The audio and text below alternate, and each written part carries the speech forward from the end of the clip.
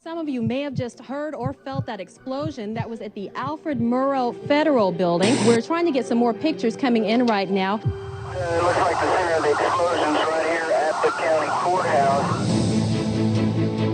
We just had a bunch of police officers come running up to us screaming to get back, get back. Evacuate. Let's move everybody back. There's just bodies laying everywhere. There's people just laying there screaming.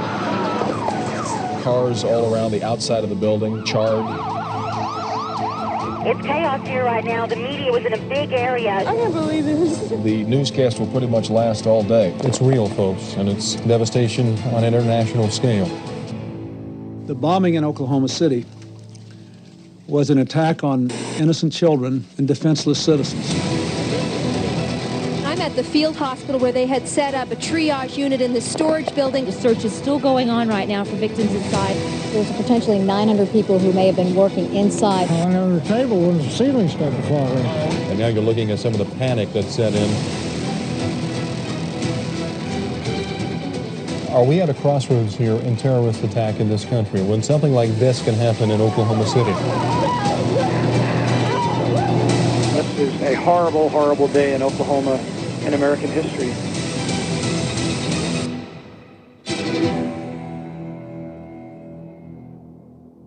Oklahoma, the Sooner State, the heartland. I call it home. I'm Marky Martin. I'm host of News Nation's Morning in America. On April 19th, 1995, 168 lives were stolen in a deadly bombing. It is considered the worst domestic terror attack on American soil. Now, for Oklahomans, we don't just remember this dark day once a year. We live with the aftermath of the attack every single day. And News Nation wants to do something different. You know how the story ends, but we choose to honor the victims, the first responders, the medical professionals, the journalists who call this community home. And we're focusing on their heroism and hard work that day. Over the next 2 hours, we invite you to watch as the day's chaotic events unfold in real time. News Nation presents On Air Live, the Oklahoma City bombing 30 years later.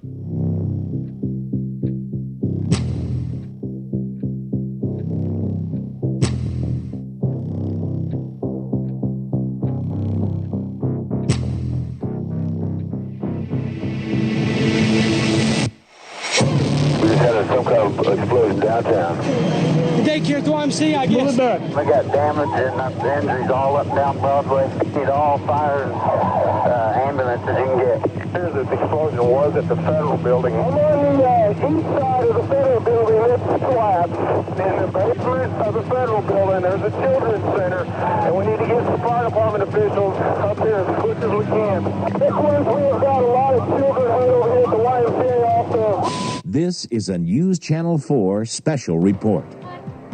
Good morning, I'm Lee Evans. Some of you may have just heard or felt that explosion that just happened just a few moments ago. That was an explosion downtown. Right now we're nailing the exact address. We believe it's in the area of 5th and Robinson. That would be Northwest 5th and Robinson. We think it may have happened at or near the federal courthouse. We have crews that are We will get you any information that we have as soon as possible. Need all fires, ambulances you can get. You may have just heard or felt an explosion that went off about 10 minutes ago. That happened in downtown Oklahoma City, around somewhere in the vicinity of 5th and Robinson. Apparently there are already injured people being taken out of the federal courthouse, and we have reports that it may be an explosion that happened in a courtroom at the federal building. Broken glass, and you can, if you look outside, you can see the smoke still floating. Right now we have a reporter, the News Channel Suzanne Steely is downtown right now. Suzanne, she's on the phone. We're going to go to her. Suzanne, what can you tell us? Well, Lee, downtown is completely chaotic. There are people in the streets everywhere looking towards the federal building. There's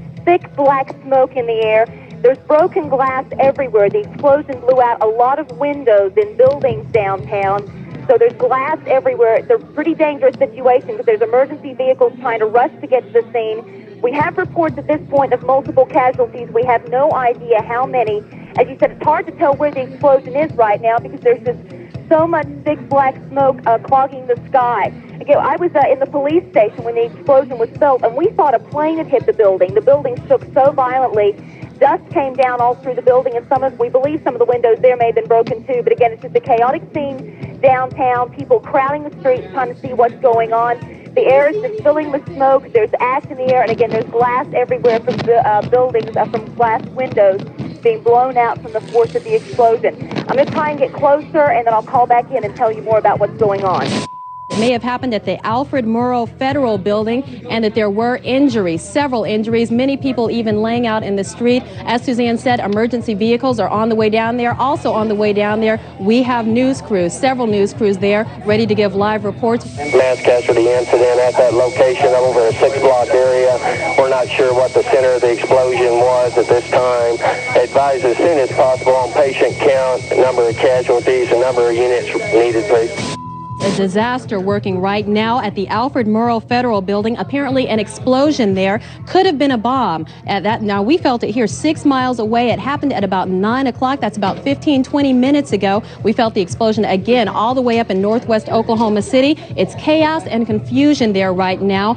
Injured people struggling, trying to get their way out of the building. Now, that building holds the Social Security office and the Alcohol, Firearms, and Tobacco office, among other things. It's the newest of 3 federal buildings in downtown Oklahoma City. Now, if you look outside, you may see a black cloud of smoke from right there. And if you look right there, we have a picture of it. We have the black cloud of smoke. You can see it all the way up here. There's broken glass from windows blown out everywhere all over downtown Oklahoma City. The FBI is on its way. Now, this shot is from the top of the Liberty Bank building, and you can see the black smoke again right there. Right now, medical personnel have set up a makeshift medical center to carry all the injured people to.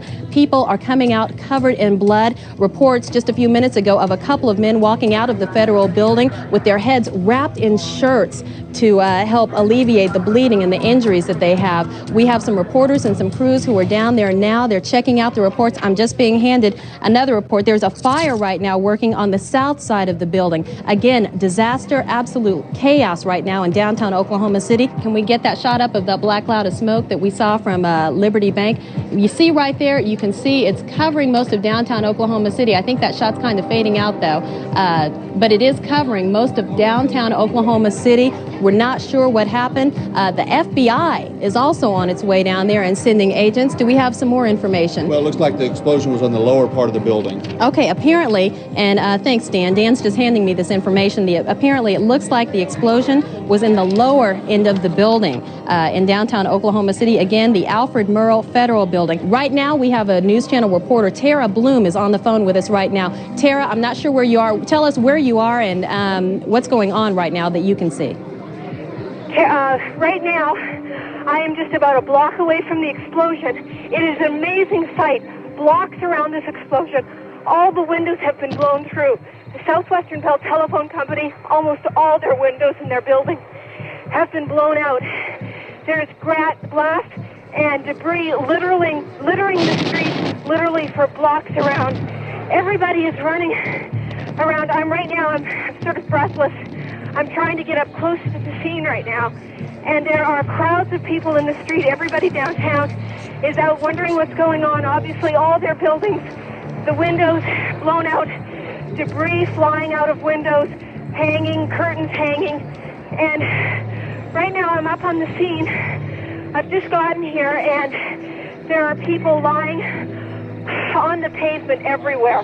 I see at least a half a dozen people. They're quickly being loaded on stretchers.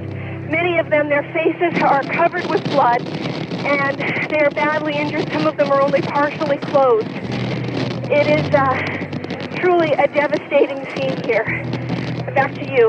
All right, thank you very much, Tara. Obviously, we've sent reporters, and you could hear Tara breathing hard. As soon as we heard the explosion, we sent reporters and crews right out there. We have another crew reporting to us from 6th and Harvey. I believe that is the News Channel, Suzanne Steely. Suzanne, are you there? Suzanne? Hello, Lee. I'm not sure if you're talking to me now. I can barely hear you from all the chaos downtown.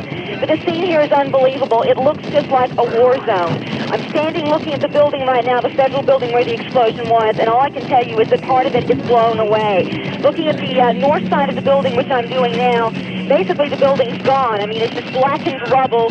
Some of the structure of the building is still intact, but where it is, I mean, basically you can just see right inside the building. There's just blackened holes where walls used to be.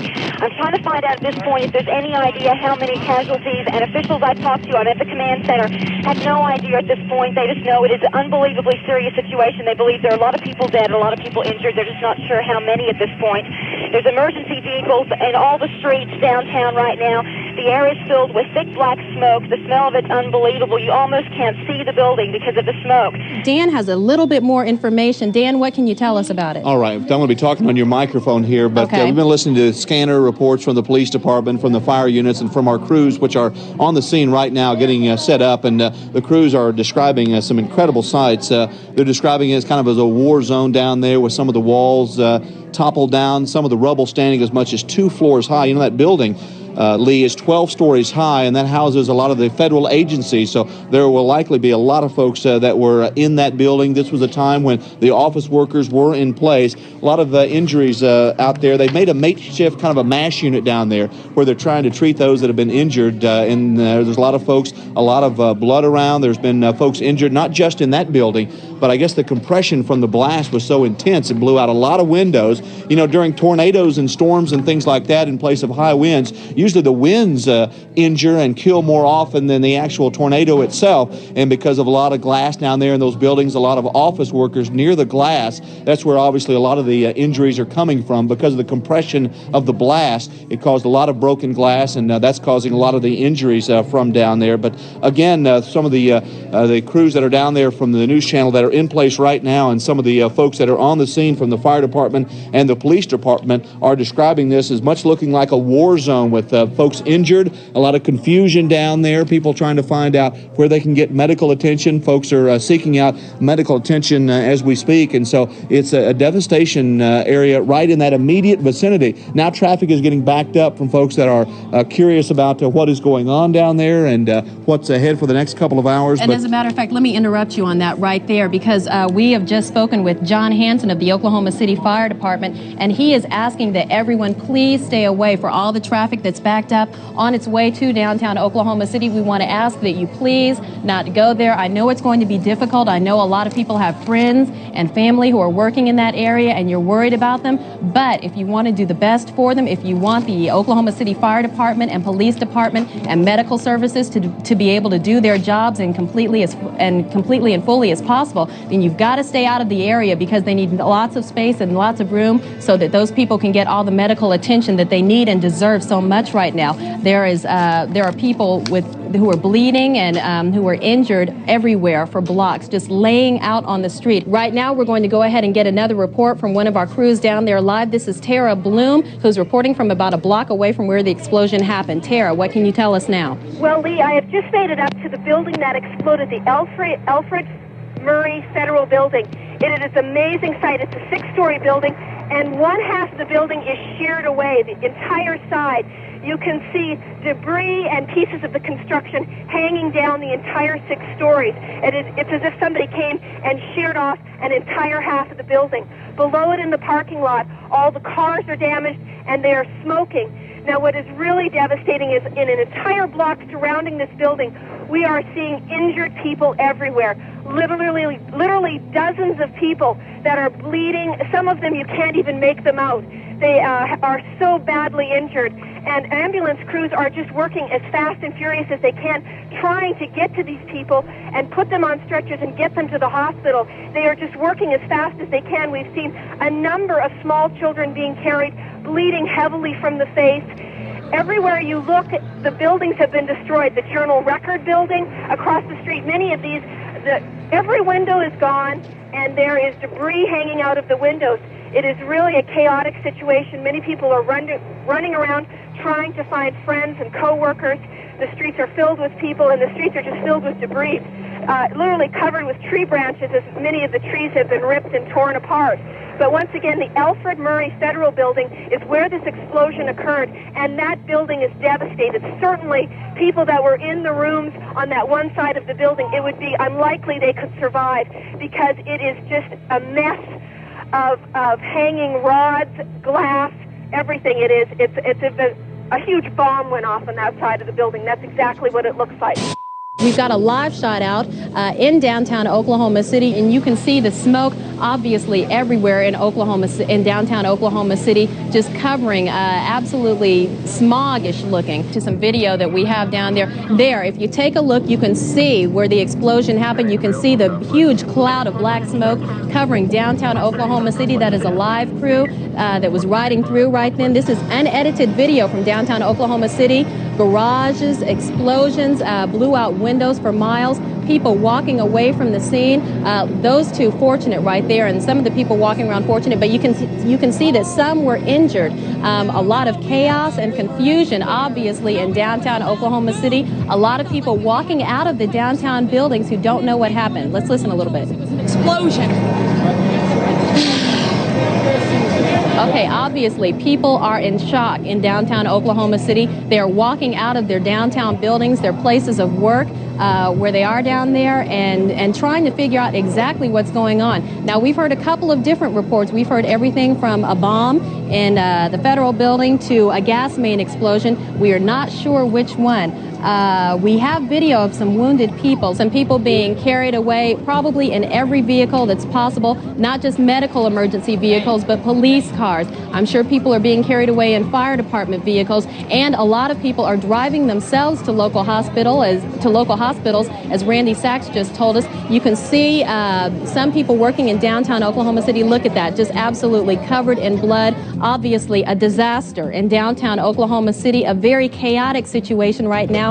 And as some of our reporters described earlier, and as you could see right there, it looks like, unfortunately and very sadly, it looks like a war zone. One of the things that's good that you see is a lot of Oklahoma Cityans jumping in and pitching to help each other out.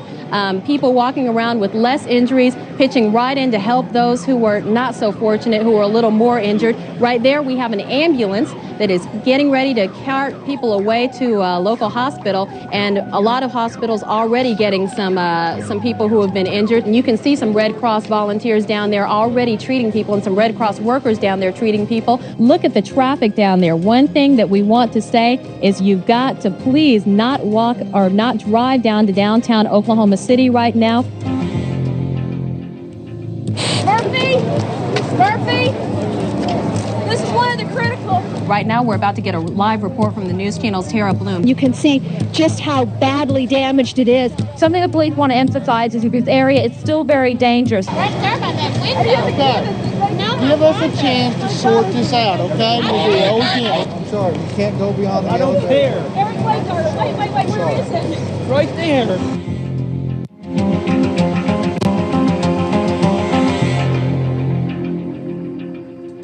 Let me say that, as always, it's good to have Prime Minister Chiller back in Washington. I welcome her here. Turkey is a valued and important ally of the United States. The biggest threat to human rights is the reaction caused by terrorism everywhere. That is something we have to be sensitive to, whether it's a car bomb blowing up in the Middle East or a religious fanatic taking a vial of sarin into the subway in Japan. All these things threaten the fabric of human rights. Thank you.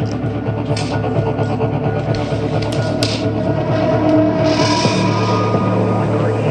will be transporting, sir. We have one infant on board, one critical infant.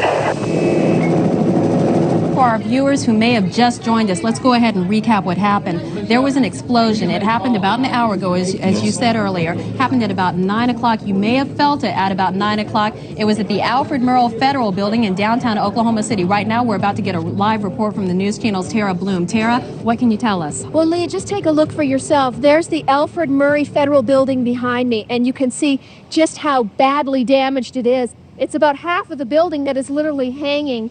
And at the bottom two floors are just stacked debris. Now, there are several other buildings right around to give you an idea of what kind of impact this had. Look at the Regency Towers there. Almost all the windows have been blown out of that hotel complex there. Several block area, it's complete devastation. Windows blown out of all the buildings. Some of these older brick buildings, the brick walls have collapsed.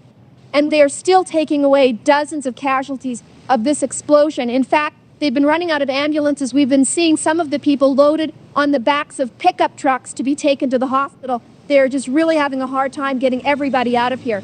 Right now, Suzanne Steely has the information that police have for you that are watching this. Something the police want to emphasize is this area is still very dangerous. There's been gas mains ruptured with this bomb explosion. So there's a possibility right now of a secondary explosion. The police are asking us over and over again to emphasize that. They want to keep people out of this area because, as you can see, the building is very unstable. At this point, they don't know how many casualties inside, but obviously just from looking at the building, you can see a lot. But there's a lot of danger of secondary explosion here. A bunch of gas main lines were ruptured they believe it was a bomb when the bomb went off. And there's danger of those exploding. And also, again, there's so much damage to buildings surrounding the federal building that if you get in the wrong place, you could end up getting seriously hurt. There's glass all over the streets here. I've been walking around the streets. There's glass everywhere. There's a lot of danger just from getting cut when you're walking around. And again, the danger of buildings falling. Now, there are injured people all over the street right now. There's emergency vehicles everywhere downtown, people being treated. Also, there's a daycare center inside the building that exploded. Now, Suzanne Steely just passed on some very important information to us just a moment ago. Apparently, there's a daycare center that is also housed in that building. I'm here to see my daughter heavy. This is just ridiculous. I mean, I can't believe this. Now, speaking of the injured, we have Kent Ogle, the news channel's Kent Ogle, with us from University Hospital. Kent, what can you tell us from there? Lee, down here at University, things are just absolutely crazy. As you heard the word triage used, well, that's what the emergency room here looks like, some sort of a triage from a battlefront. They have so many people coming and going right now. I'm up in the administration looking out from a window where they have the media gathering here. They kind of have a bunker mentality here, and I can understand it's trying to keep people away from the emergency room, but from where I'm standing, I can see an ambulance unloading right now over at Children's Trauma Center. Well, I have seen myself a man coming out of the hospital here. He had his head stitched up. A small child was also coming out who had obviously been cut by the glass. So far, that's what we're hearing. Most of the injuries are from the glass that flew when the explosion happened, either inside or outside of the building where the injuries took place. Also, when I was coming in, there was a gang of about 7 or 8 medical technicians. They came to volunteer. They were from OU Medical School, and apparently all the different teams from the Oklahoma Health Sciences Center around here are gathering in the emergency rooms and taking in these ambulances as fast as they can, because they're basically lining up at the door right now. All you can hear outside are sirens, and they are in what they call a code black here at University Hospital. That is a disaster mode. That was Ken Ogle, who's at University Hospital right now. And we've heard reports from the University Hospital, from St. Anthony's Hospital, from Baptist Medical Center. It's looking like it may be into the hundreds of injuries right now. That's Dan. right. And they're still asking for emergency personnel, if it's possible, for you to report into your hospital, because many area hospitals will be filled up with those that are injured. Now, what you're looking at right now is some unedited video. And you see the building right there. That's the Alfred Murray Federal Building. And it's absolutely demolished. You can see one of the walls was just completely blown away. A whole side of the building completely blown away and gone. You can see a little bit of the smoke left over from the explosion. And apparently some small explosions also happened as a result. The cause of the explosion, we're not sure yet. We've heard several reports. We've heard bomb threats. We've also heard that it might be a gas main explosion. So we're still getting reports from the fire department and the police department. Right now, though, they're not concentrating on the cause. They're concentrating on getting those small fires that happened as a result being put out. And they're also concentrating on helping the many hundreds of people, it seems like, who have been injured. And they have been taken to hospitals. Look at that. Windows blown out, offices completely demolished. A complete disaster right now in downtown Oklahoma City. You can describe it as a war zone. Dan earlier said it looked like a video out of Beirut, and it does. Reporting another bomb. I think he said another bomb. Another bomb, move back. Oh my God, another bomb. Dan, you're just hearing something else. They are making now, they're expanding the area that they have partitioned off, roped off. They're expanding that. Many of the media are being asked to move and tear down the trucks and move them further away. So obviously they are anticipating or concerned about either a follow-up explosion or perhaps another building exploding in downtown Oklahoma City. Yeah, we're getting some new information right now. People are running through the streets, leaving the entire area. Apparently there is a threat of another bomb or another explosion.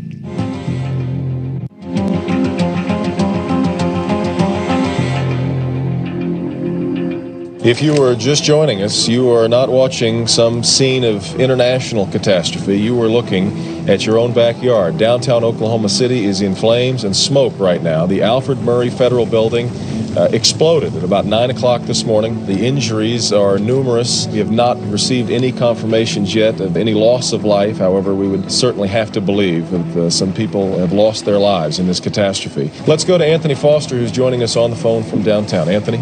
Yeah, I am at Harrison Street, about 3 blocks east of the Murrah building, where just about 10 minutes ago there was a rush of people, including FBI, ATF agents, and several victims, told to get out, and then they were thinking that there was a possibility they had found another bomb. Photographer Brad Regan and I started running with the rush because there were so many people about to trample over us. There were at least 100 people rushing down Harrison Street. Right now we're going to go to Suzanne Steely, who's in downtown Oklahoma City for a live report. Suzanne? Well, Lee, I'm at 10th and Harvey, and this is the place we've been told to move back to you. As you can see, there's just a steady stream of cars and people being told to move back from the scene because, as we told you before, at this point authorities think they have found 2 more bombs inside the Murray Federal Building. They are trying to detonate those at this time. Of course, until they do, it's an incredibly dangerous situation. With the condition of that building right now, if another bomb goes off, it's just going to come down completely. And as we saw from the force of the last blast, anyone who's downtown is in terrible danger. I got a daughter who works down here. Oh, my God. She's a federal parole officer. You have a daughter in there that might be there? Yeah, I haven't heard nothing from her. I just got down here. I'm trying to find out. But they're running it.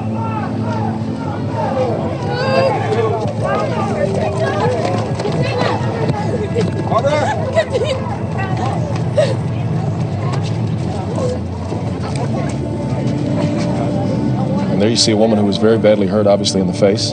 It gives you an idea of the fear and the panic that is setting in, understandably so, after the first major explosion and then word of possibly another one. It sounded like just one big boom, really loud.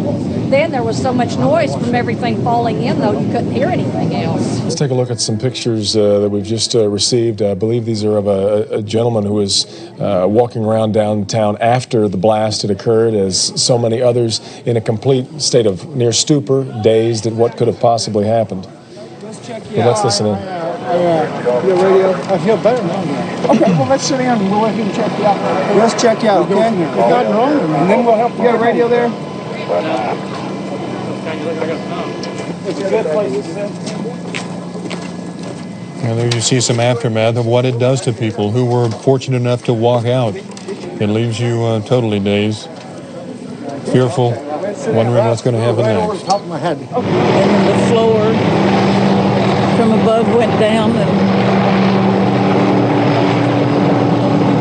it just kept falling. It was a horrible noise. Horrible noise. What did it sound like? I don't know. I didn't hear I didn't hear a noise. It was just after what had happened, whatever happened, just the roar of the whole building crumbling. And where I was sitting was the only place the floor didn't cave in. I mean, right over here, the floor was gone. And I was on the 7th floor, and then, of course, the 8th floor came down and went through, and then they just kept on going down. Listen, there was a window to a hall by my desk, and I crawled over it and got out. I saw a lot of people very badly hurt. Did you see anybody else getting out? Yeah, there were people were just getting out covered with blood and just stunned. I mean, it was just shock. Get out!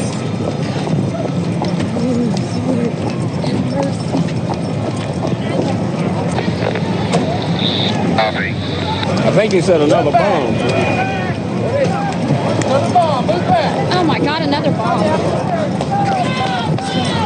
Reporting another bomb. Let's keep going. Just about to reach the intersection there, saying that bomb.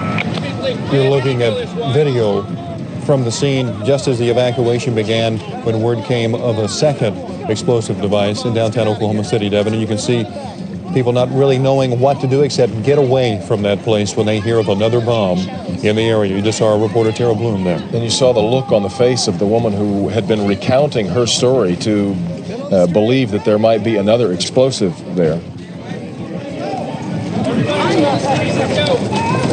Crazy.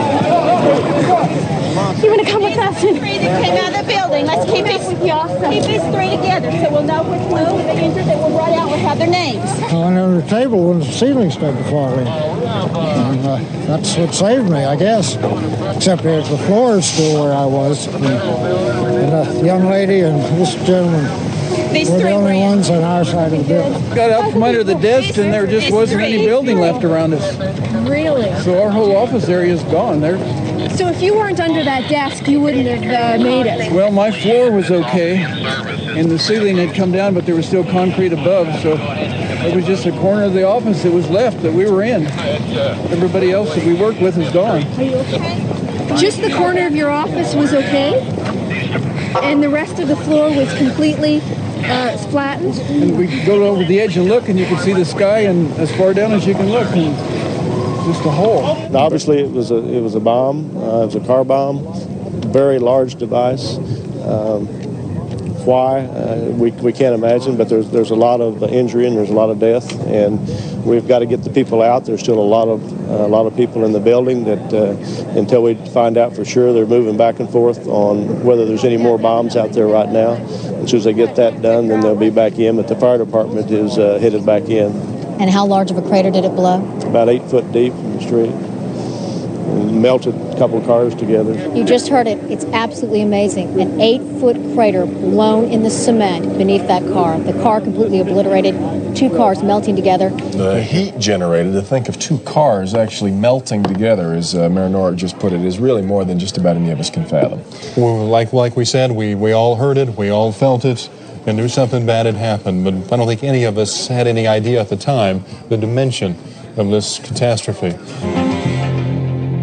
But it's just indescribable inside. There's some points where you literally just cannot move and you have to dig your way through walls, through concrete to try and find survivors. They think at this point there are still some survivors in there. They can hear some cries, but unfortunately there are fewer cries than there were before. We're hearing that it's very unstable in there. They are actually having to step over and crawl through so many dead bodies to get at those survivors left. All of a sudden, everything just crashed, and I mean, it was really hell. I mean, it just went everywhere. Federal building was the epicenter here. The partition and the ceiling started falling. Glass was shattering everywhere. It was real terrible. What the word came from some of the staff coming down was that they were having to amputate in order to remove some of those folks because the damage was so extreme. And the best way to get them out under the circumstances was to amputate. Right before we left, they were amputating a woman's leg to try and get her out. Yeah, they were calling for trauma dressings, yeah, they were bandages to control the bleeding, I guess, after they amputated her leg to get her out. 3 FBI anti-terrorist teams are en route to Oklahoma City. Right now, they are saying that this is the work of a sophisticated group. This is a very sophisticated device. Let's go down to UZ Brown, Washington, downtown. UZ? Okay, Devin, we've got a shot right now. Hopefully you can see what's taking place in the what's left of that building there. We can see emergency workers, firefighters, we assume, up on a ladder going inside. And as you said, they're going through what is a horrible task to face right now, trying to find survivors. Unfortunately, oftentimes they're finding people who did not survive. We understand that they're sending the crews in shifts, actually, half-an-hour intervals, because what they're finding inside is just so horrible they cannot handle it. And that's it's unbelievable what we're seeing down here. Again, the shot you see right now, emergency crews elevated on the ladder, going in, digging through the rubbles, hoping to find survivors. Unfortunately, a lot of times they are not coming out with that. A lot of people out here working very hard. Again, the task they face before them is very grim. Again, we mentioned they're sending emergency crews in half-hour intervals because what they're finding inside, your mind cannot imagine. So they don't want them to be overloaded and burned out because they need all the hands here that they can get. Right now, we need to go to Jana Davis. She is live with John Hanson of the fire department. Jana, take it away. Well, we think now that there's potentially 900 people who may have been working inside the federal building. We don't know how many victims, how many may have been injured, how many have died. But right now, joining me now is Assistant Fire Chief John Hanson.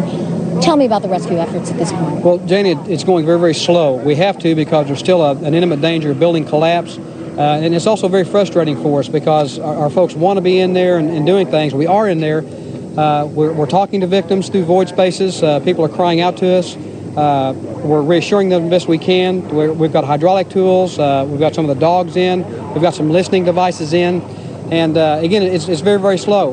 We're able to reach through cracks and hold people's hands and reassure them as best we can. But getting to them is going to take a long time. You see firefighters coming out of the building with tears in their eyes, dealing with hearing people they can't get to. But we're making those efforts, and we're going to do the very best we can. We were told that there was a nursery on the second floor. Are we still retrieving children, or are they out now and accounted for? No, we're still in the process of working that floor like we are the rest. There are still some areas where there may be some children trapped. I'm at Northeast 5th and Harrison, and this is going to be the triage center. Right now you can see all the medical personnel that have been gathering. They are pulling in stretchers right now, Army stretchers. We've seen them taking in generators, bags of ice, boxes of water. A lot of off-duty medical personnel have shown up here, and it is ambulances from surrounding areas. You can see down the street the mass of people. We've been watching them come this way. There have been a lot of ambulances coming from outside areas, and they are here just waiting to go down there and get the other victims in this bombing.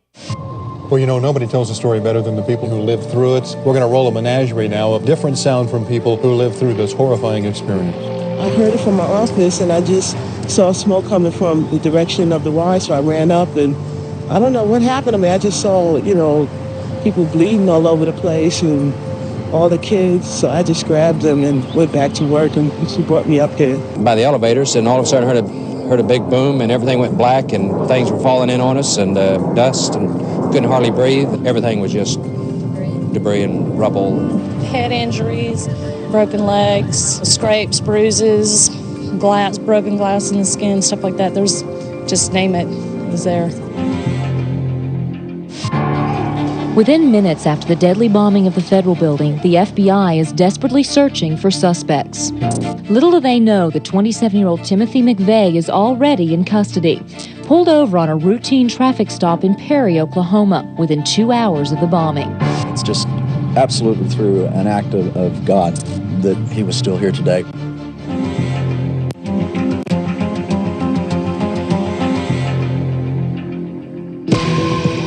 Within minutes after the deadly bombing of the federal building, the FBI is desperately searching for suspects. Little do they know that 27-year-old Timothy McVeigh is already in custody, pulled over on a routine traffic stop in Perry, Oklahoma, within 2 hours of the bombing.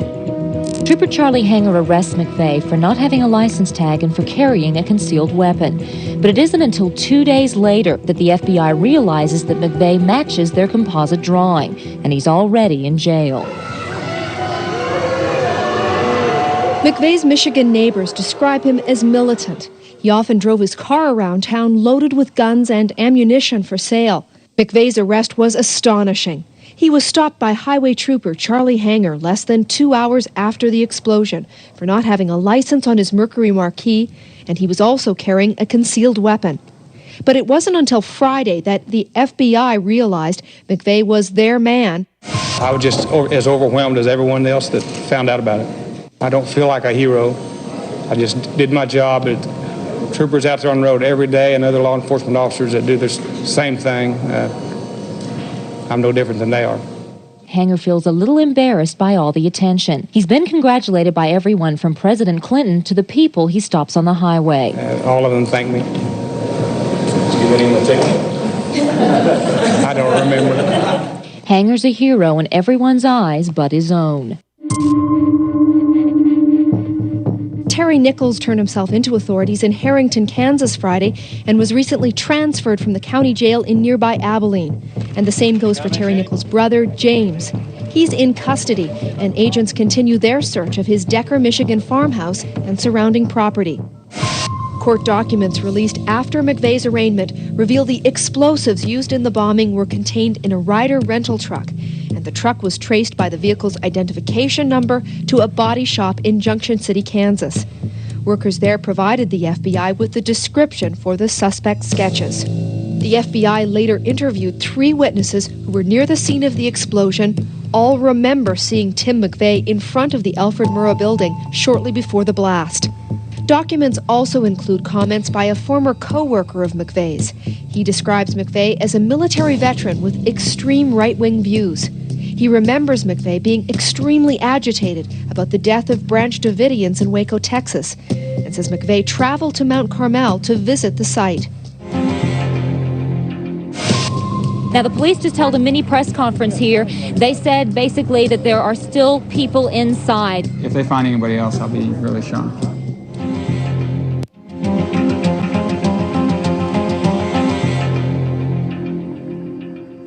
If you're just joining us and cannot imagine what it is you were looking at, that is the Alfred Murrah Federal Building in downtown Oklahoma City, where about 9 o'clock this morning, an explosion cut away half the building, as you can see. That gives us our most dramatic view so far of what has happened. You can get a perspective of how big that blast was. Just took out a chunk of the building, actually, and considerable loss of life, according to Governor Keating. Kevin and Devin, we're standing on a rooftop about 6 blocks away from where the explosion happened. We wanted to give you the only view that we're able to get at this point. Steve's going to take the camera in closer and show you what's going on. And there you can see the picture for yourself. The shell of a building that remains. I heard you guys talking earlier, and this does not look like it happens in Oklahoma, in this country. There you can see a lot of workers. They've cleared out practically every worker downtown at this point. And I also heard you all allude to the reason why earlier. They were concerned that there may have been 2 other bombs in the area, and they were moving people back as fast as they could, and they pushed us back another 4 blocks, so that's how we ended up here. Again, there's a lot of confusion still going on down here.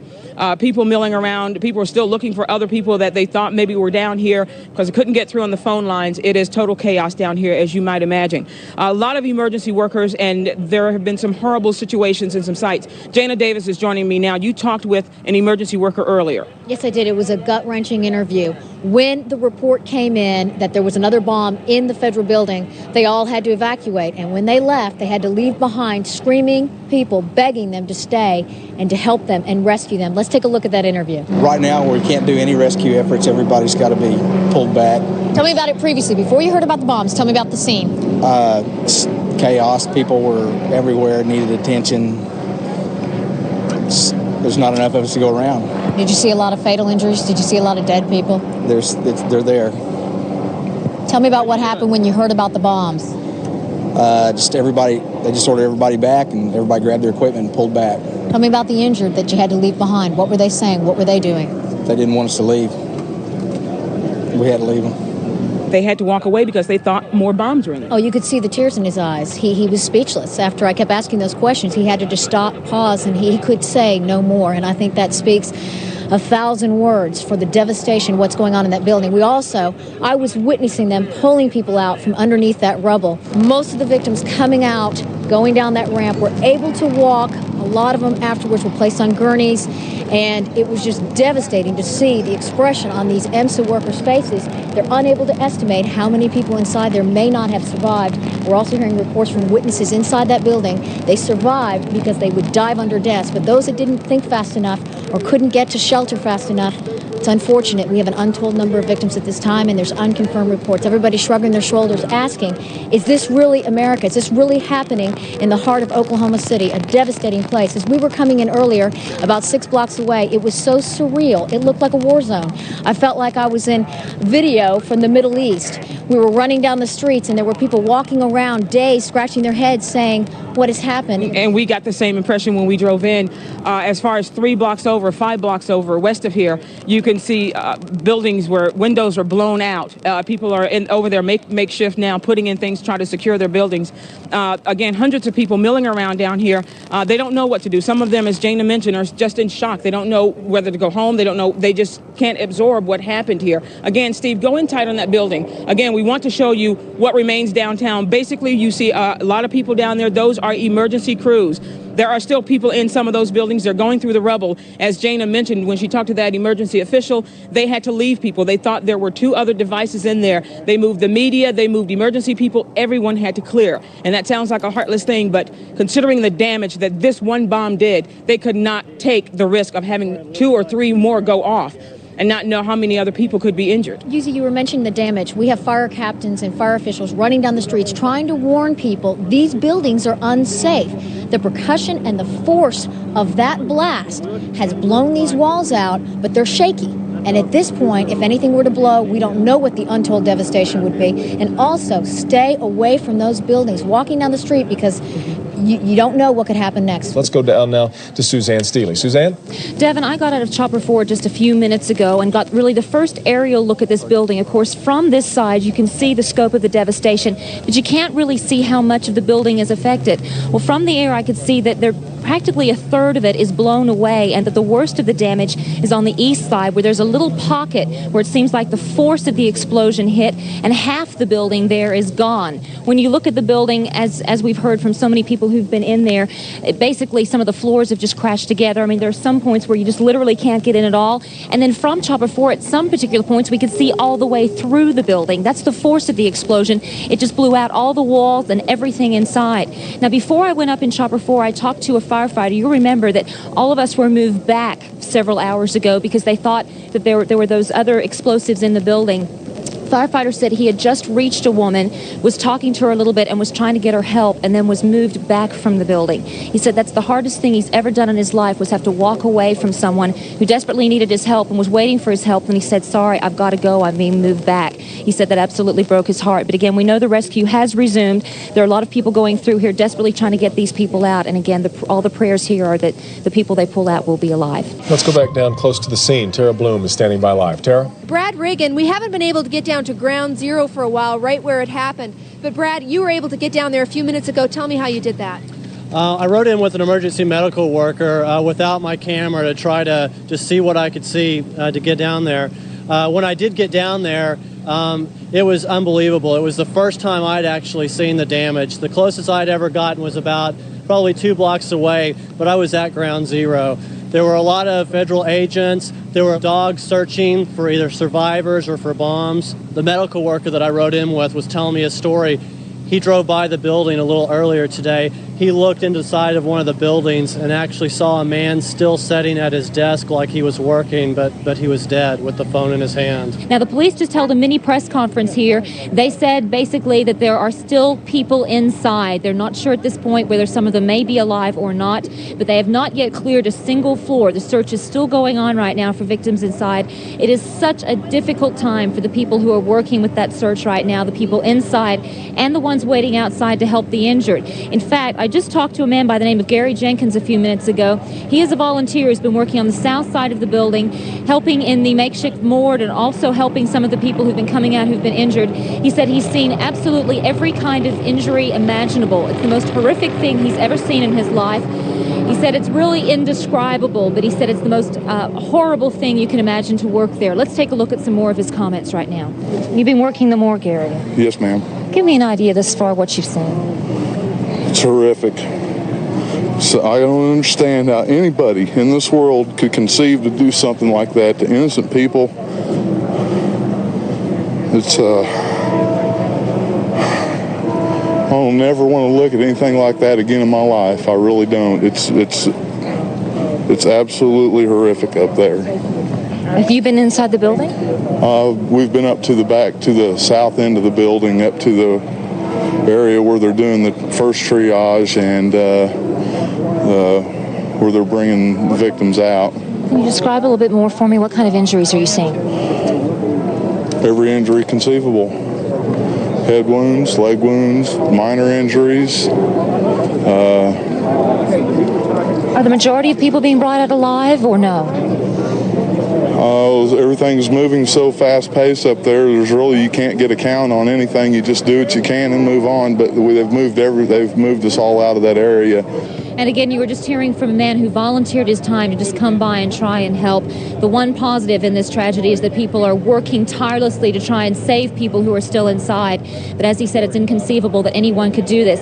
We also talked a few minutes ago with some of the police officers who've been in actually going through the search, and they said that it's just indescribable inside. There's some points where you literally just cannot move, and you have to dig your way through walls, through concrete to try and find survivors.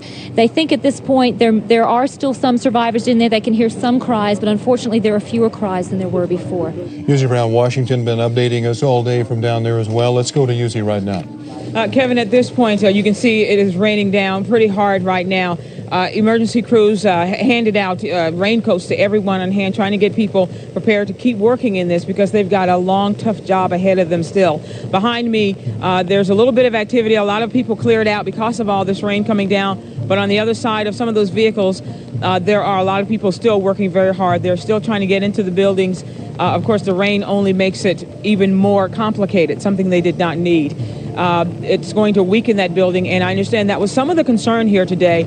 Not only were they concerned about other devices being in those buildings, but they were also concerned about buildings that were no longer structurally sound, buildings that had been rocked and shaked and rattled by that horrendous explosion. So that was also some safety concerns there. Talked with someone who's on the police department, my husband, who was downtown, and that was one of my immediate concerns, that he may have been somewhere in that vicinity. He went in that building and he said he helped pull out 4 people. 2 of them were children. He said everyone he helped pull out was alive. And I mentioned that because he would not have noticed one woman had she not been screaming at the top of her lungs. He said they would have walked right past her. Again, a lot of people, emergency crews working very hard, people who are used to seeing things, some disaster. Nobody could be prepared for anything like this. It is just appalling what we're seeing. It shakes the very core of your soul. And of course, everyone has one question reverberating in their head: why?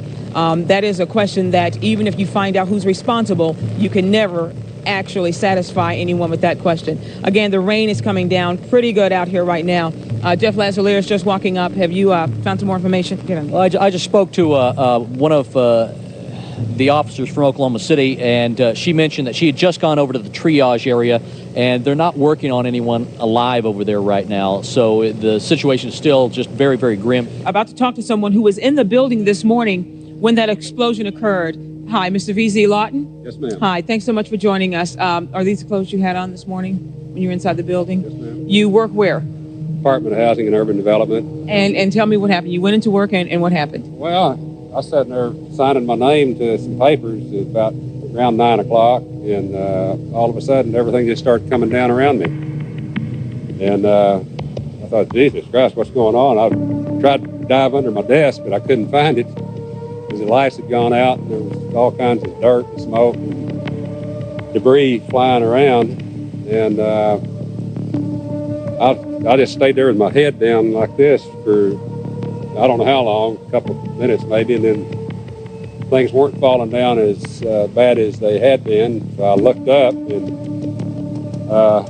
saw I was still alive, and I looked out to the north, and there wasn't anything there, just wide open. I was about 8 feet this side of the where it fell off. My desk just happened to be in the right spot. And then I heard the lady back behind me screaming or hollering for help that she couldn't see, and somebody help her. And so I went back over there and pulled her up, and I could see why she couldn't see. She had blood just covered her face. And she said, "Don't leave me." She said, "I can't see anything." And I said, "Ruthie, I won't leave you." And I understand. Take your time. I pulled her up over the desk and told her, I said, "Ruth, just stand here until I can try to get us a path cleared out here." There's ceiling tile, walls blown in, sheetrock, filing cabinets blown over. Just everything that was up there was just scattered. I don't know of anybody else on our floor at the east end that got out. And I don't know where they are. I'm at the field hospital where they had set up a triage unit in the storage building, but they're breaking it down now because there simply isn't anybody left to treat. You mentioned that what we've seen on TV compared to what you saw, what is there a comparison? It's pretty graphic. It's pretty graphic. This isn't real. It just felt like, to me, it felt like the end of the world. I couldn't believe it was so close to us. Right now you have to wonder if there are enough prayers left for this deluge of children today who need so much help and so much care and concern and love.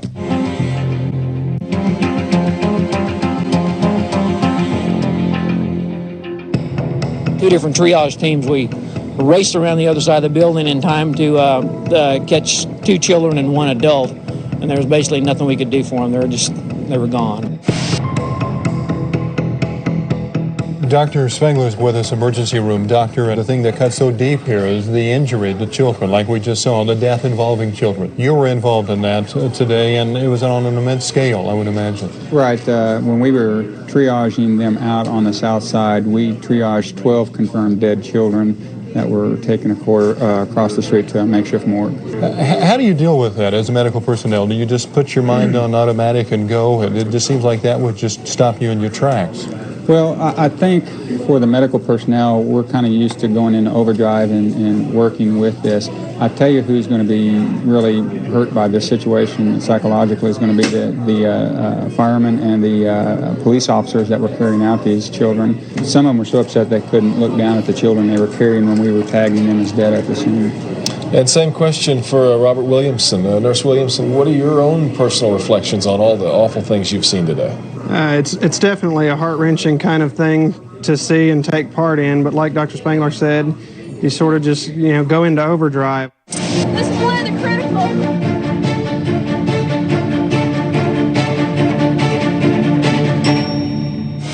Let's listen in now with a Southwest Medical Center doctor who we spoke with just a few moments ago. And then after the doctor makes his comments, we'll be hearing from a father who, sadly, like some other parents this afternoon, is still looking for his child. We've had glass fragment, shard injuries, some blast injuries. We had one small child that had a severe blast injury that had some open wounds that had to be cleaned up in surgery. She's stable and been reunited with her parents and is doing fine right now. I'm worried to death. I'm happy Rebecca's fine, but I'm scared to death. It's my little boy. It's scary. Can't understand. I hold no grudges against anybody, but I can't understand why somebody would want to do something like this. It doesn't make any sense. Innocent people just trying to do their job. Your kids playing in a daycare. It doesn't make any sense. Now let's go, if we could, to Galen Culver, who I believe is joining us on the phone from Southwest Medical Center. Galen? Yeah, they have gone off what they call Code Black here, which is basically meant that everyone in the hospital had some sort of emergency procedures that they had planned out. They have gone off that code, and the people who are here, many of them from the scene, have been released. Several of them are still here. A few of them still in surgery. The rest of the people, most of them were treated for cuts. A few were treated for some of them whom were in the building. 5 of them, as a matter of fact, had more serious injuries. 36 was the number that were treated in all. Most of those have been released, and as I said earlier, they are expecting a second wave of patients, but not nearly as many as they had earlier expected, and so they have gone off their code. That can be construed as maybe good news or bad news. Considering the magnitude of the tragedy, that they have gone off code and they're not expecting as many casualties as they once were. All right, Galen, thanks. I think that under other circumstances we would see a scaling down as some kind of good news, but from most of what we've been able to discern, the reason for the scale back is that, well, in the words of one nurse, there isn't anybody to save right now. Steve Bailey's with the American Red Cross. Nobody knows what it feels like to be down here dealing with this more than he does. Steve, you are actually carrying some of the young victims out. Tell us about that. Well, a lot of the victims are already found and already covered. You don't have to see them. You don't have to look at them. You just carry them and get them out of there. And there was times where we would have to go up to other floors and pick up the victims. You feel the floor shaking underneath you. I've never felt anything so devastating in my life, and I look back on this, it's still very devastating. The children are the hardest. They're the very hardest, and or a pregnant mother, anything like that. It's got to be the very hardest one. You actually carried out a young victim, a fatality, and was so badly hurt you could not tell if it was a boy or a girl. Is that correct? I couldn't tell whether it was a male or a female. Now, you were telling me earlier that you somewhat have to condition yourself for this, but when you're dealing with the very young victims, I mean, it hits you. Oh yeah, it's very hard.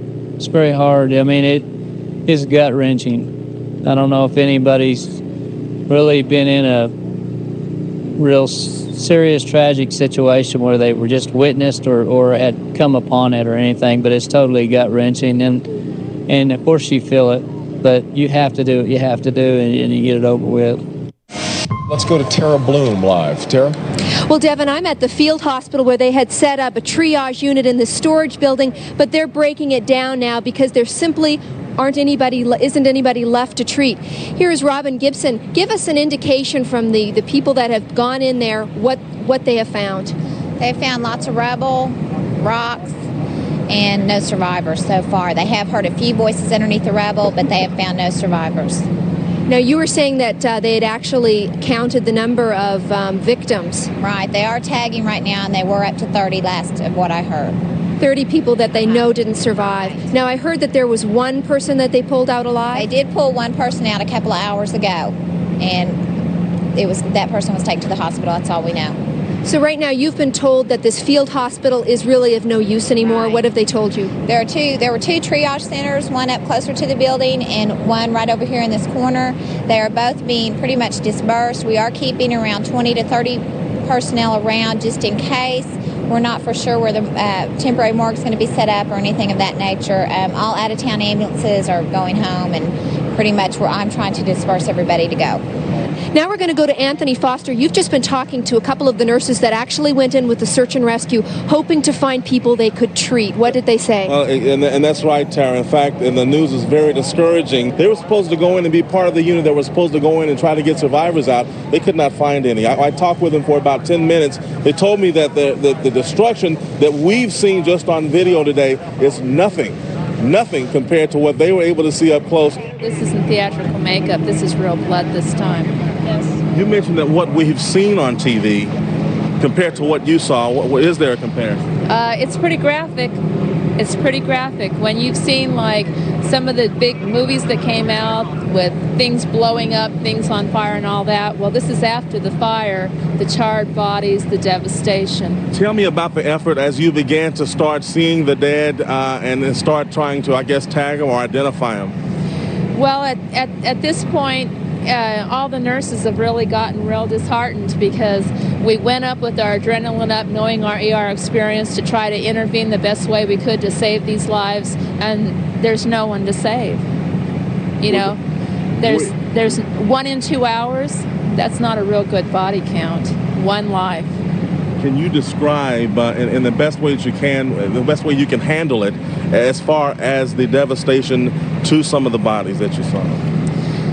There's dismemberment, there's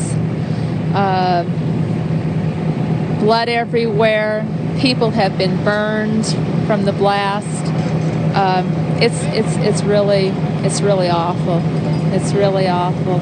But again, you guys have been told, I guess for now, to stand down or stay back because there's really nothing you can do at this point. All the nurses that have over 5 to 10 years ER experience and physicians have all been told that they can go home at this point, to go back to their own facilities, because there is nothing that can happen. We've also been told that the disaster team from Tulsa that is trained in picking up the bodies at this point and dealing with the evidence, that they will be taking over. So that pretty much tells me there's nothing else for the nurses to do. Okay, Pam Burns and Nikki Smith, we thank both of you. I'll tell you, right now we want to go back downtown to Jeff Lazalier, who's been down on the scene throughout the day, and he's been talking with people who've been involved with that rescue effort. Jeff. Yeah, I want to introduce you to just one of the many people that have just come on their own, local heroes for those of us here in Oklahoma, Oklahomans helping Oklahomans. Justin Wagner is here with me, and he's from Stillwater, an EMT volunteer, just came down here as soon as he heard about it. What did you see? Chaos.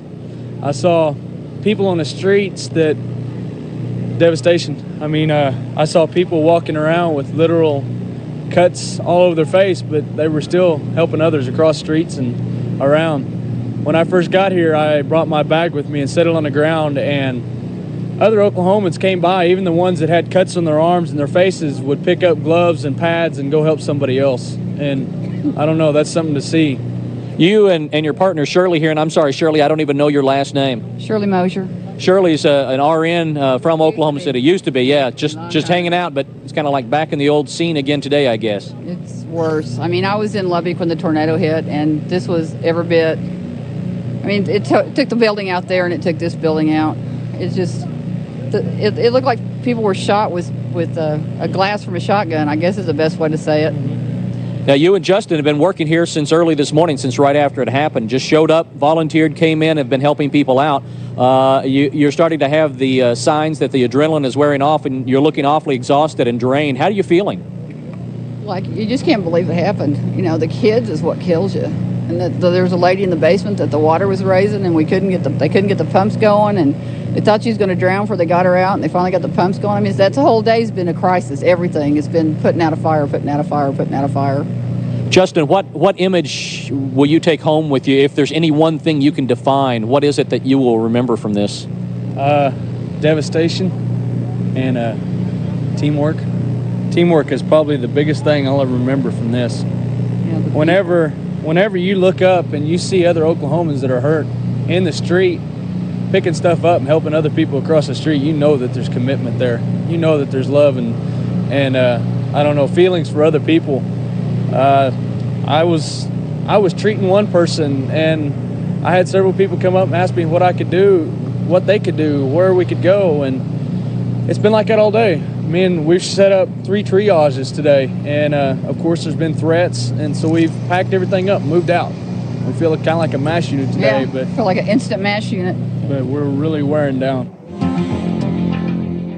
This really has to be the worst terrorist attack in American history. I'm just being told that these are workers who are waiting for something to do, and right now there really just isn't anything to do.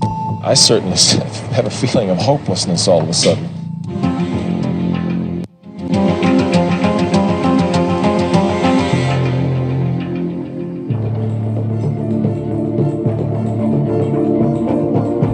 The bombing in Oklahoma City was an attack on innocent children and defenseless citizens.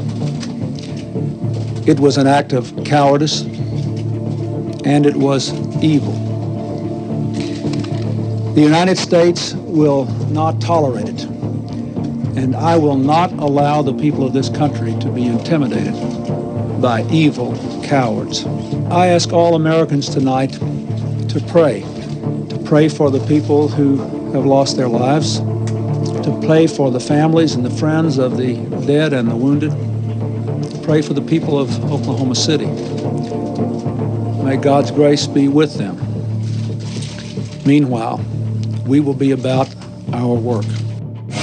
Governor Keating with us once again on the phone. Governor, we spoke with you about 2.5 hours ago, just as you were starting to work and trying to put together some sort of federal and state response. Where do things stand now? Well, we've done that. I've issued a disaster declaration. We have the Army and Air National Guard involved and cooperating and working with the Oklahoma City Police Department and the authorities.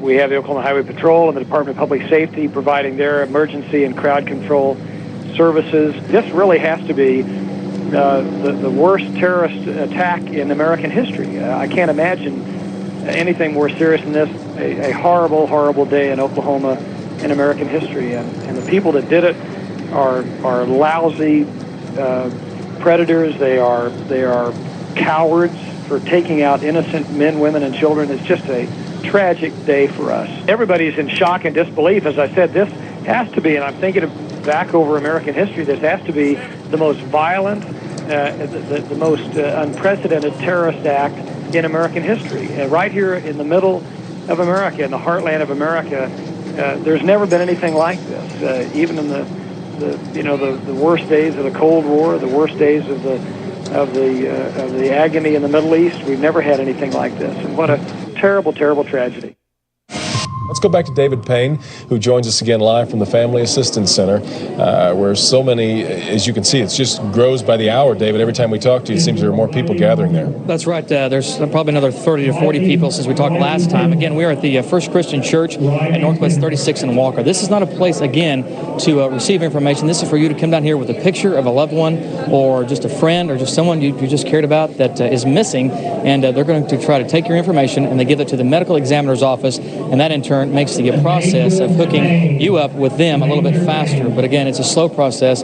You can see people holding each other, hugging, And what's really sad about this is you'll see a father, a husband, come in with a picture of him and his wife and put it on a table, and he puts the picture with the form that goes back to the medical examiner's office. So again, it's really a sad day here. There's folks crying, hugging each other, and looking for comfort. And they found that here. There are priests here and a clergy, and there are counselors to help people that are dealing with this.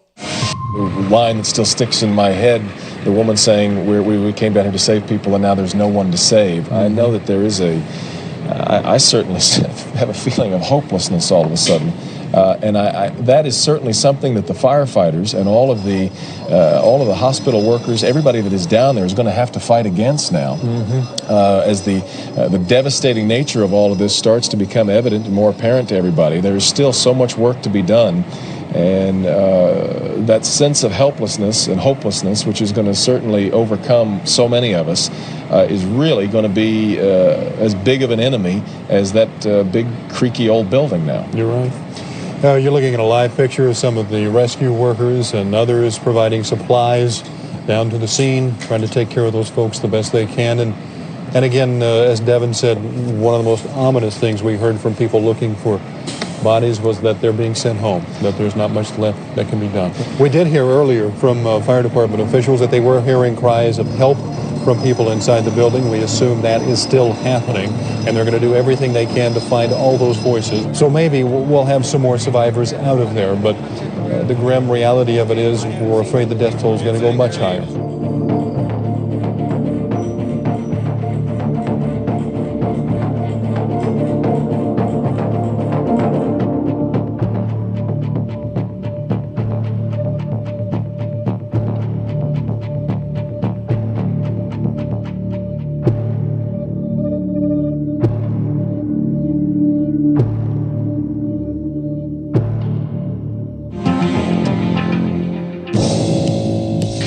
Brought him in and incarcerated him here in the Noble County Jail, and we've had him ever since. He could have walked away on bail had the FBI not called. That's correct.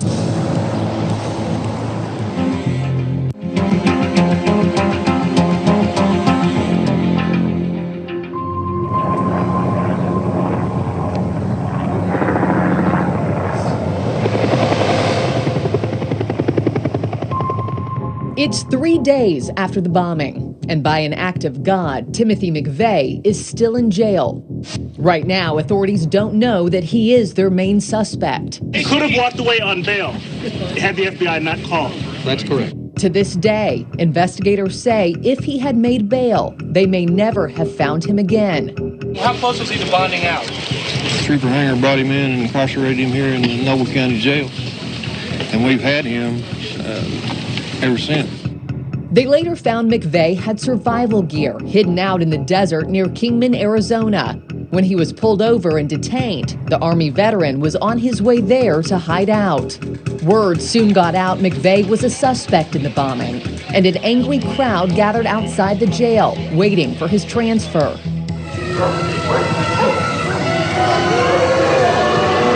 McVeigh was greeted by people yelling at him and chanting "baby killer." The sheriffs transporting him say they were nervous someone would start shooting. McVeigh wanted a helicopter to pick him up from the roof, but the FBI declined the request. Was he nervous? He was quiet. Didn't say much. McVeigh also requested a lawyer, but before he did, he made a big mistake with one simple sentence to the FBI. An agent asked McVeigh if he knew why they wanted to talk to him. His response, "I guess it's got to do with that thing in Oklahoma City." McVeigh was taken to Tinker Air Force Base for arraignment, and he never leaves federal custody. He enjoyed only 77 minutes of freedom, the time between the bombing and his arrest. Tim is ready to be executed. That was part of the decision when he made his waived his first round of appeals, because the existence that he has is not one that he likes. He spends 23 hours a day in a small cell and only 1 hour a day out. He knew that the continued appeals, with very limited success, would cause him to live in that environment another year, maybe 2 years. Investigators also tied two of McVeigh's Army buddies to the bombing, 38-year-old Terry Nichols and Michael Fortier. Fortier quickly turned government witness for a reduced sentence. But critical evidence is found in Harrington, Kansas, inside Terry Nichols' garage. It's a sales receipt for 2,000 pounds of fertilizer purchased in a fake name with Timothy McVeigh's fingerprint on it. Investigators calling it what it is, a pretty damning piece of evidence. Nichols is charged with helping to build the bomb. The two main suspects are in custody, but now the big question, what was their motive? Agents linked the date of the bombing to the 2-year anniversary of the Branch Davidian fire in Waco, Texas, an event that killed 76 people. Investigators claim this is how McVeigh picked his target. He thought the people inside the Oklahoma City Federal Building were responsible for the fire. This was clearly, from inception, a unique and major event. How it tied into McVeigh's perception of Waco, and that, linking those two things together was unusual. Evidence shows extreme anti-government views fueled the attack.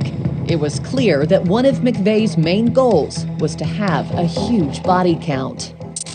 Should bombing suspect Timothy McVeigh's trial be moved out of Oklahoma? Can an impartial jury be found anywhere? Let's go to Bill, who's in Oklahoma City. Thank you for calling Super Talk 930, Bill. On the jury, I question whether he can get a fair and equal trial in Oklahoma. I mean, there's lots of animosity and, a lot of people hurt. I think that so many of us here in Oklahoma, if we did not lose anyone directly in this tragedy, we certainly know someone, and I think it's asking a lot of the people of Oklahoma City to try to give him a fair trial. I think he'll be able to get a fair trial, obviously. I think most people, and when they go through the process of selecting a jury, they'll be able to select those people that they feel like will be impartial. It'll be difficult, but by the time the trial comes around, I think people have enough time to do so.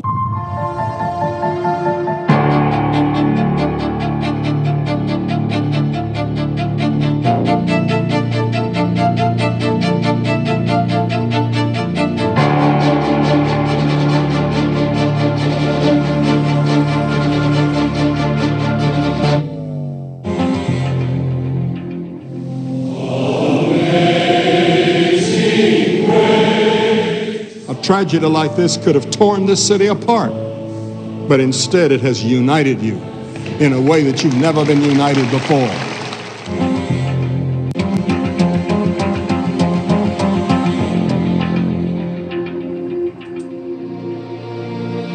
We feel very strongly that the reaction to this event, not only by Oklahoma City, but by the whole world, is something worth preserving, something we should realize that there is an awful lot of love in the world. We've accepted it. We know there's nothing we can do to change it, so we're just trying to make the best of every day. I don't know if there is a normal, but we're at peace now.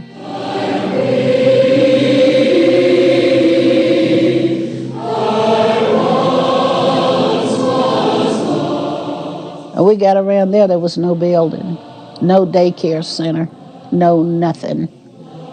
And I remember screaming. I left my babies in the building. And it dawned on me, an American did this. That's when the anger set in and the hurt, because I felt betrayed.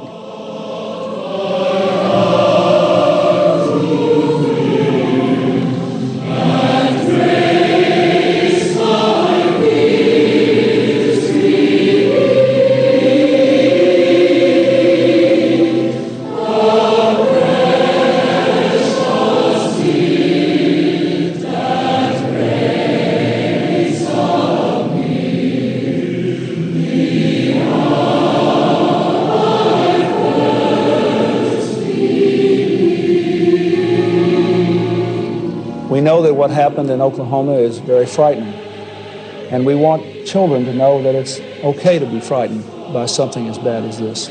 I also want you to know that there are many more good people in the world than bad and evil people. Just think of what we have seen in the last few days.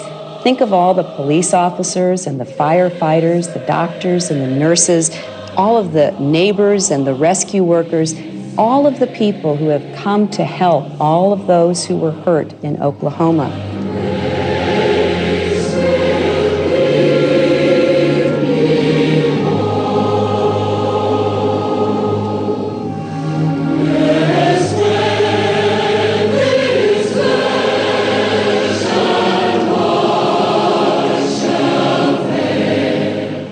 Over the last 2 years, all the families and survivors, we've bonded and become almost like a family.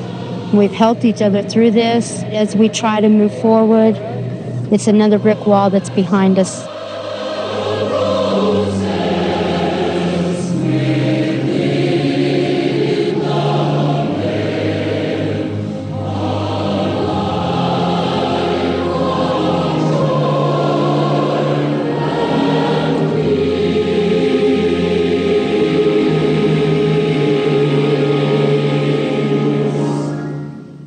Tragedy like this could have torn this city apart, but instead it has united you in a way that you've never been united before.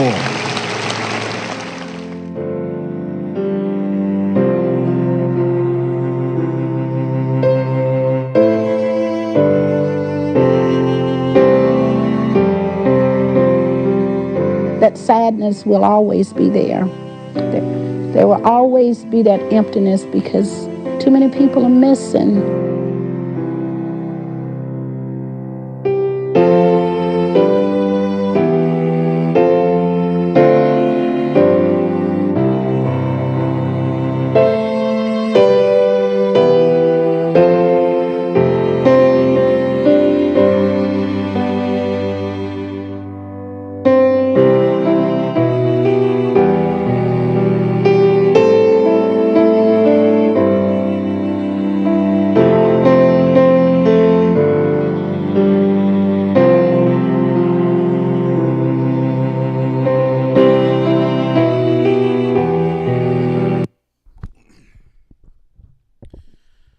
Okay, yeah, so hopefully a lot of you are still awake. But I wanted to play the entire video so you guys can listen to all the testimony from the victims and just listen to, the people who witnessed what happened on April 19th, 1993.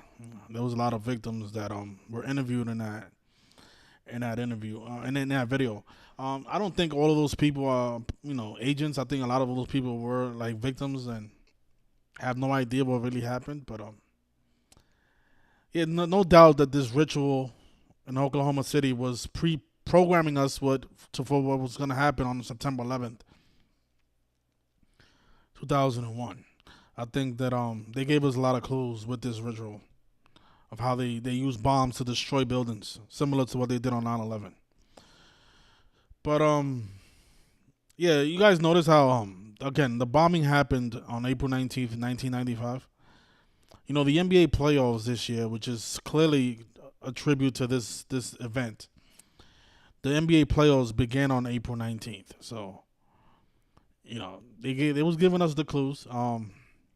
It's just hard in the beginning of the playoffs to pick what narrative makes the most sense because there's so many different narratives, but they do a good job at hiding this stuff. They do. So, the NBA, they got some great script writers. But, like I always say, eventually we do get it right and we do see what's going on and how ritualistic all these games are and how they're paying tribute to history. And a lot of times,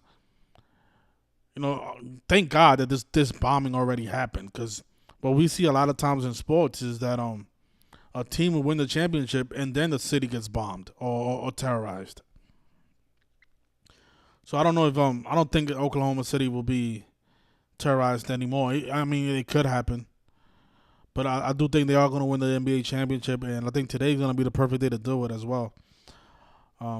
Also, think about the significance of the number 19 and what it had to do with September 11th. Of course, the bombing happened on the 19th day of the month, and today's, of course, the 19th of June. So remember what they did in Game 3 of the NBA Finals? The Pacers upsetted the Thunder. They won with 116 points, reminding us of the date 11/6, the date that Timothy McVeigh was executed. Of course, in gematria execution equals 116. The mockery is that Timothy McVeigh, of course, he's the Oklahoma City bomber. He was executed in Indiana. And on his execution date anniversary, the Pacers win with 116 points. Again, execution is 116, right? And that same day, the Thunder picked up their 177th all-time postseason loss when the name Timothy McVeigh goes 177 like the Jesuit order. And then don't forget what they did the next day. The next day, they had John Henson was executed in Oklahoma for killing a woman. On 11/6, this news came out again. The execution is 116.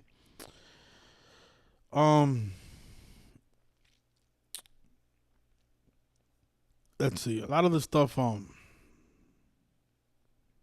has already been covered. I think Zach already covered most of this stuff. Yeah,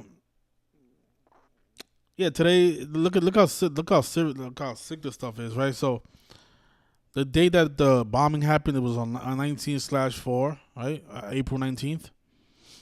And they're saying that that Timothy McVeigh was inspired by the Turner Diaries, a book that was written by, it was a man named William Luther Pierce. Look at this, guys. You cannot make this stuff up. I mean, a lot of you think that we're making stuff up just to make a point. And that's far from the truth, man. Look at this. So the guy's name is William Pierce, right? Look at this, guys. The guy who wrote the book, the Turner Diaries, the book that inspired Timothy McVeigh to carry out the bombing on April 19th. But notice what date Mr. William Luther Pierce, this is the guy who supposedly wrote the book. Look what day he was born. He was born on September 11th, 1933. And, of course, 9/11/2001, the day that the Twin Towers came down, it happened on his 68th birthday, reminding us that the towers went up in the year 1968. Well, at least the construction began in 1968. And, of course, 9/11 was 68 days after George Bush's birthday, the president, during the attacks of 9/11. But isn't that interesting that the guy who wrote the book that inspired the bombing in Oklahoma City was born on September 11th? And then the Twin Towers come down on his 68th birthday, the year that 911 was made the emergency dialing code. And, of course, he died at the age of 68. So, and, of course, we know terror equals 68. So, yeah, they sacrificed him right before his birthday. So, he actually died on the same day that Jordan's father passed away. Well, on the anniversary of Jordan's father dying. So, he died at the age of 68. Look at that. Oh, so so 9/11 didn't happen on, yeah. It happened on his 68th birthday, so, but yeah, he was killed the next year, right before his 69th birthday. That's what it was, yeah. He was 68 years old, you guys. Look at that. The guy who wrote the book, The Turner Diaries.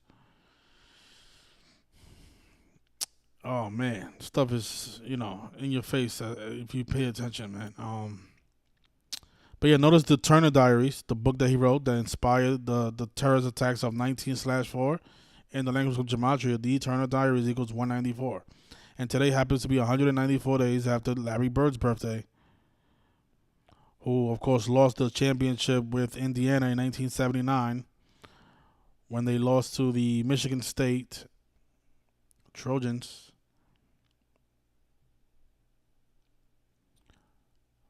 And the 1979 NCAA Men's Division Basketball Tournament concluded with Michigan State defeating Indiana State 75-64 to win the national championship. The game, which featured a highly anticipated matchup between Magic Johnson and Larry Bird, is widely regarded as a pivotal moment in college basketball history. So those of you who like the Pacers today, you guys, like the person in the chat said, you guys need to, just give up decoder. You guys don't know what you're doing.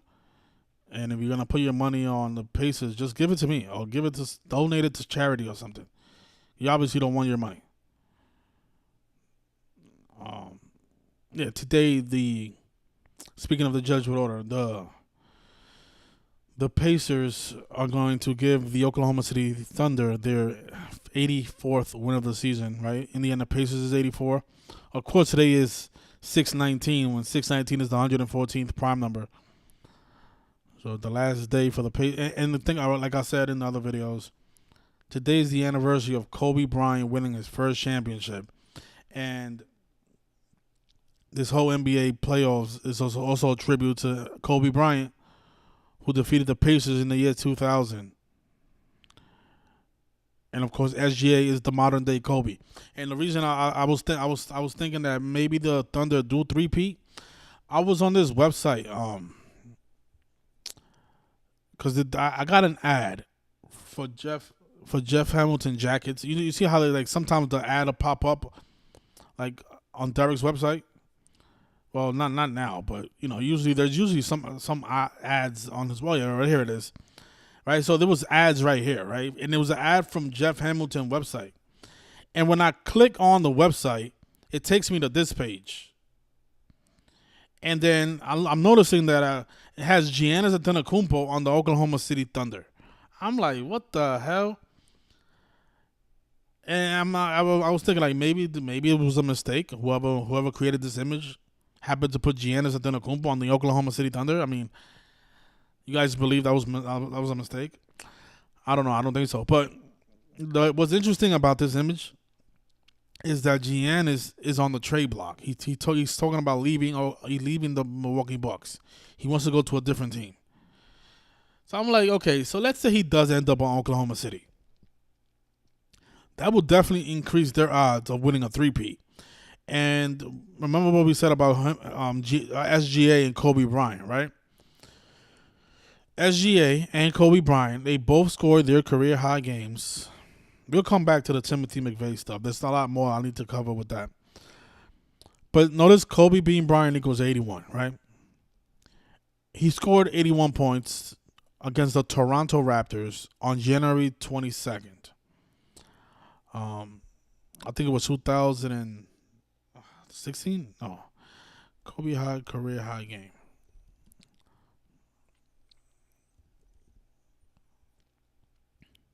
Yeah, it was 2013. All right? So, oh no, that was his last game. Career high. Okay, so it was 2006, okay? So he scored 81 points on January 22nd, 2006, right? Again, the name Kobe Bean Bryant equals 81. Then, SGA this year, on the anniversary of Kobe Bryant scoring his career high, he scored a career high points when he scored 54 points on January 22nd, on the anniversary of Kobe Bryant's 81-point game. And again, in gematria, 81 in reverse, 54 forward, to name Kobe Bean Bryant, right? What's interesting about 81 is that if the Thunder do win a three in a row, they will win their three-peat to conclude the 81st NBA season. Of course, this year is the 79th NBA season. Right, he'll win the 80th NBA season. I think the name Bryant equals 80. And then eventually end up winning the 81st NBA season if he wins a three-peat. And the last sports team to three-peat, it was Kobe Bryant and Shaquille O'Neal when they won three championships in a row in the year 2000, 2001, and 2002. So, and again, SGA, his game is all about is very similar to Kobe Bryant. They play the same. He copies a lot of Kobe Bryant's moves. They were both drafted by the Hornets, traded on draft day. Kobe was traded to the Lakers. The other one was to the Clippers. They both won MVPs, and now they're both about to win their first championship against the Indiana Pacers. Kobe did it in the year 2000 when the Pacers beat the Knicks in 6 games. And now SGA can beat the Pacers to win his first championship. And, of course, the Pacers just beat the Knicks in 6 games in a conference championship. So they're mirroring the 2000 NBA Finals. And remember, the NBA Finals in the year 2000, it concluded on this day in history, like I said in my other videos.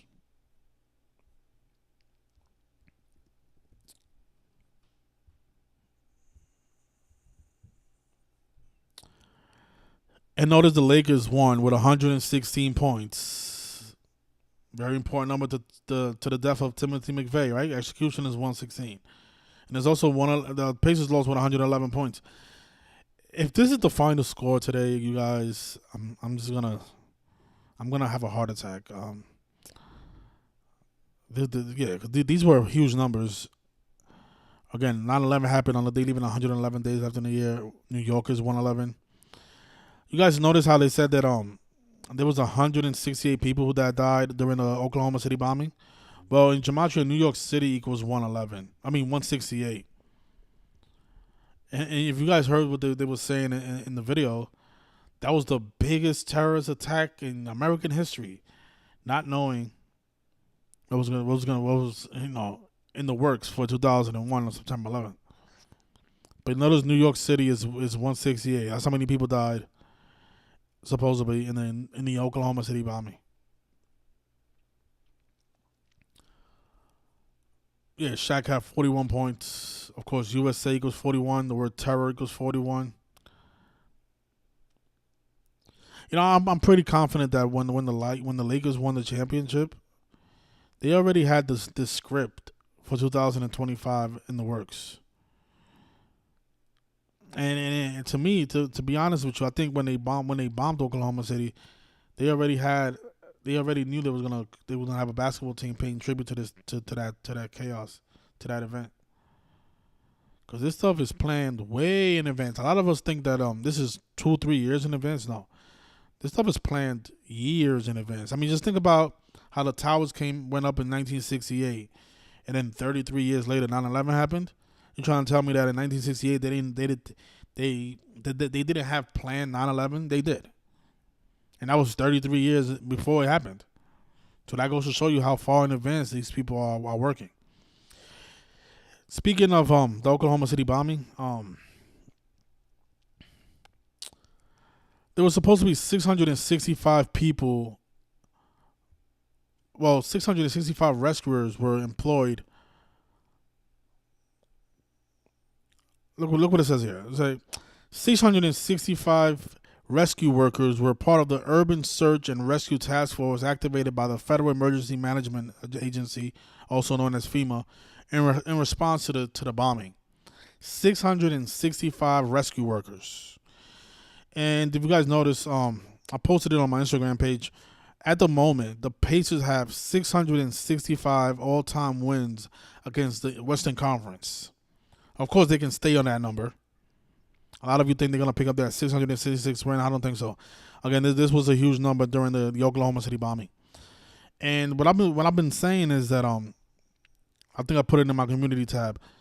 If SGA scores exactly 27 points, and I think that has a lot of legs, because if you go on FanDuel, they don't have an option to pick them to go under 26, for example. You see, you can take this as a parlay, but you can't take them to score anything under 27.5. And let me show you what I mean. Okay, so you go here. If you're using FanDuel, and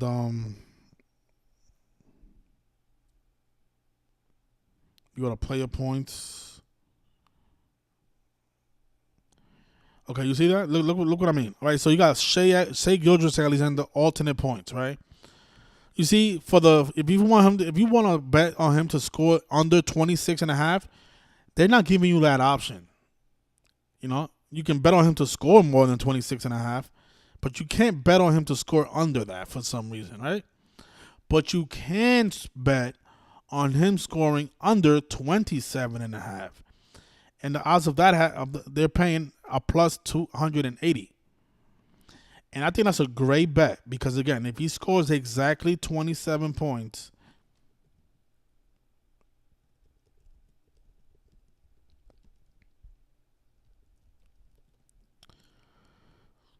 right? He scored through 638 points in the 2025 NBA playoffs, which means if he drops exactly 27 points, he could get 28 and get to 666.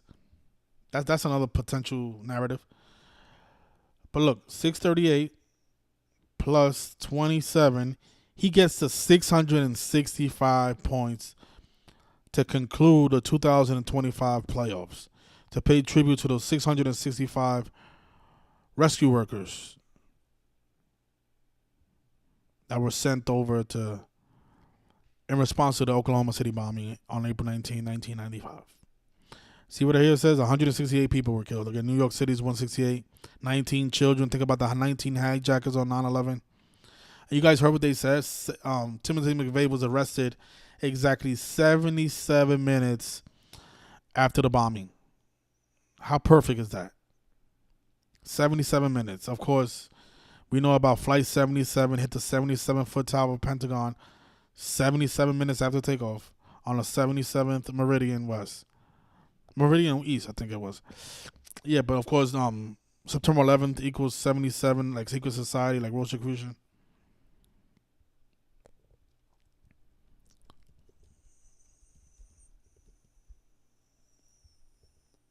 September 11th. World Trade Center is also 77. Huge number, right? Then, hey, Timothy McVeigh was arrested exactly 77 minutes after the bombing, right? So, yeah, so if you guys want to, you don't have to put a lot of money on this bet, but this has a lot of potential tonight. When the game's still, I'm going to have the game playing in the background. I'm going to be doing other things, though. So I'm just going to have the audio playing and the scoreboard up like I usually do.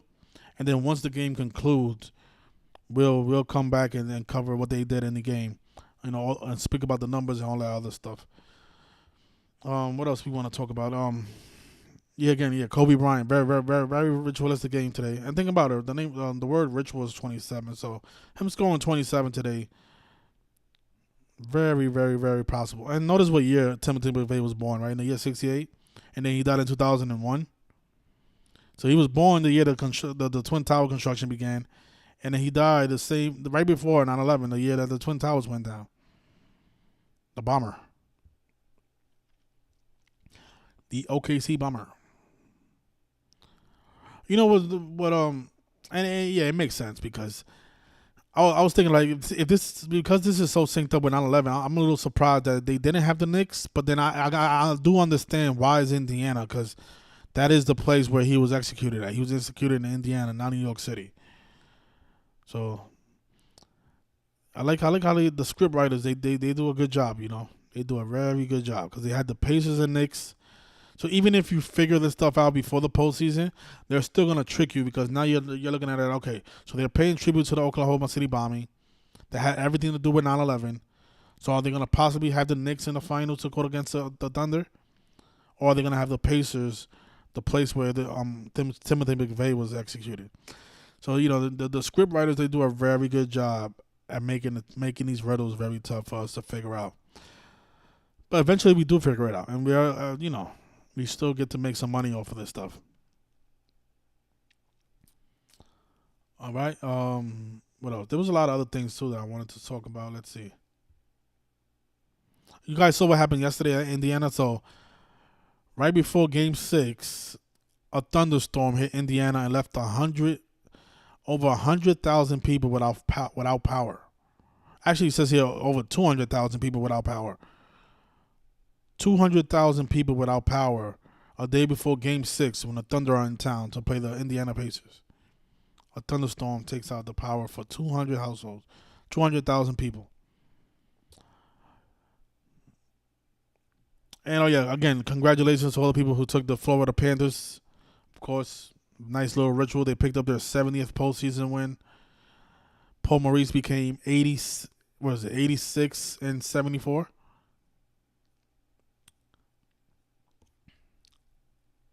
Yeah, he became 86 and 74. Of course, Florida Panthers equals 86. Edmonton Oilers equals 74. That is Paul Maurice's current postseason record. And another fun stat. So ESPN posted this right after Game 5. It says here that the winner of Game 5, when the finals are tied 2-2, wins 74% of the time, and that team has a record of 23-8 all time. So if the series is tied 2-2, whoever wins Game 5 has won 23 out of the 31 times. So they won 23 times and lost 8.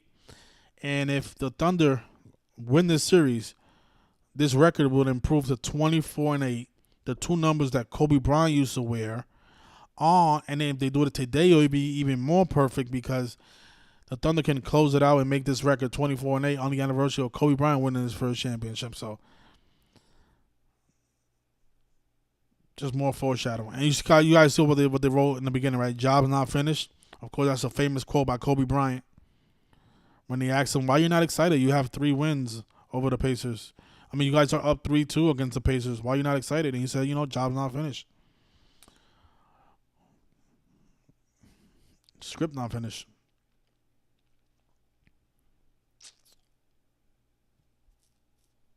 Okay, let's see. If you guys want to call in, you can. We have another hour before the game starts. The number is 646-986-0958.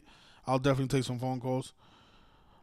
That's why I was trying to do it on a StreamYard, but for some reason the audio wasn't working. I know there's a lot of things that I'm not remembering right now. Hopefully, after the game is over, I'll remember all the stuff I wanted to talk about. There was a lot of other things too that I'm not remembering right now.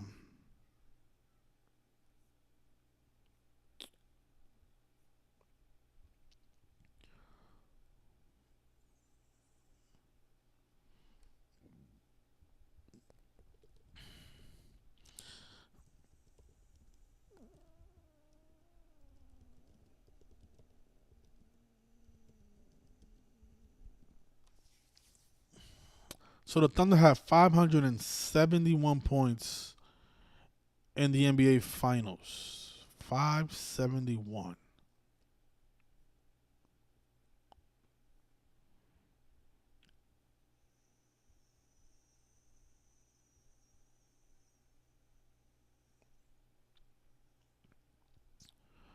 Yeah, I'm going to pay attention to when they score 94, because 94 points would get them to 665. I don't think they're going to end the game with 94 points, because that's very low. They're averaging well in the hundreds. But if you imagine they win with 94 points, oh my gosh.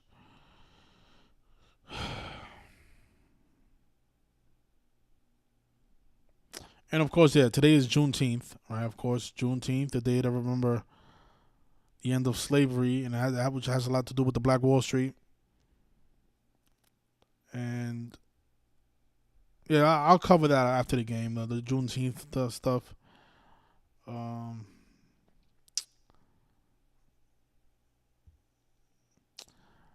Look at the box score for Kobe Bryant. How much points did Kobe Bryant score in the game 6 against the Pacers in the year 2000? I don't think ESPN goes back that far though. No, they don't. Okay, so the 2000 NBA Finals. Let's see.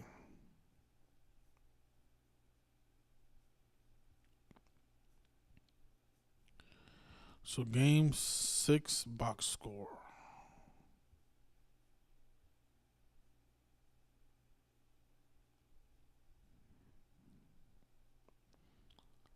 So Kobe had 26 points. That's funny. As you get to 27. Yeah, that's because Shaq did most of the scoring. He had 41 points.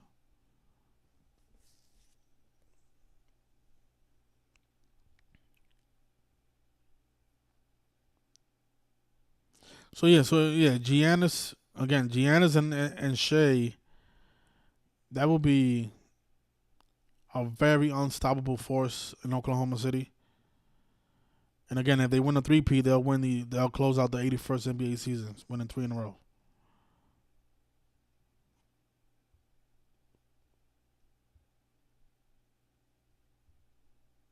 And I think the Thunder are the favorite to win the 26 NBA Finals. So we got a call here from Virginia. Hello? What's going on, RC? Thanks for the call. Yeah, I'm just letting you know it's Brendan Mather's birthday, number 00 on the Pacers.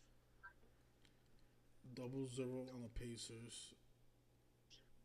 Yeah, he turns 23. That's interesting. Benedict, like Pope Benedict. Yup. I was thinking about that. Maybe he has a big game or something. I don't know. His name equals 81. Isn't that funny?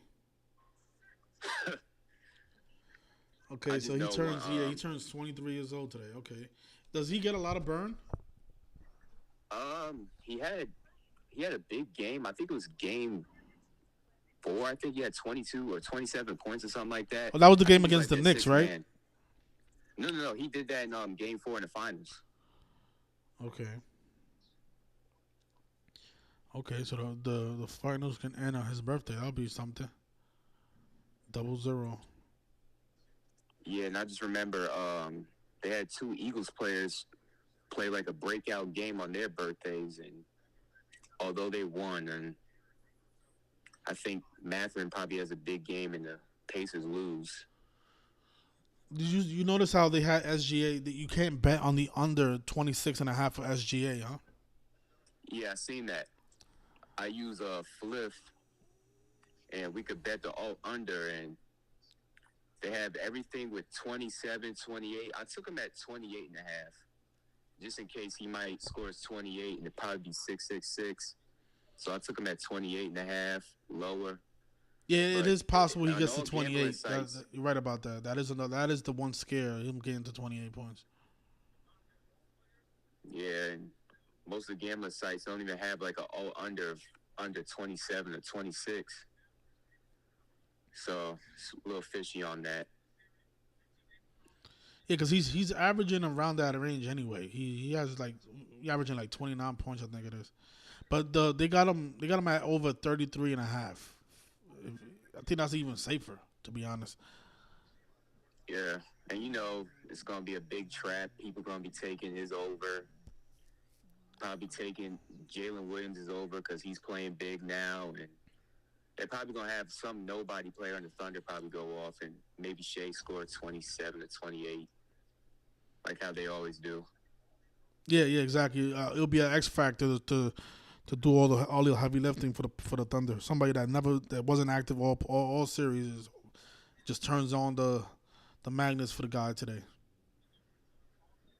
Yeah, and another thing about that Mathurin guy, he's from Canada. Really? Yeah, so after Game 6 concluded, they showed him and Lou Dort. He plays for the Thunder. His name is Lou Dort. He's number 5. And they grew up together in Montreal, Canada. And they was growing up in a playground. That's what they said. So I found that pretty interesting. They have 2 Canadian guys grow up, and they make up a fake story of them growing up together. And now it's his birthday, and the series could close on his birthday. You know what's funny? His name is 177, like how the Thunder have 177 postseason losses. And they can stay on that number. Oh, my gosh. Yeah. Wow. His full name. He has a long name. Yeah, today's the perfect day. Kobe Bryant's anniversary for winning his first championship. Yeah, because on June 19th, in 2000, the score was 111 to 116. Isn't that funny? Yeah, so does 227 have a big significance with the Thunder? Not that I know of, no. No, they got 223. No. Well, that's all I got. I appreciate that, RC. Thanks.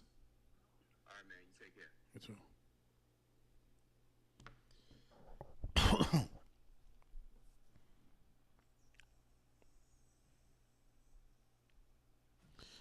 Anybody else wants to call in? The number is 646-986-0958. Yeah, Mr. Benedict. Canadian basketball player turned 23 years old today.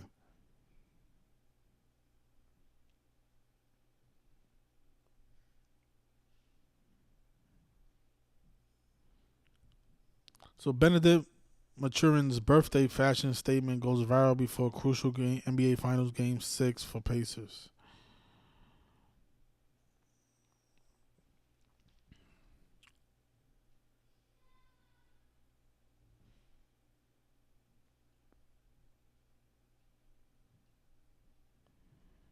Fashion.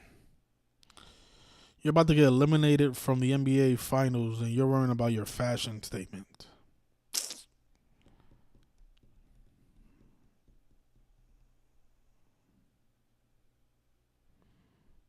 This is why sports is so boring, and that's why the ratings are all down.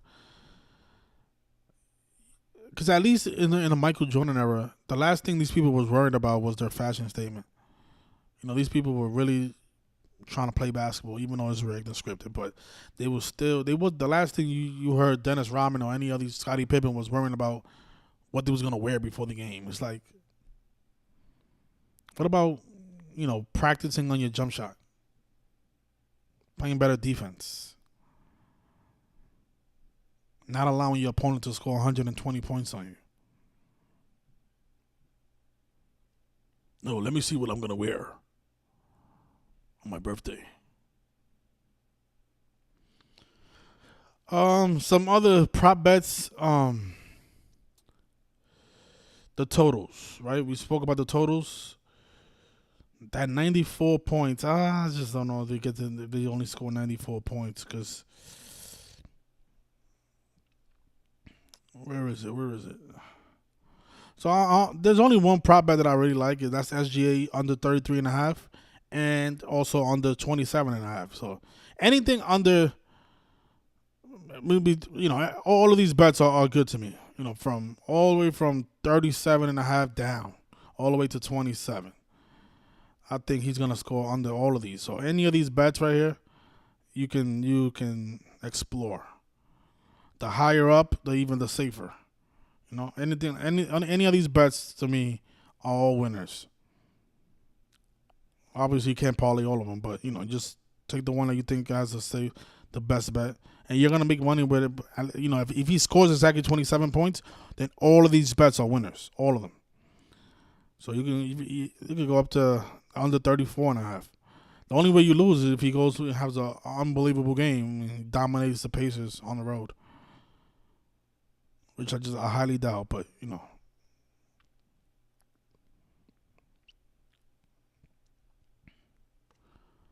I'll look at the chat since nobody wants to call in. Okay.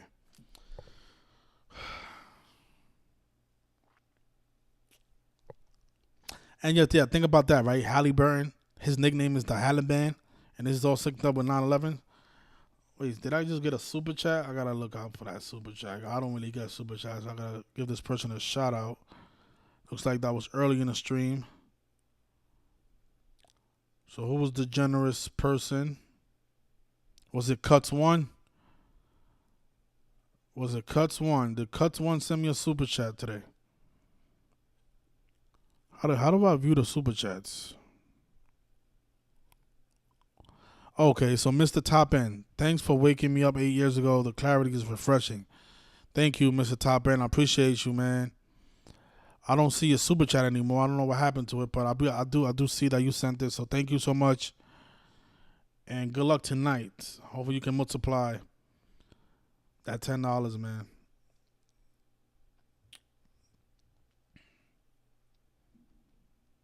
Yeah, the 33.5 is also a good bet, you know. If you don't want to take the risk, you can just take this right here. This is a good bet too. It's at negative 128. Yeah, this is a good bet right here.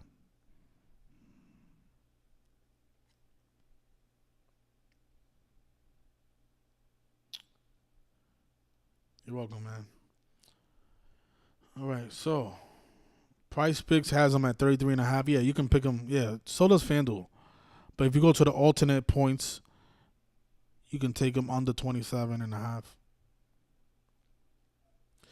Yeah, but you know what's disappointing about that video is just how this. Imagine, so 168 people died, and this was clearly the work of your own government.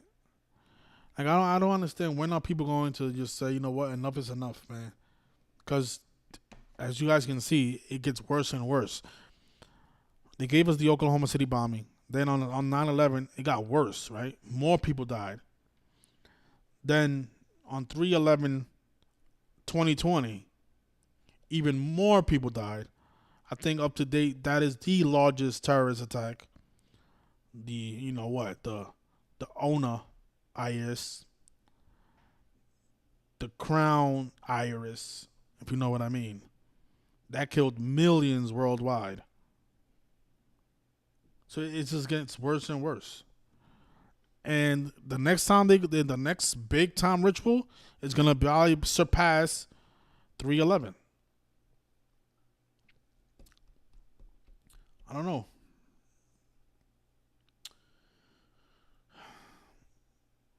Oh yeah, good point. Yeah. We spoke about that. And I just don't want to repeat everything that I said in the other videos, but yeah. So there's been multiple former Sonic players that have passed away. I think one of them was Slick Watts. He died right before the postseason. He died on March 15th, 2025 at the age of 73. Of course, sacrificed at 73. He played for the Supersonics. Of course, the Thunder used to be the Supersonics. Then you got Dick Barnett, who was born in Indiana. He died right during the NBA finals, during the NBA playoffs, excuse me. He died at the age of 88, like Oklahoma City Thunder equals 88. He was born in Indiana, played for the Knicks. I don't exactly remember the ritual with this guy. It's somewhere on my Instagram page, but I don't exactly remember what was significant about his death. Let me just see real quick.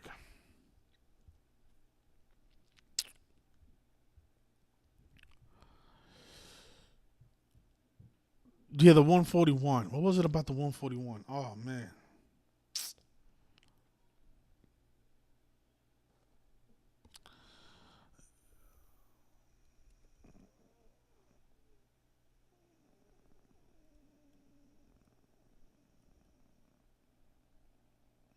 Oh man, I'm not remembering right now, man.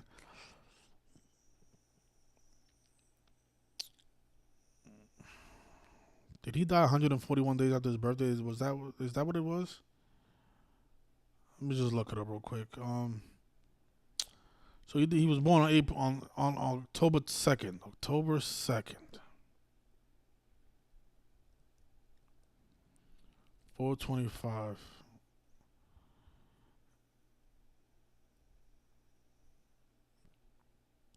$427.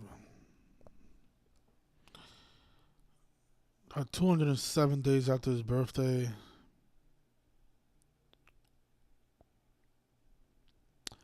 Yeah, but this number was huge with his demise. I just don't exactly remember what it was, but this 141 number.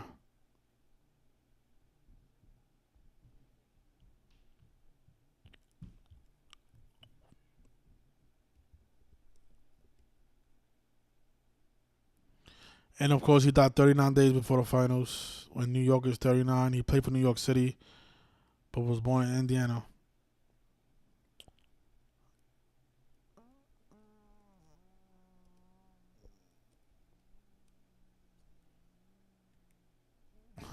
He died 119 days. The finals started 119 days after his birthday.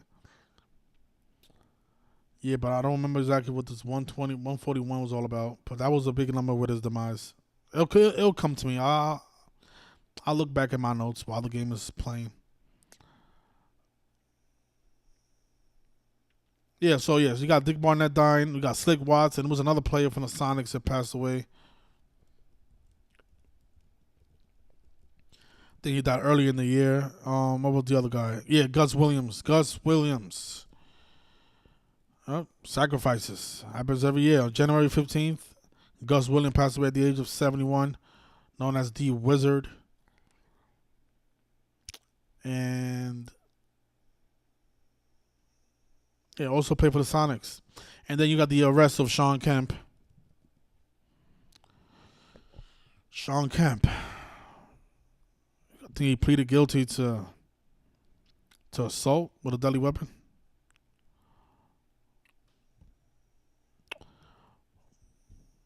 Former NBA star Sean Kemp pleads guilty in shooting, faces jail time.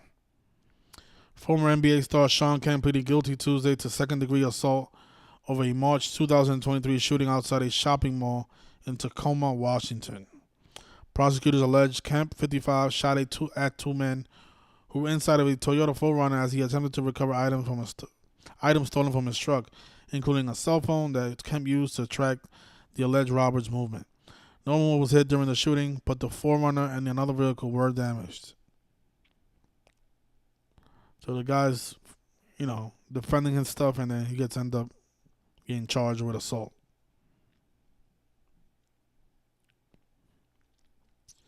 So Gus Williams gone, Dick Barnett gone, Slick Watts gone. All the Oklahoma City casualties that happened in 1993, even though that was a long time ago, they're clearly paying tribute to that event. What was that?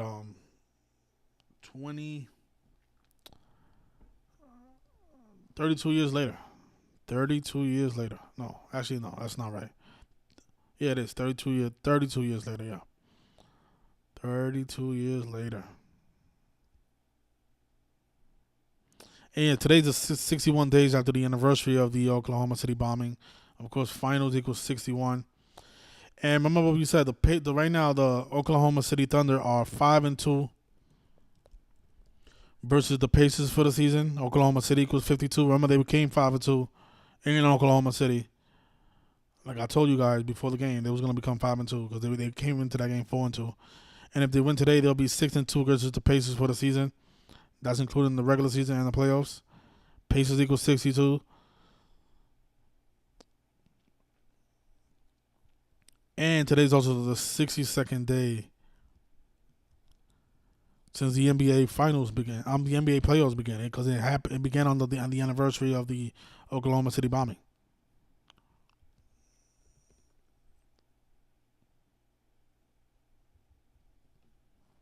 Today's a full span of 62 days since the playoffs began.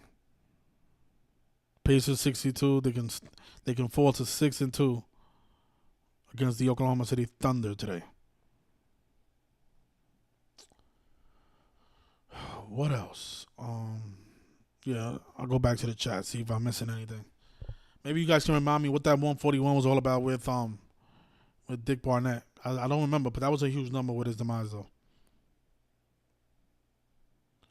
So Brian says that 811 days from Kemp's arrest to the guilty plea is the 141st prime number. Yeah.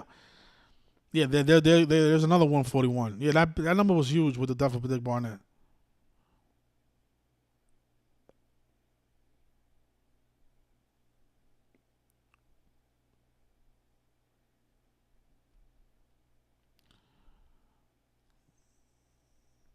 Yeah, Vince says, how do you become my number one fan? I don't know, man. You gotta ask Cuts. Cuts right now is my number one fan. Oh, somebody sent another super chat. Oh, that was Vincent. Thanks a lot, Vincent. I couldn't take your parlay today, but I went in a different bet and won.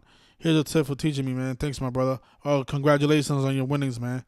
Thanks a lot, Vincent. I appreciate you too. Well, yeah, the parlay, it was of course we got the Thunder, we got this guy's name, Shea under 33.5. Just to play it safer, you could take him at 27.5 because I do think he's gonna score 27 points. But again, he doesn't have to. All right, so let's see if that comes through.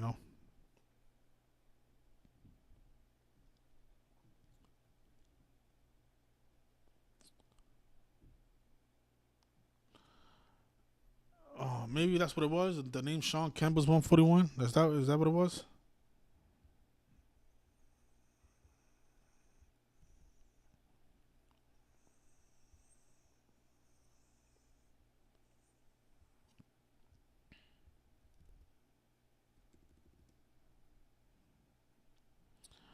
Nah, it's not coming to me. Let me just look on my blog real quick.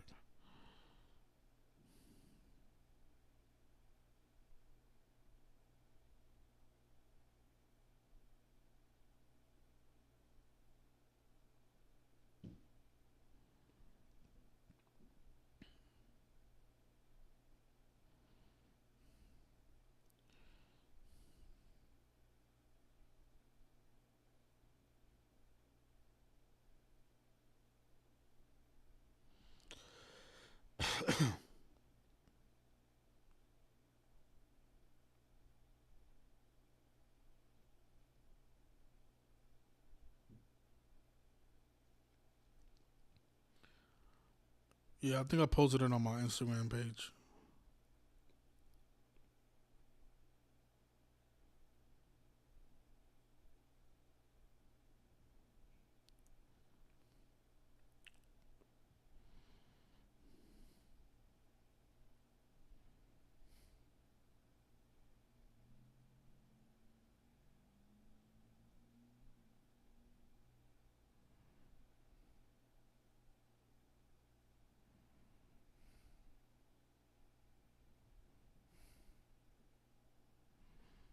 Yeah, I can't find it for some reason. Yeah, I do wanna talk about it because that was huge. That was a huge number with his ritual.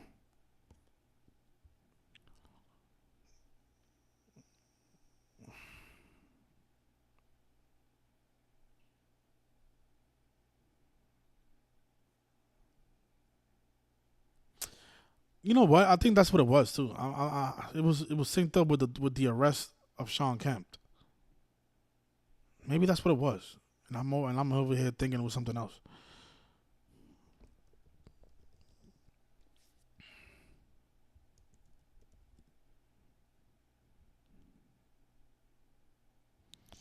Okay, so let me see. So Dick Barnett, he died on 4/27, and then Sean Kemp his shooting happened on 3/8/83. Nobody died though. So 3/8/2023.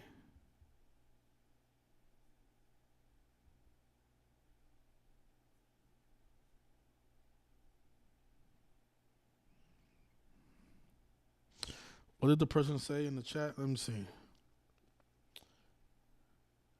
So from the day he was arrested, okay.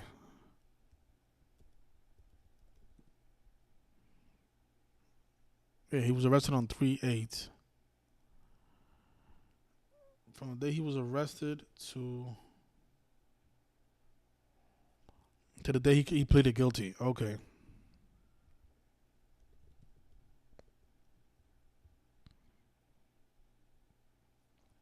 $527. Okay, that's what it was. Yeah. And Dick Barnett died on 4/27.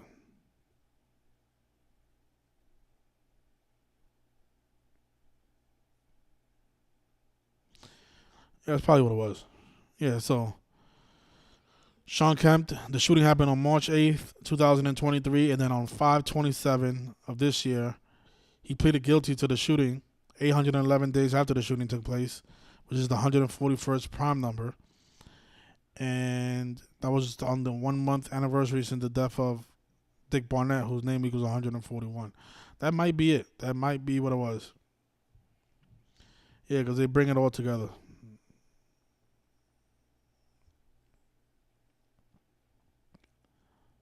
The Wizard. Yeah, so around 8 p.m. I'm gonna start the pregame show. I'm gonna have it playing, and I'm gonna go and do something else, and then I'll come back after the game is over. But if you guys want to call in, we have 9 minutes until we start playing the pregame show. Call in 646-986-0958 if you want to, point out anything. Yeah, it's gonna be quite a interesting game today. These sick bastards, man. They blew up a fucking daycare center. Man, these people are really, really, really wicked, man.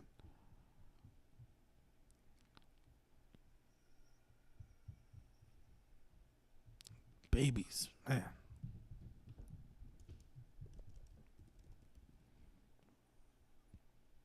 "19 children passed away. Allegedly, of course.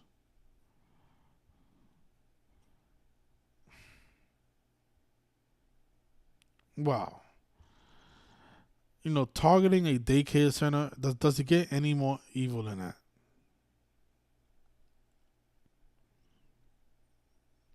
Man.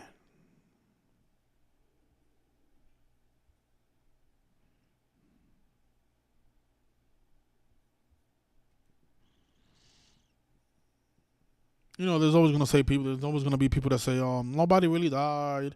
Those are crisis actors. Man, you guys gotta stop, man. These people are not afraid to kill.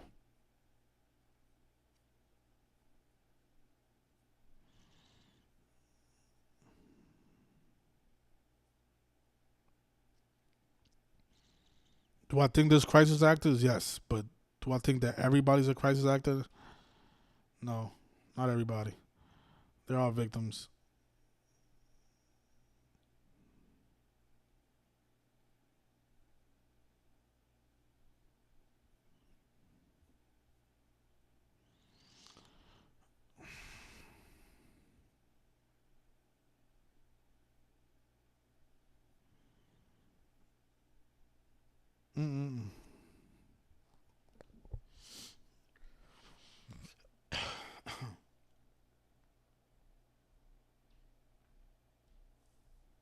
That's what it was, Brian. Thanks a lot, Brian. Yes, that's what it was.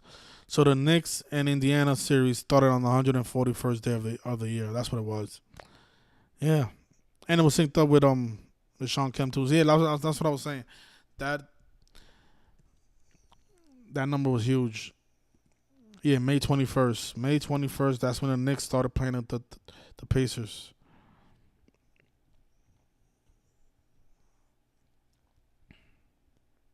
There it is. Game 1 on the 141st day of the year. Like the name Dick Barnett is 141. Pacers. That was the big choke game. And wasn't that the day that Jim Irsay passed away? Yeah, Jim Irsay. Yeah, see, that's what I'm saying. That number has been big in the entire postseason. So Jim Irsay dies on May 21st, 141st day of the year. Dick Barnett's name equals 141. The Knicks and Indiana Pacers series starts on the 141st day of the year. And then Sean Kemp, he pleads guilty 811 days after the shooting, which is the 141st prime number. There it is.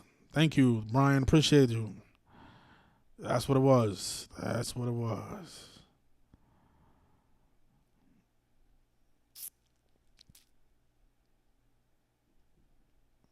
Speaking of choking, you guys saw what he did in Game 5. Halliburton had 4 points in the biggest game of his career.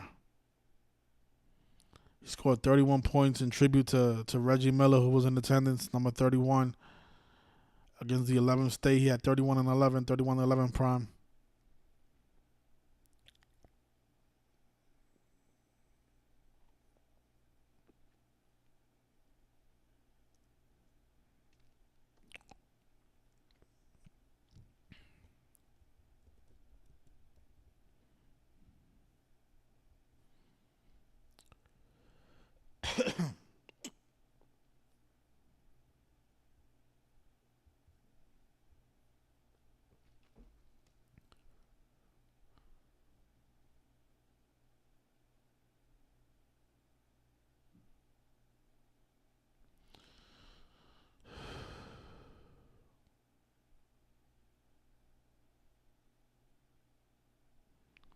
Yeah, if you guys think the Pacers are going to win, good luck.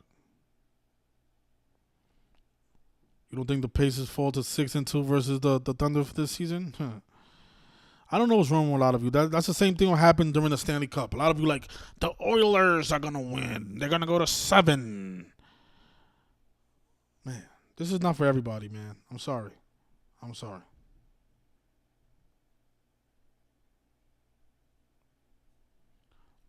The Panthers in a very obvious ritual in that Game 6, and people are still talking about the Oilers.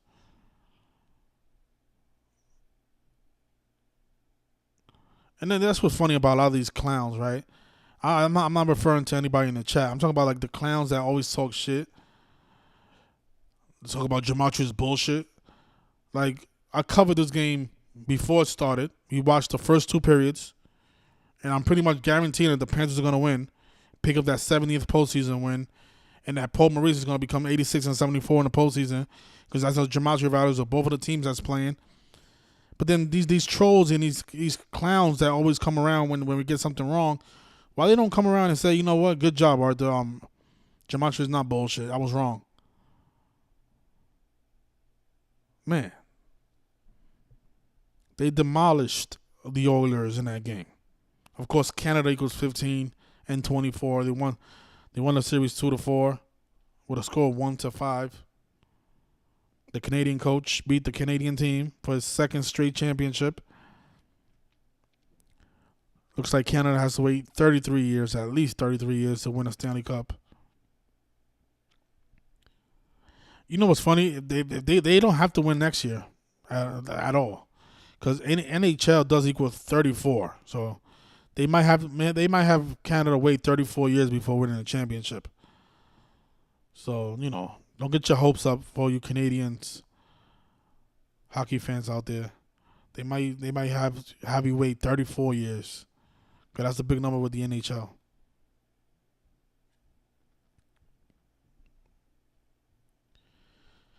All right, so the pregame is about to start in about a couple of minutes.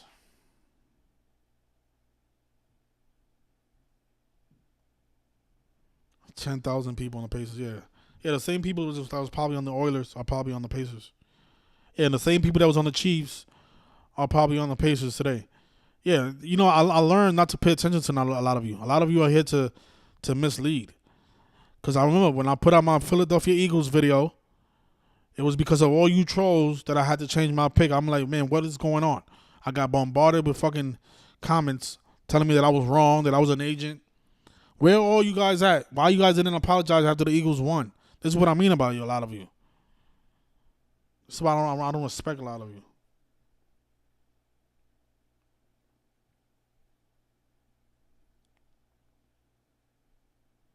Talking all that shit. Oh, no, it's not going to be the Eagles. It's not going to be the Eagles. You're an agent. You're a fraud. You work for the casinos. Blah, blah, blah. All because I like the different team? Jesus Christ.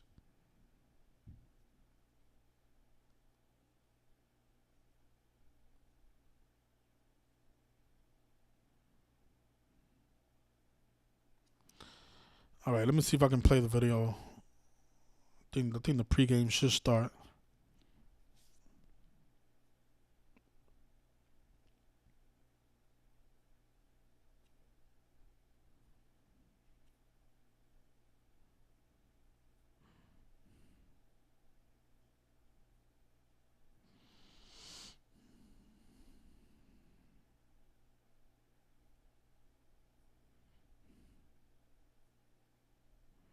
So after the game is over, we'll take some more calls if you guys want to call in.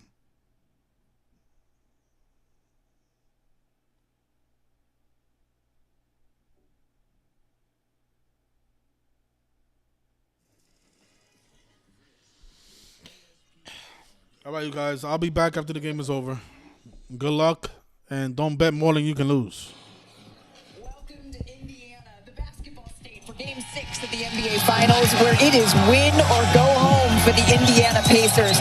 Their season, their dream run, it hangs in the balance, and looming over all of it is the question of Tyrese Halliburton's health as he continues to nurse that right calf strain. On the other side, Shai Gilgeous-Alexander and the Oklahoma City Thunder, they can feel it. They're one win away from a championship, from writing their names in the history books, and we are counting you down on ABC.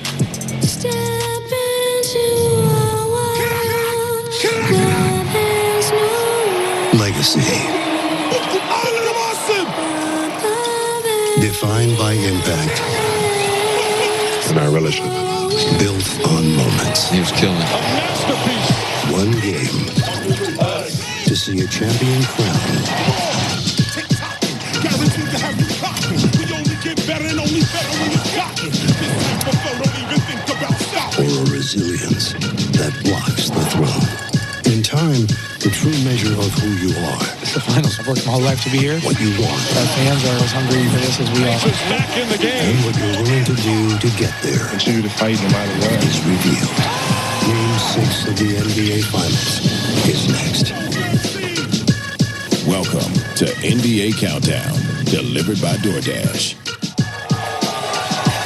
Welcome to Game 6 of the NBA Finals. The fans inside Gainbridge Fieldhouse here know that this is it. You can feel the nerves, the hope, as we count you down to tip off. And welcome you here to our set alongside the one and only Stephen A. Smith, our senior insider, Shams Charania, the architect of the four-time champion Golden State Warriors, Bob Myers, and NBA champ Kendrick Perkins. The biggest question... I like the hellos, Kendrick. The biggest question coming into this game, of course, is the health of Tyrese Halliburton. Rick Carlisle has said that he is going to play, but Shams, what is the plan for him tonight? Malika, no set minutes restriction right now, and they will closely monitor him. But the most important part of Tyrese Halliburton playing tonight was when he passed a strength test on that right calf at about 5 p.m. East Coast time. He's going to be wearing a very tight sleeve on that right calf, and doctors told Halliburton Wednesday night that this is a 2-week injury. So if this were the regular season, he would not be playing tonight. But it's the NBA Finals, and Tyrese Halliburton has said if he can walk, he can play. He's walking, and he's playing tonight. He's giving it a go, and you can see why. I haven't heard this many Oklahoma City chants here in Indiana all finals long. It's because fans are traveling to see this game, to see their team team have a chance to win it all. Bob, you've sat in that seat many, many times, being the team that stands alone, but you've also been the person that's had to make the decision of whether or not a star player gives it a go. Can you just peel back the curtain a little bit? Malika, clearly, look, he's going to play, but who makes this decision? Number one, the days of making a player play, if there ever were a day, that's over. You don't make players play anymore. The guy makes more than everybody in the organization. He's probably the most important person in the organization, the star player. He decides what he wants to do. The second most important person, Malika, it's not discussed enough, is your head of performance. That is the person, and we talked about it. The doctor said this is a 2-week injury. You know what, Malika? They also said he could play tonight. They also said he could play, because if they didn't say he could play, I've never met a general manager that has a medical degree. I've never met a coach. Even you, Stephen A. You don't have a doctor degree, do you, over there? I actually do. I'm sorry. Okay, I didn't know. Yeah, doctor. That's right, Dr. Stephen A. So, Malika, what happens in these situations is the owner gets involved, the player gets involved, the agent gets involved, the coach gets involved, the GM, and you all sit there. But ultimately, it's a medical decision. And the player, we've heard Halliburton say, I'm playing. Then he has to get cleared. He's been cleared. Now the bigger question is, how long do they let him play? If he looks like he did in Game 5, that's out of his hands. Somebody's got to step in there. I appreciate the technical breakdown. I just don't care. And the reason why I don't care is this. I don't expect. I care. Here's what I mean by that. I don't expect much from Tyrese Halliburton because I know he's hurt. And you're talking about the #1 defense and some elite defenders, whether it's Lou Dort or Alex Caruso or to a lesser degree Casey Wallace, on him. So I don't expect much from him. But what I'm telling y'all, I still believe in the Indiana Pacers in this Game 6. That without him, knowing that he'll be limited, this team can beat OKC tonight. You got to play together. You got to be effective. But they can do it. Hey, Stephen, how long are you going to give him? We talked about it, Perk and I did. How much rope do you give him? I'm with y'all. I would, if I'm looking at him in the first 2 minutes. I'm telling you. First 2 minutes, I can tell. I'm looking to get him up out of there, but primarily because I believe in TJ McConnell and what he has shown us. That's another reason why. And if you're Rick Carlisle, you can't get caught up in the moment and forget why you're coaching to win this game, not to get caught up in monitoring Tyrese Halliburton, man. You gotta have a short leash with this. We know, he knows he's not healthy. The Oklahoma City Thunder is going to test their calf strain. He's going to be involved in action, right? Yep. Let's see if he can push the pace. Can they attack and get downhill? One of the quick things, guys, we see coaches do this all the time with obviously players that are not stars. You'll give them a chance off the bench, and you don't see enough, you'll yank them right out of there. What's different when you see a guy that's hurt? Here's my concern. We saw what he did in Game 5. Do we think in 2-3 days he's going to be much different? That's my biggest concern, because it wasn't like he wasn't trying. Yeah. So what happened over the last 2-3 days where we're going to see a very different Tyrese? It's possible. What does the treatment look like, Sean? Well, he's been going through around the clock. I mean, you're getting treatment on your calf, hot, cold, I mean, everything.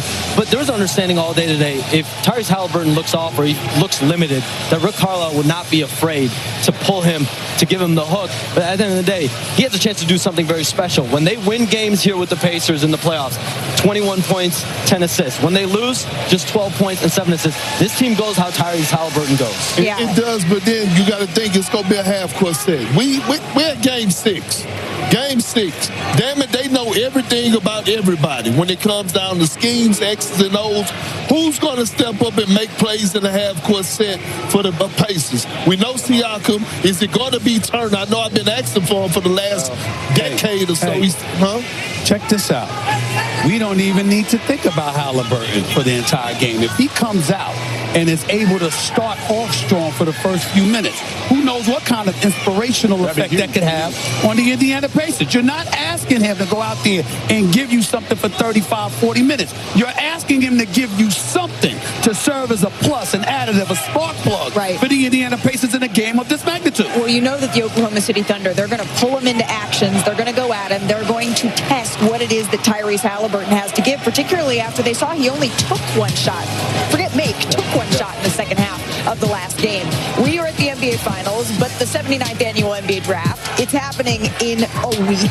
The Dallas Mavericks on the clock with the #1 pick. We have you covered on ESPN, ABC, and ESPN Deportes. I'm not working with Stephen A. said he doesn't care what I say. On the draft? I don't care about that.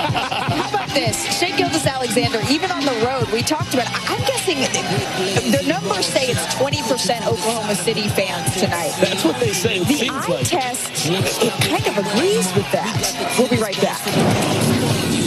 NBA Countdown on ABC is delivered by Dash Pass by DoorDash. Your door to more savings. And in part by Progressive. Protect your auto, home, and business today at Progressive.com. Prime Day is coming July 8th through the 11th with great deals on whatever you're getting into next. Bust the move. There you go, King.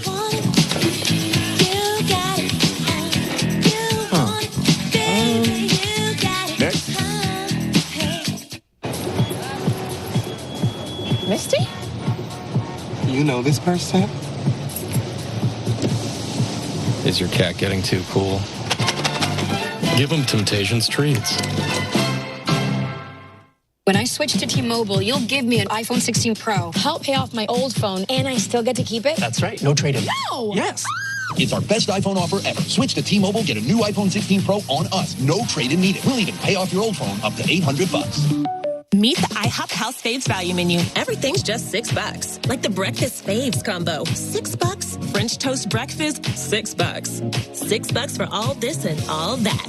That's a lot of breakfast for $6. Weekdays at IHOP.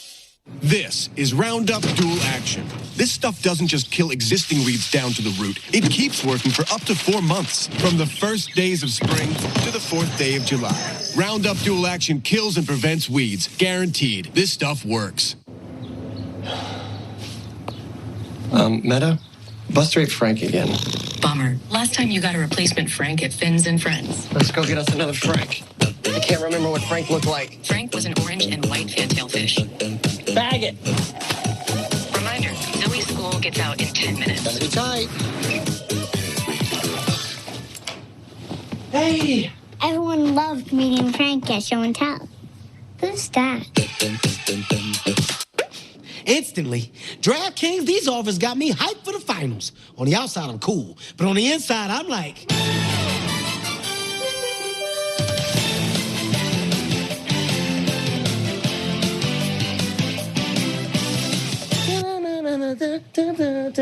New DraftKings customers turn $5 into $300 if your bet wins. Paid instantly in bonus bets. The crown is yours. Ooh. Next stop for NASCAR on Prime? Pocono. I've been looking forward to this one. I'll fire this thing up. Here we are, the tricky triangle. Tricky's an understatement. Taming the triangle ain't easy. Caution. Golly. But it's working. Junior, ease up. This is fun, Steve. NASCAR. It's on Prime. Come on. Stream Pocono. NASCAR. It's on Prime. Start your 30-day free trial. The Cheez-It craves can happen anywhere. So eat Cheez-It any way you can. All right, this lady gets it. Dips on the tail. Want it? Need it? Cheez-It.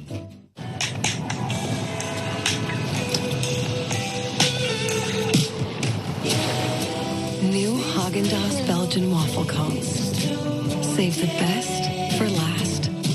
That's Dazs. Subway's footlongs are packed with protein, like the Ultimate BMT or the All-Pro Sweet Onion Chicken Teriyaki, with 58 grams of protein. And now, Subway MVP Rewards members can buy any footlong in the app and get another for just $1. Fuel up now in the Subway app.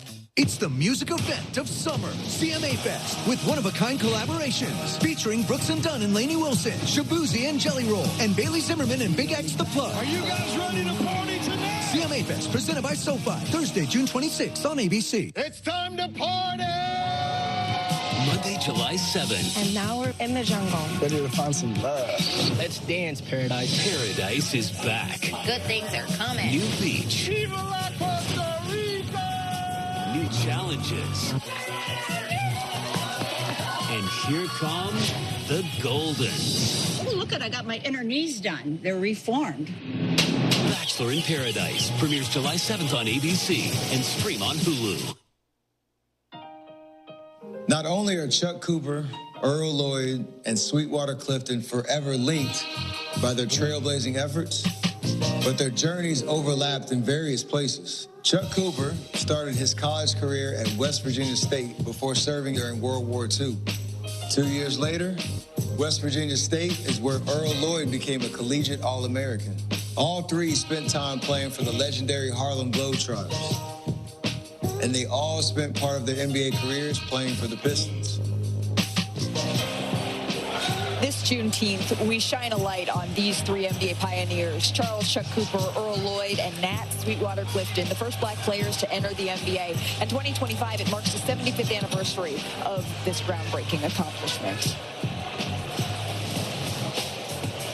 Welcome back to the basketball state, where in fact Chuck Cooper finished his career with the Fort Wayne Pistons. Oh my goodness. We got a little baby topping out here. And the focus on going after that bottle. Oh, no, don't get distracted now. You got to keep that laser focus. It's time now for the player to watch, delivered by Dash Pass by DoorDash. And I'm not sure we're completely grasping in the moment that we're watching one of the best individual seasons of all time unfold. It's not hyperbole.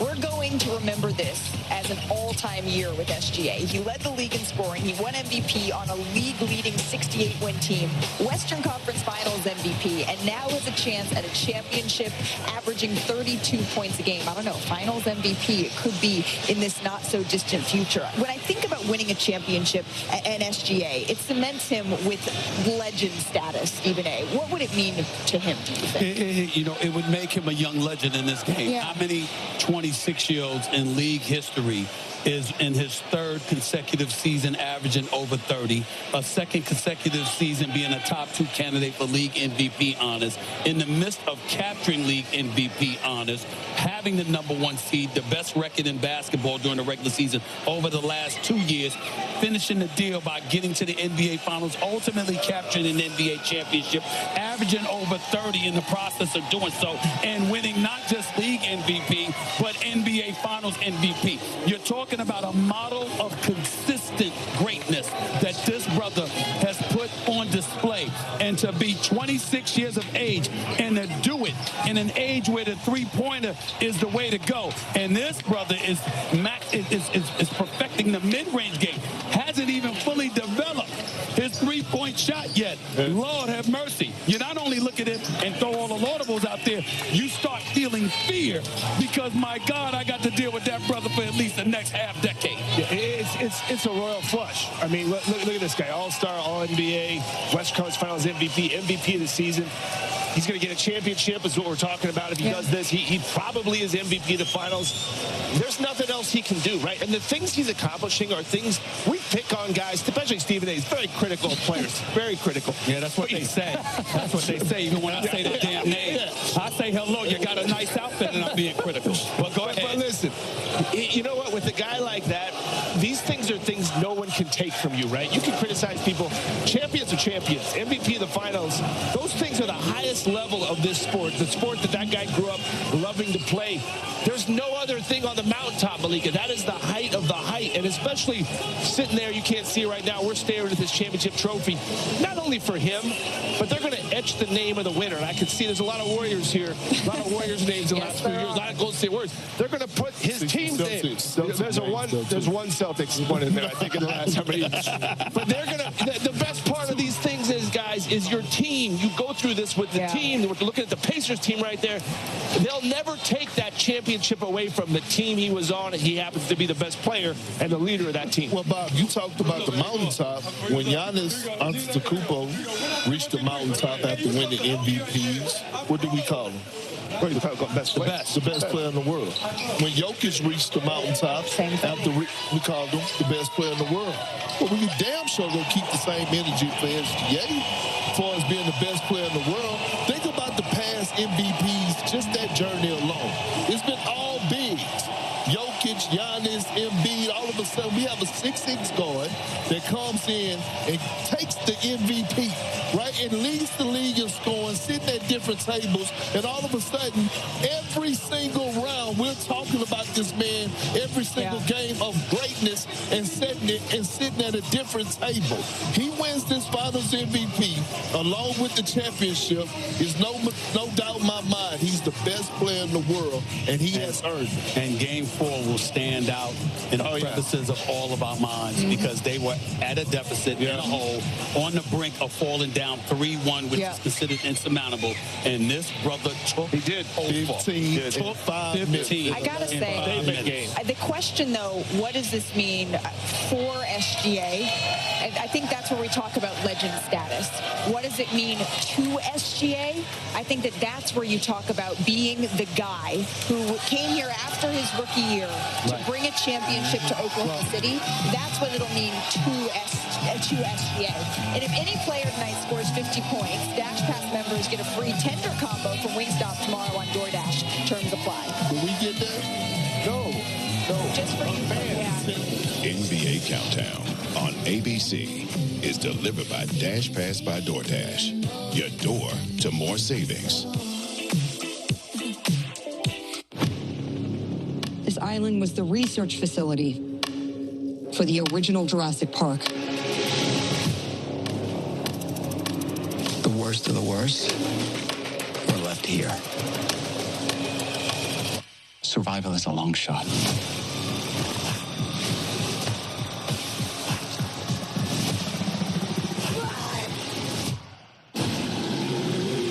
Jurassic World, rated PG-13, in theaters July 2nd. What do you think we're gonna see? Lots of princesses. That thing? Yeah, and there's villains too. Whoa. Tons of rides. And treats. And I heard at night, all the stars come down from the sky and make your dreams come true. Don't miss Cool Kids Summer with special savings on theme park tickets and now even more magical fun. Thanks so much. Thanks. This has been great. Changing the strategy makes a lot of sense. Doors. Keep an eye out for the invitation. Can't wait to see it. Bring us together. A dedicated Fidelity advisor can help you open those doors with a comprehensive plan to help grow and protect your The wealth. architect left the plans in the back if you want to take a look. She's so ready to take over. For retirement and everything else you're looking to build. We'll get there. Your Fidelity advisor can help your legacy last for generations. Doors were meant to be opened. When I switch to T-Mobile, you'll give me an iPhone 16 Pro, help pay off my old phone, and I still get to keep it? That's right. No trade-in. No! Yes. It's our best iPhone offer ever. Switch to T-Mobile, get a new iPhone 16 Pro on us. No trade-in needed. We'll even pay off your old phone up to $800. Oh, yes. Let's find this game. There it is. Okay. Wish it were easy to find the games you love? Come on. Sports Zaddy. Okay. Cam 62. What is happening, Cam? Okay, sweet. YouTube TV has your favorite sports and live TV in one app, so you can easily watch the games you want. Jason, you still here? Sorry, Rick. West Coast games. This is Roundup Dual Action. This stuff doesn't just kill existing weeds down to the root. It keeps working for up to 4 months, from the first days of spring to the 4th day of July. Roundup Dual Action kills and prevents weeds. Guaranteed. This stuff works. Only service now connects every corner of your business, putting AI to work for people. Every corner? Every corner, Nick. So, Kate in HR, hey, Kate, can focus on people, not process. Patty in IT is using AI agents to deal with the small stuff so she can work on the big stuff. AI helps Jim solve customer problems before they're problems. Oh, so we all work better together. My work here is done. Excuse me, which way back? Subway's footlongs are packed with protein, like the Ultimate BMT or the All-Pro Sweet Onion Chicken Teriyaki with 58 grams of protein. And now, Subway MVP Rewards members can buy any footlong in the app and get another for just $1. Fuel up now in the Subway app.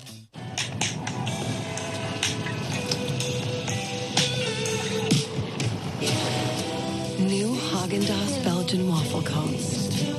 Save the best for last. That's Dazs. If you're a fan, what you'll see in the next minutes hours and days to follow may convince you you've gone to sports heaven. And right now, you're standing on the edge of tomorrow. Booyah!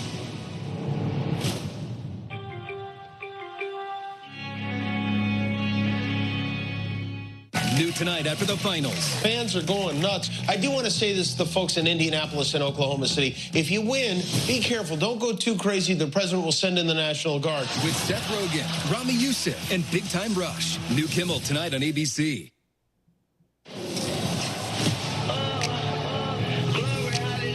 The Oklahoma City Thunder now 1 win away from an NBA title.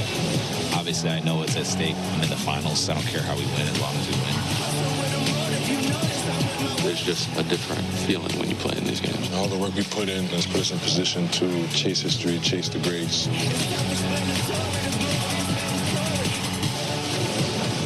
Welcome back to NBA Countdown, presented by DoorDash.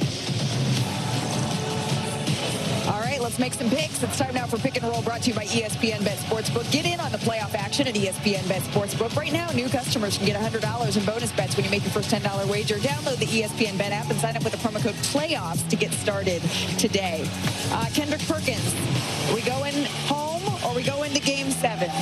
Oh, you damn right, we're going home. This one is over. I picked OKC in 6. Oklahoma has figured this team out offensively and defensively. Halliburton obviously not being healthy.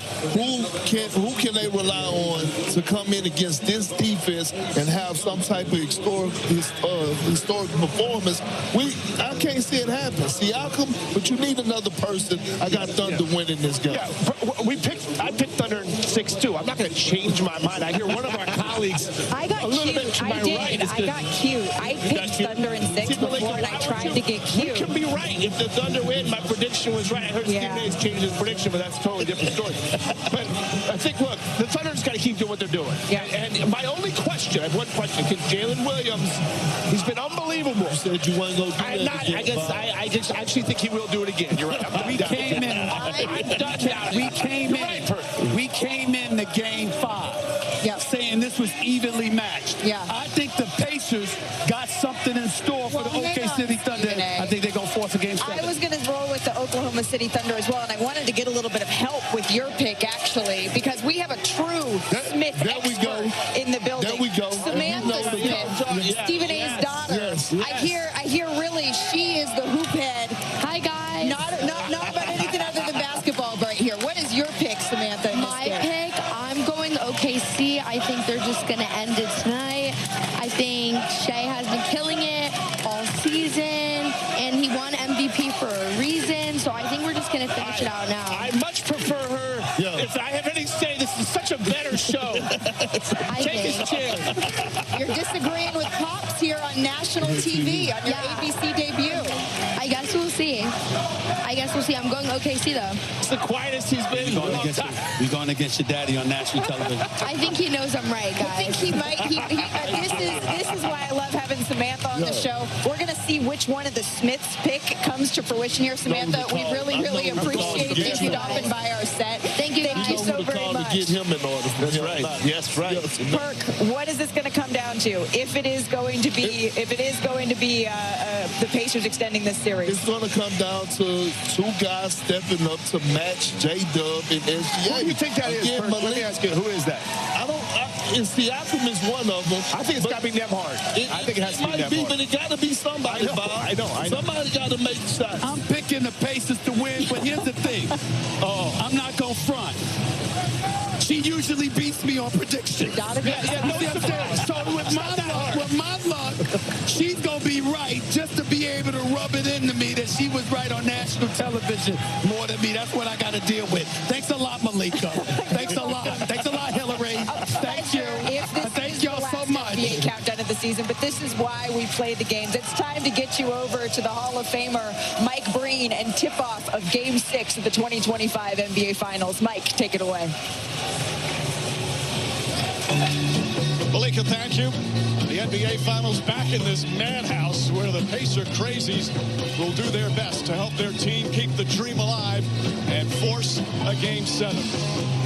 So will that man, Tyrese Halliburton. He's going to give it a go despite the calf strain. So let's get the latest right away as we say hello to Lisa Salters. Hey, Lisa. Hey, Mike. Well, Tyrese Halliburton told us there was no way he wasn't going to play tonight, and at least try to give his team a chance to extend this series to a Game 7. Like you said, he's dealing with a right calf strain after tripping and falling to the floor in the first quarter of Game 5. He did return to that game, but he was clearly limited. Halliburton was out on the floor pregame testing out that leg, and Rick Carlisle told us that he actually did well on the strength testing he did around 5 o'clock, and Carlisle said that was a good sign. Halliburton says he knows he could be risking further injury by playing, and he said he's told Rick Carlisle that if he doesn't have it tonight, to bench him. But Mike, he said he just wants to give himself a chance. All right, Lisa, thanks so much, and welcome once again to Game 6 of the NBA Finals, Richard. So what we know for certain is that the star player for the Pacers will not be 100%. What kind of impact will that have? We have no idea what the Pacers are going to get from Tyrese Halliburton. He could have a huge game. He could struggle. But the good news is for the Pacers that the other 2 point guards on their roster have played well. They're combining for 21 points and 8 assists. The Pacers have more than enough to extend this to a Game 7. Meanwhile, for OKC, the subject of our Domino's pregame HQ. All right, Doris, the Thunder want no part of a Game 7. They want to wrap it up. But if their dynamic duo plays tonight like they did in Game 5, there will not be a Game 7. The first half of that dynamic duo is only in his 3rd year, and he's only 24 years of age. But he gets more dangerous and more productive by the game. A career playoff high 40 in Game 5, and as a downhill driving force, he has been virtually unstoppable. He started his career all left-handed, now he goes right. They've got to figure him out. The other half is the MVP, who in Game 5 started to pick him apart with his passing. Indiana's got to get these 2 under control. OKC is on the brink of a title. Indiana is desperate for a Game 7. Starting lineups for Game 6 next. The NBA Finals are presented by YouTube TV, where your favorite sports and live TV are in one app. There's no TV like YouTube TV. Try it free. And in part by Burger King. At BK, have it your way. You rule. This presentation of the NBA Finals presented by YouTube TV will continue after this message and a word from our ABC stations. Fire it up. The all-new Dragon Flame Grilled Whopper is here at BK. Bold, juicy, flame grilled, and ready for adventure. Experience a new kind of flame at Burger King. How to Train Your Dragon. Only in theaters. Game, yeah. Play for the last Ultra? Let's go.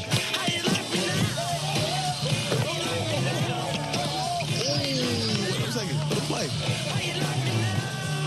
Michelob Ultra. Superior like beer. We about to level up.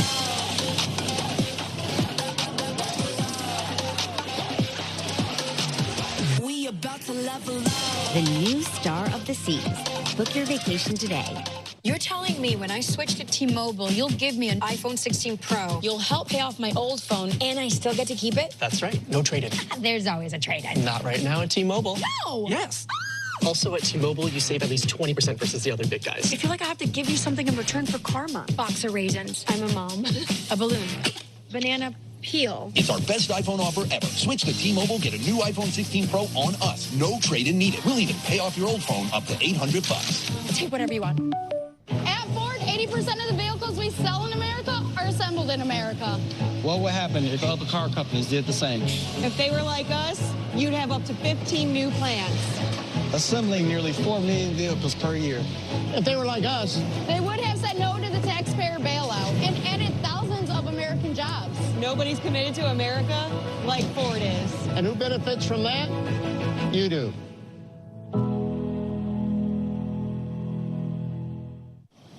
It's oh so quiet.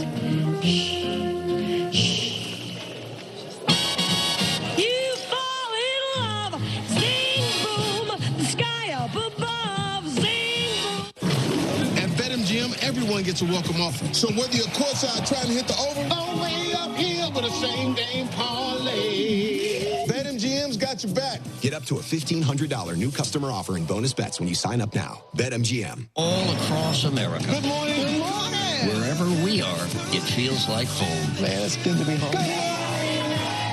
GMA, it's an invitation to come together and brighten your morning.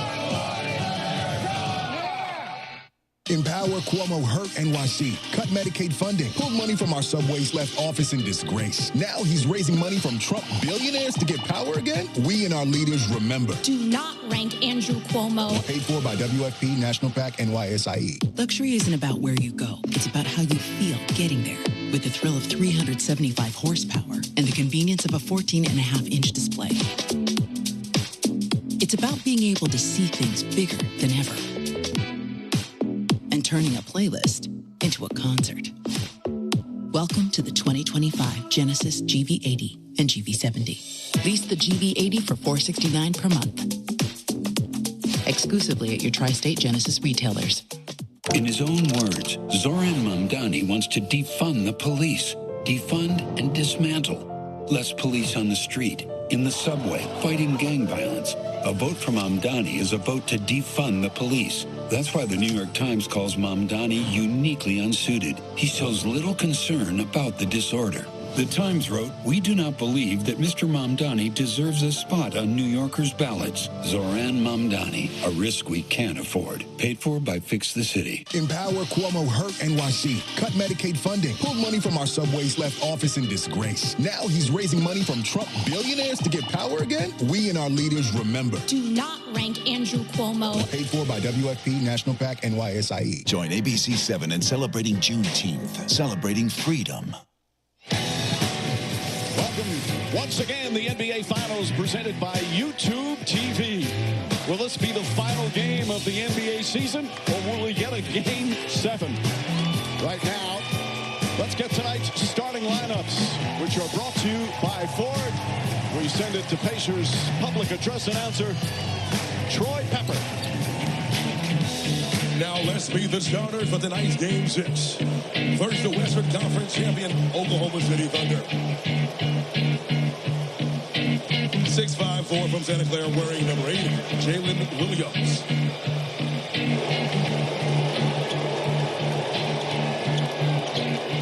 .714 from Gonzaga, wearing number 7, Ed Holmgren.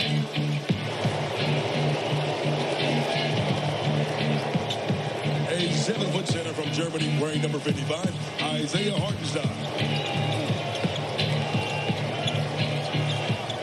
A 6'4" guard players on the state, number 5, Lou Dort. A 6'6" guard from Kentucky, number 2, Shane Gilgeous-Alexander.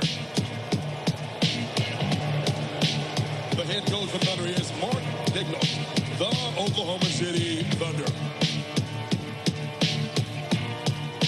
Now, fans, let's meet your Pacers.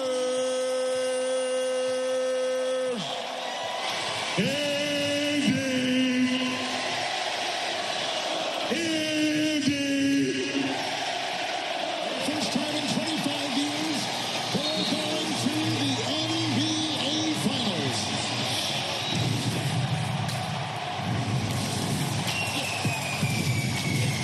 Halliburton backs up and unloads.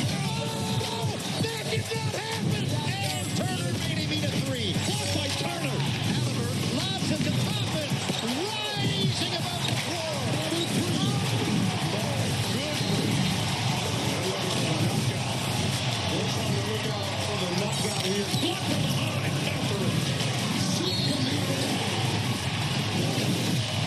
Spins against Williams. Look at this gun as he spun into the lane and spun it home. Halliburton, he'll slam it with the right hand. He's going to finish that. What a play. Wow. Toppin thundering it down. Long shot, Halliburton. Tyrese Halliburton is gone. I know y'all never stop believing either. I know y'all never stop believing. Halliburton, jump shot. It's gone. We don't quit, man. We don't quit in this city, baby. Pacer fans, make some noise. It is game time. Let's meet tonight's start of the Eastern Conference champions, your Indiana Pacers. A 6'8" from Cameroon, wearing number 43,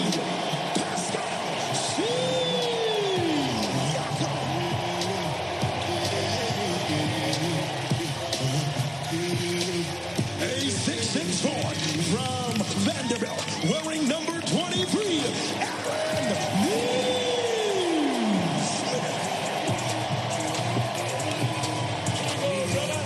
A 6'11" center from Texas, wearing number 33,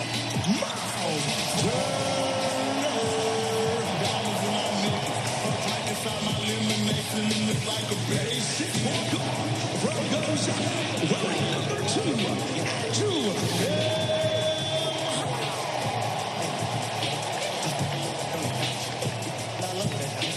And a 6'5" guard from Iowa State, wearing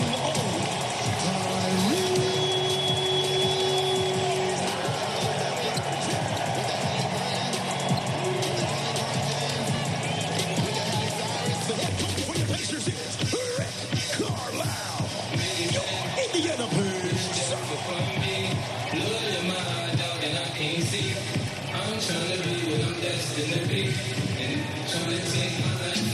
Well, it has been such a compelling series so far through the first 5 games. The usual roller coaster ride in a playoff series as we get set for Game 6. In Game 1, the Pacers stunning the Thunder on the road. Tyrese Halliburton with an iconic playoff shot. Game 2, the bench for OKC comes back and ties things up. Game 3, another fantastic bench performance. Mathurin has 27, and the Pacers score up 2-1. And then right now, what has been the pivotal game in this series, Game 4, OKC comes from behind on the road. SGA with clutch bucket after clutch bucket. Meanwhile, Game 5, Jalen Williams with a 40-piece, and here we are 3 games to 2. Of course, again, essential number 1 topic for Indiana is Tyrese Halliburton. He knows with this sprained calf, he's playing with a risk. With more, we check in once again with Lisa. Yeah, Mike, we asked Tyrese what those risks are, and he said to us it happened in the finals a few years ago. He was, of course, referring to the Achilles injury suffered by Kevin Durant in 2019. Durant had also been trying to play through a calf strain. So Halliburton knows what could happen. He said he's had a lot of honest conversations with a lot of people about it, but said if he didn't at least give it a chance, it would be a decision he'd regret for the rest of his life. All right, Lisa, and a decision for Halliburton and his staff. If he's not doing well, he's got to say, I'm not ready tonight. The not doing well part, I understand. When it comes to the risk, players wait their entire lives to be in this moment. I waited 15 years to be in this moment. He is going to be on that court no matter what, and I truly respect it. And we've seen so many times adrenaline takes over. And sometimes, not that you forget about the injury, but you've got a lot of other things on your mind as they try and keep their season alive. It has been a magnificent season for these Indiana Pacers. They do not want it to end on their home floor in front of these great fans tonight. And Doris, it'll be so fascinating to see the mental side for OKC, how they handle knowing that they've got a Game 7, or they have the killer instinct tonight. So Mark Daigneault has spent the last couple of days be thinking about 7. You can't be thinking we're on the brink of a championship, and don't worry about your family. Indiana's thinking one thing. We want to survive till Sunday. We've got to be thinking, let's focus and execute. That's a good start. Hartenstein focusing on the offensive rebound after a nice block from Turner. Nembhard goes right at SGA. Ball knocked out of bounds. Last touch by the Thunder. Oh, Turner, who's been one of the best shot blockers in these playoffs, starts off well. They'll need a game from him. He's such a barometer for this Pacer team if he plays well. We've got a whistle off the ball. And before the ball was inbounded, I believe it's going to be Isaiah Hartenstein. So it's going to be one shot and away from the play foul right away. We had a few of those in Game 4. It looks like a line of scrimmage. Yeah. It sure does. So it's one free throw and then possession. And Halliburton, even when he came out for warm-ups, there was such a roar. Fans certainly aware. Well, we saw it last year with Porzingis coming back. The juice the boost that the crowd got just from a player attempting to go out there and help his team. Miles Turner can't get it to fall, and Holmgren the rebound. I like that Tyrese got that first free throw. Let him get something in the bucket. Let him see it go in. Maybe it can help him get a rhythm early. Pacers force a turnover. Halliburton, plenty of time. His three-pointer, that won't go. He has struggled shooting from three. Even before the injuries, missed his last 11 in these finals. Jalen Williams coming off that absolute jewel of a game with 40 points in Game 5. Last several games he's been superb. Good boxing out that time from Neesmith. Siakam. One-on-one, spins, kicks it out. Turner, corner three. And the ball goes out of bounds.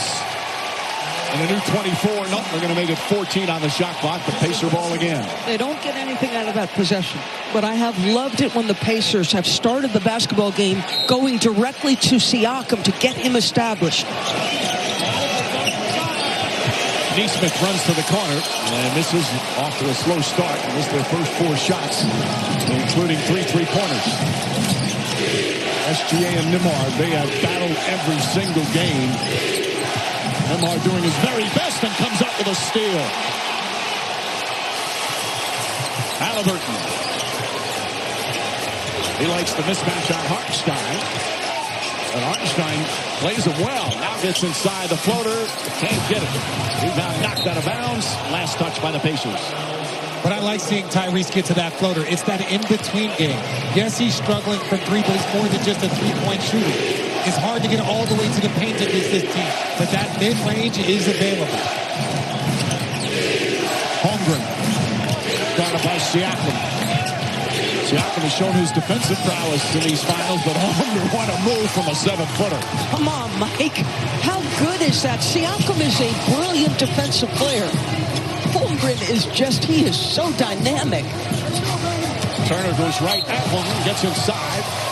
And Holmgren will pick up his foul. Good aggressive move from Miles Turner.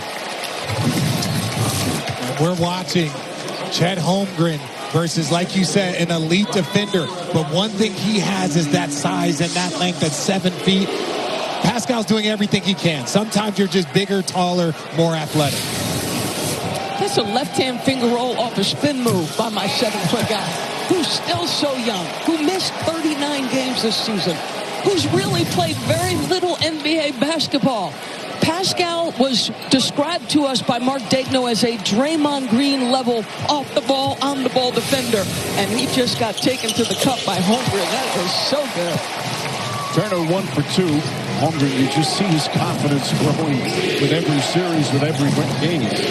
He's had some ups and downs in the playoffs, but lately, right on the mark as Williams tries on Neesmith. Tries again, left-handed, and banks it home. That lethal left from Taylor Williams time and time again. Halliburton down the lane. Hartenstein holds off Turner.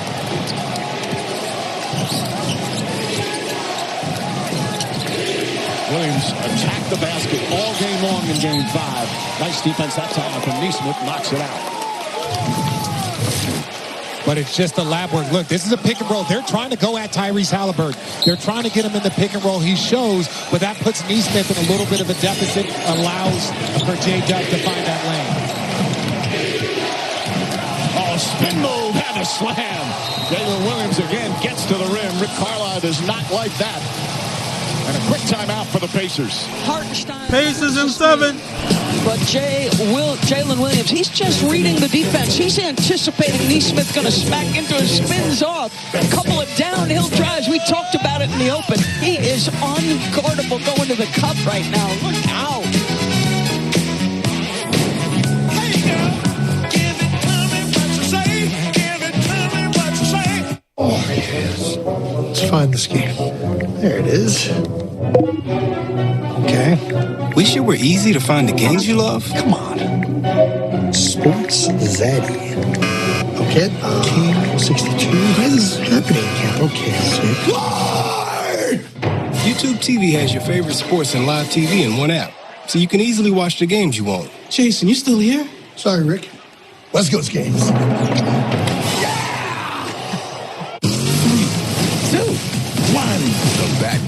Master of disguise, do your thing. Where's my flowers? Prego, cappuccino. The bad girls. Sounds kind of made up. You talk pretty tough for a mango with teeth. What? Stop me next.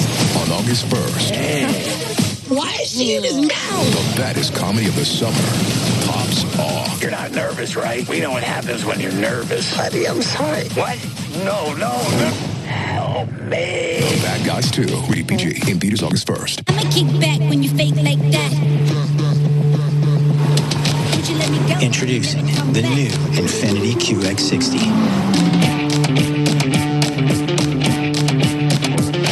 True luxury refuses to follow.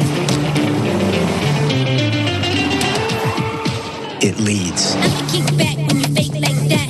Head out of the game, I don't play that fact. The unmistakable 2026 Infiniti QX60. Hey, Meta, what is this artwork? Comedian by Mauricio Catalan, worth $6.2 million. What? Well, That's a $6.2 million banana. are you kidding? We need to find you another banana. Bananas. Gentlemen, What a place you have. who eats art? Think you're supposed to say, hey, Meta. Like, hey, Meta, who eats art? And then Meta would say, Chris Pratt. Hey, Meta, call my lawyer. That sizzle, that's the soundtrack of Chipotle. Literally melt in your mouth tender. Let's see our chicken glistening, our fajita sizzling. It's magic happening. And this is going to be in your bowl. This is it.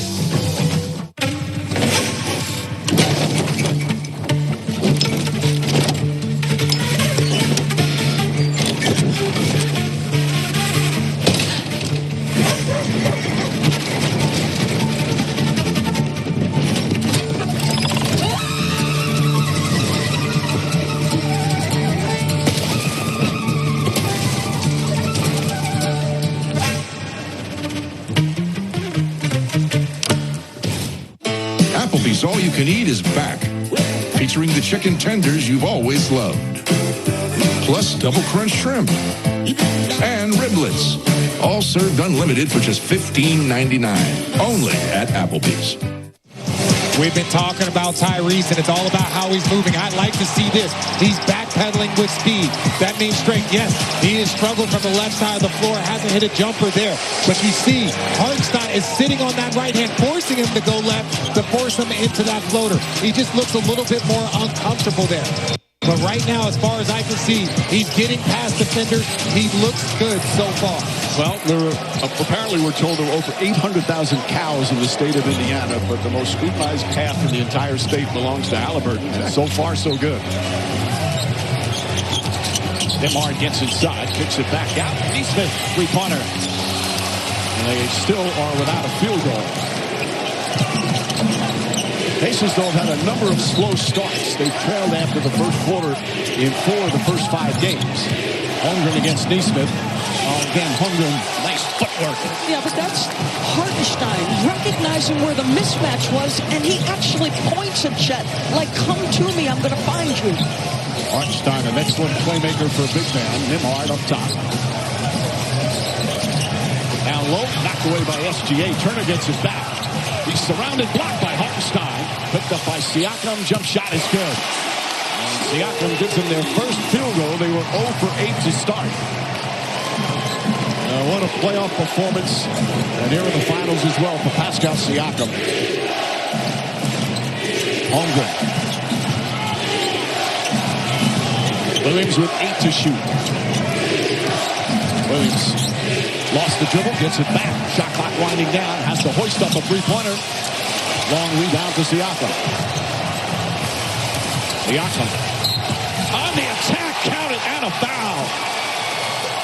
Back-to-back buckets and a chance for a three-point play. So working late in the shot clock. That short shot is almost a fast break starter for Indiana. And then just Pascal Siakam, the focus, the eyes, paying attention to the very last second. Watch his eyes.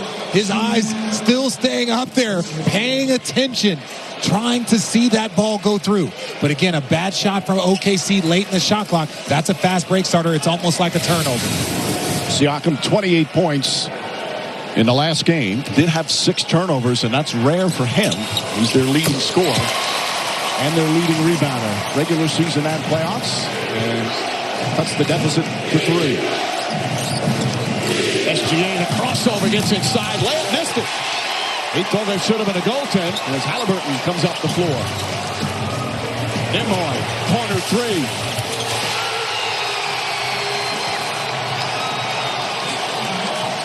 So all of a sudden, Indiana playing off misses, getting to their pace. And Gilgeous-Alexander loads that left hand as well. Stops an 8-0 run. Pacers missed their first 8. They've hit 3 in a row. Caruso's in the game for OKC. Nimoy gets past Dort. Finds Neesmith. Halliburton. Good ball movement. Nimoy sidestep. Tries another 3. Knocks down another. And I love it that Nembhard, if you don't know if Tyrese is going to have it, if I'm Nembhard, I'm going to be aggressive early. Just to get my rhythm, just in case. You have to prepare yourself. Holmgren goes right at Turner. Excellent defense by the pace of big man and a travel. That's already 3 turnovers for OKC. The ball and bodies were moving, and this is the Pacers at their absolute best.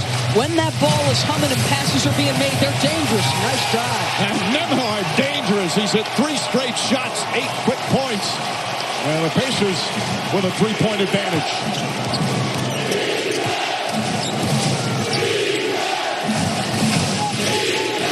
Gilgeous-Alexander, well defended again. Shot clock down to 6. Double team. Dort. Williams fakes. Williams drives, barrels in. Blocking foul. It appeared Neesmith was moving when Williams got up in the air. Very close, though. They're playing off a post by Shea, so the floor naturally tilts. It's pretty late in the clock, so this closeout starts with just a couple of seconds left, and he is trying to slide his left hip by. So much of this is the angle at which you see it. He doesn't take it square on the chest. This one's closer than I thought it was. It just seemed like there was a little move to the right as Williams was already up. First foul on Neesmith. Get an inside look at the NBA Finals on the NBA original Chasing History. Watch new episodes for exclusive access into the drama, biggest moments of each game. Watch Chasing History today in the NBA app. We've watched those. They are fantastic recaps of each game.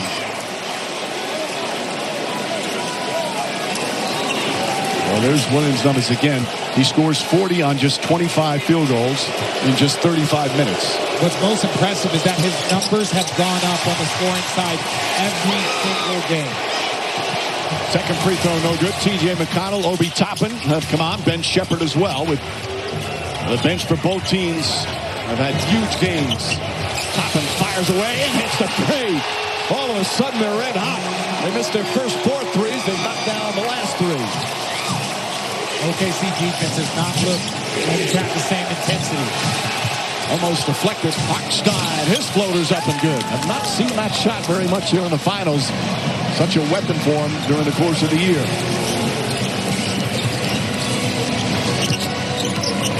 McConnell searching. Halliburton. Wiggins going in. Step back 3-pointer. And Jalen Williams hauls it in.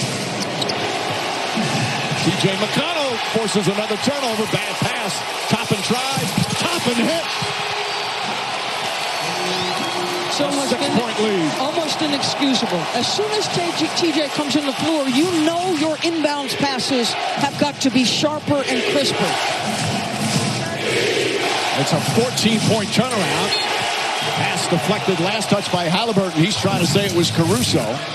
TJ McConnell is one of the best in the league at this. He's always opportunistic, pushing up in pressure, kind of hangs around, sometimes will try to hide behind a player, and it leads to 3 points. Like, that's a lack of attention to detail. He has had such a huge impact. Jalen Williams finds some room and backs it home, and Williams already with 7 points. McConnell once again pushing the pace. There is no warm-up to him when he comes off the bench. Toppin. Back to the rim. Turner goes high for the rebound. Halliburton's going to try. Finally gets one to go. Tyrese Halliburton from downtown. Timeout, Thunder.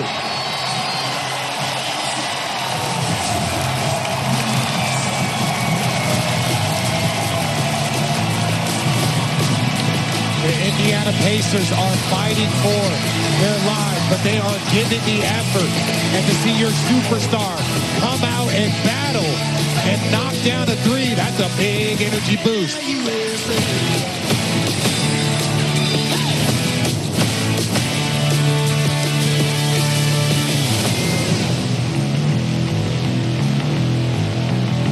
LeBron, are the retirement rumors true?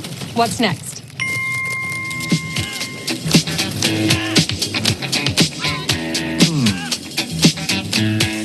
Bust the move. Last, late, block it, bank. Just bust the move. There you go, King.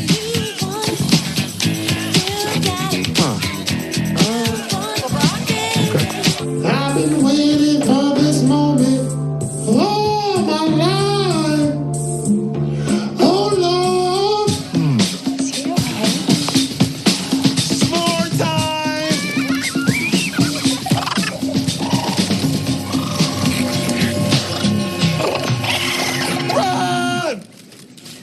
Run! LeBron, what's next? Whatever it is, it's going to be a big deal. Disney and Pixar's Elio is Pixar's best original since Coco. We are going down. Full of laughs and heart. Allow me to adjust your gravity. Oh, no, I'm fine. Gravity on. Disney and Pixar's Elio. Rated PG. Now playing.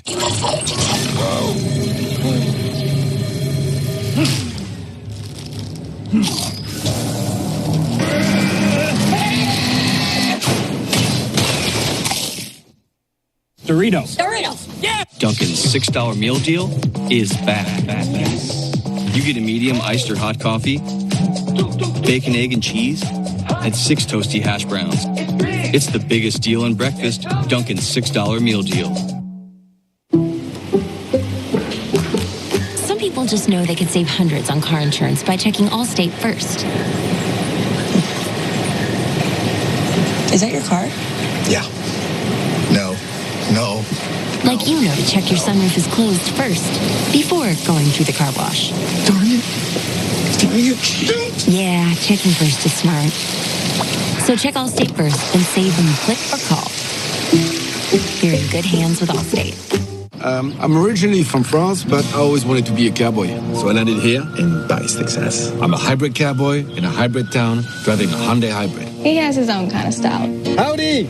My Hyundai Santa Fe is capable and efficient. That is one mean-looking hybrid. And it comes with America's best warranty. As a hybrid, it cuts down my need for fuel, which means more cheese on my plate. Omelette du fromage. Tell me these aren't America's best hybrids. You cannot. Hybrids from Hyundai. It's the best of both worlds. We're back, baby. Yeah. Grandma, he smells really good. Name something your mate's booty has in common with the basketball. It bounces.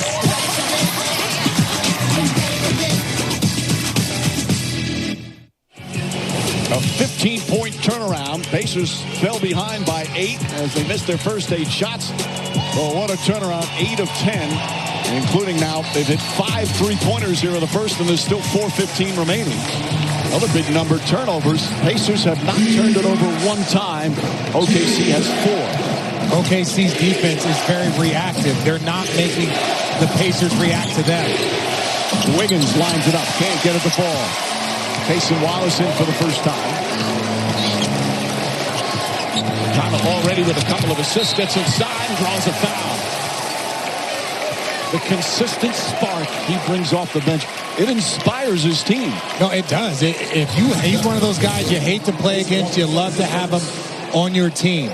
But you have to be aware he can't come in and get one of those inbound steals. You can't come in and just get downhill. You have to be aware of what TJ McConnell does. He was telling us yesterday that when he's on the bench ready to come in and this is the first free throw, he watches the tempo of the game.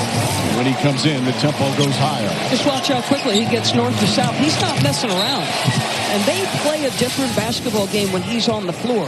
With Halliburton, it's more pass and cut and move. With TJ, it's more, hey, I'm going to the cup, and I'm going to the cup now. But Mark Dagnall said he has a higher usage rate. When he's in the game, the ball's in his hands, he's the playmaker, where Tyrese gets more hockey assist and makes the offense move. Jason Wallace, nice fake. Gets rid of Nembhard, puts up the three. Can't get it to fall. Turner, a one-handed snatch of the rebound. Thunder 0 for 4 from 3. They go inside the top and broken up. But a whistle and a foul. Wiggins hit Toppin. A lot of fouls in the first quarter for Oklahoma City. This is not one of their classic defensive starts. That's the 15th foul, so in the penalty. And Obi Toppin, already a spark off the bench with a couple of threes. He was had an excellent finals.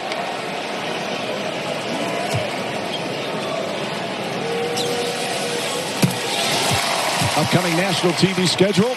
If the Pacers win, Game 7 Sunday in Oklahoma City. Tip-off shortly after 8 Eastern. ABC, ESPN next Wednesday. The 2025 NBA Draft presented by State Farm. The first round, second round is on ESPN on Thursday.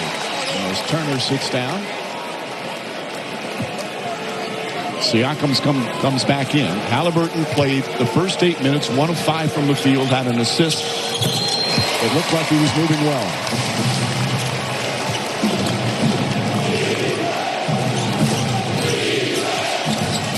Gilgeous-Alexander's taken just 2 shots early on. Wallace.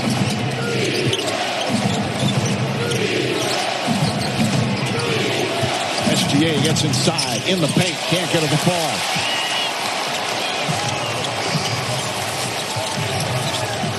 Siakam has Caruso on him. Kicks it out to Shepard. Shepard, open 3. And Hartenstein comes in the rebound, and a loose ball foul is going to be called against McConnell. Just got in the wrong place all the time there. That's his first. Holmgren back in for the Thunder. Hartenstein sits down.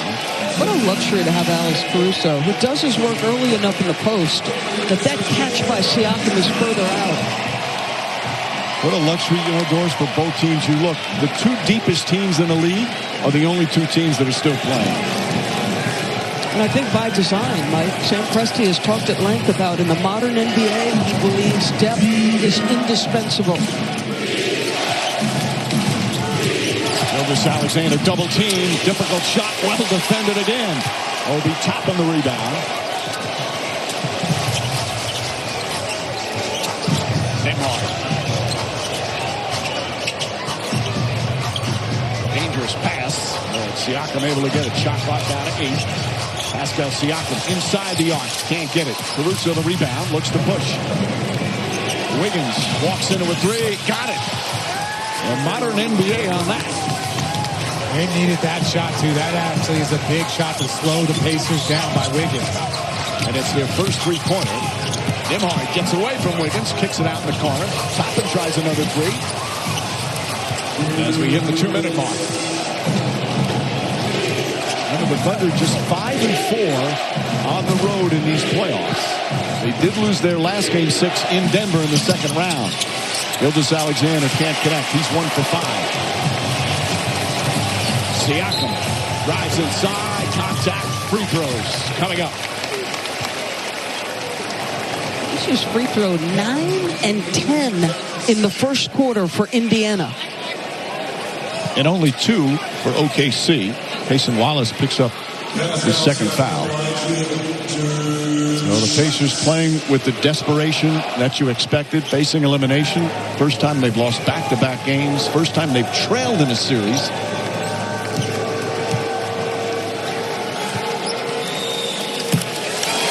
The NBA family commemorates Juneteenth by honoring the history and heritage of the black community. Today and every day we honor the values, freedom, family, and tradition. With 1:42 remaining here in the opening quarter, Pacers defense has been exceptional. Only 20 points for OKC and 4 turnovers. In final 2 minutes, Pacers have played with a lot of energy. You would love to go into the second quarter. You want to maintain this the final 2 minutes. Wiggins off the bounce. Deflected by Nembhard. The Pacer defense all season long just got better and better.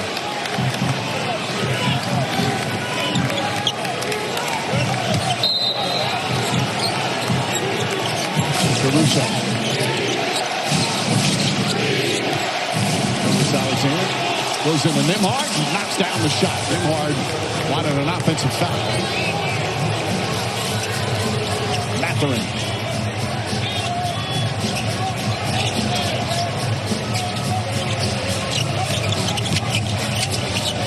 O'Connell again. Nice hesitation. Gets inside. Reverse can't get it.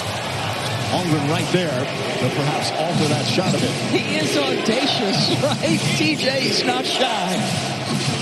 SGA goes at Siakam and throws it away. 5 turnovers. Mathurin open floor to Toppin off the glass. Ball batted around. Still tipped, and Caruso tips it right to Wiggins. Jay's got to settle in. He's triple teamed and draws the foul on the shot. Brown does not like the call. He will shoot his first free throws of the night. And when I say settle in, he's taken some uncharacteristic shots. Yes, he can do all the things. We know the MVP and how great he is, but once you put that arm in there, now he's got you. But you can see he's trying to attack this game, and it's starting to look a little clunky to get going. So they called a foul on Siakam. They could have called it on Toppin as well. First foul on Siakam. And Gilgeous-Alexander misses a free throw. So Nembhard asking for a foul here. He takes it square in the chest, gets pushed back. I mean, I think that could have been offensive. It could have been offensive, but the referees are allowing it to play.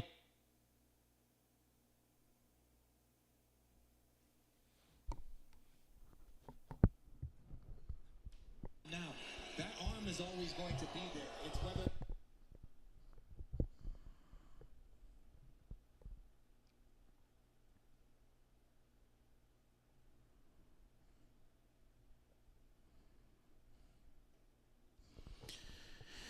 Yes, sir. We're looking really good with the under. Yes, yes, yes. That under is looking very, very, very good right now. Our friend Shea got 7 points. He's right on pace to get 27. Ay, ay, ay. Yeah, I think the Pacers, I think they ran out of gas. They gave it all they can. Good try, though. Right now, what I'm looking at, I'm really rooting for the Gilgeous 27-point game. That's what I'm hoping for. He mentioned Juneteenth at the 142 mark. Yeah, that's funny. OKC's on a discount price right now. Let's see. Let's take a look. Oh yeah, not bad. Yeah, you could take Oklahoma City. That's definitely a nice line at negative 136. That's way better than the opening line. Yeah, that's the beauty about live betting. So let's see what they got for the points.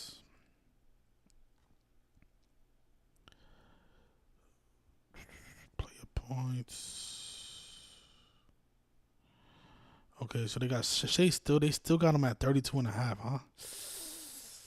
Ay. I'm a little nervous because he had a bad quarter, and they still got him at 32.5. All right.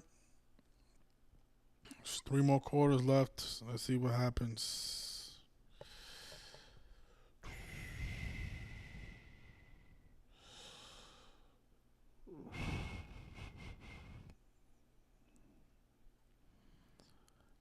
The Pacers, they got to give their fans something to cheer about.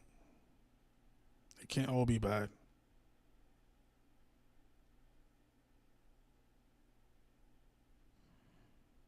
Otherwise, they're not going to stay in their seats.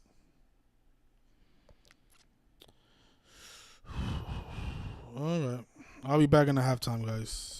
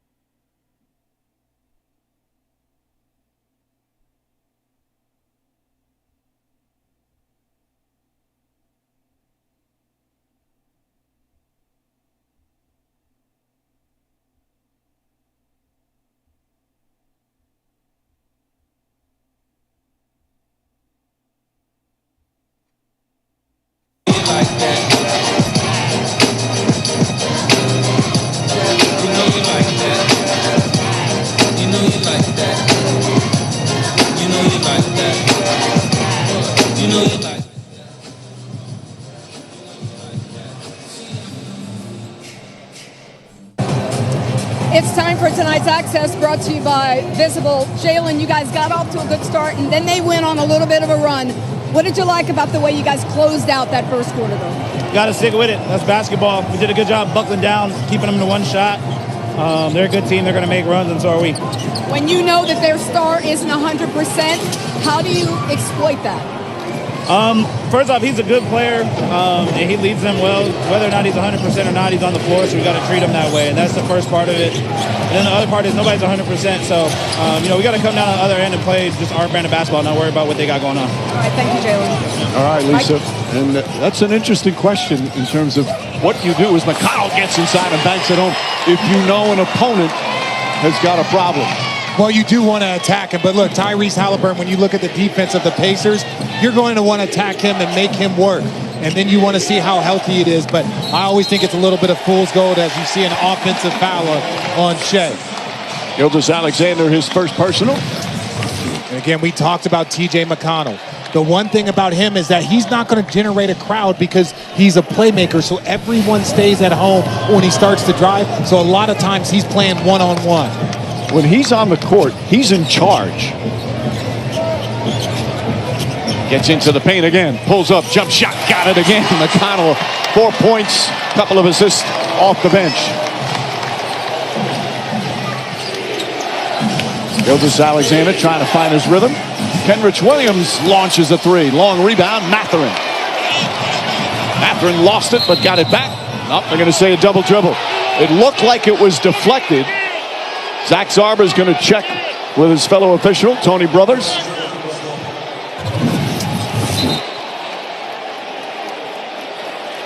It was deflected. Yep.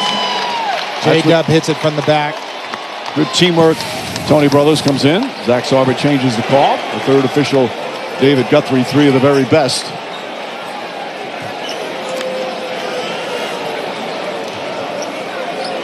Rick Carlisle, he's had a lot of great coaching years. This is one of his best, what he has done with this team. Of course, won the championship with Dallas. Hard to top that.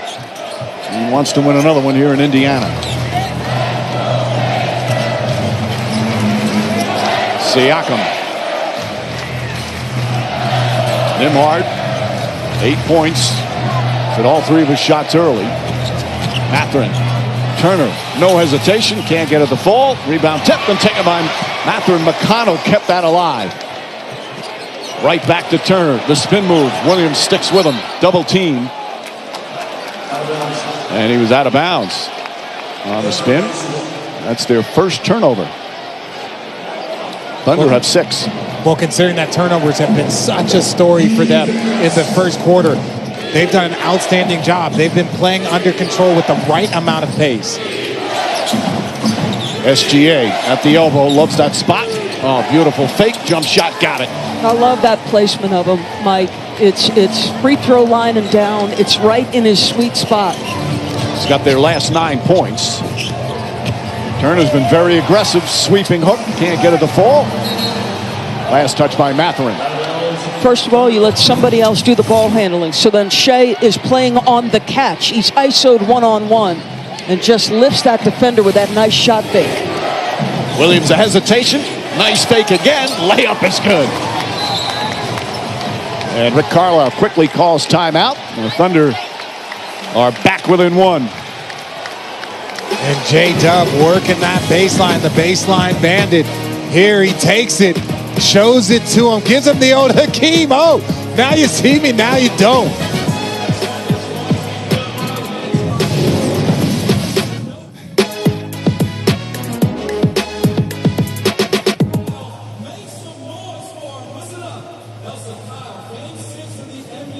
KeyBank, deal or no deal, $10,000 on the line tonight. We have Juan Gonzalez down here, president of KeyBank in Central Indiana. He is going to be our banker again. We have the K, the E, the Y, and the key symbol out there. $10,000 on the line. Which one do you think has the $10,000 in it tonight? Pacers fans, help them out.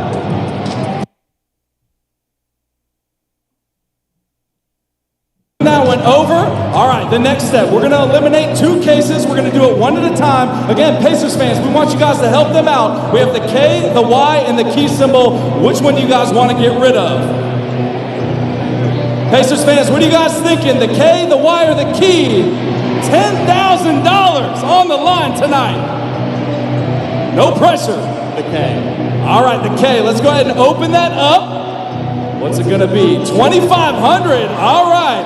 So you guys are sitting pretty now. We have the Y and the key symbol. Pacers fans, should we get rid of the Y?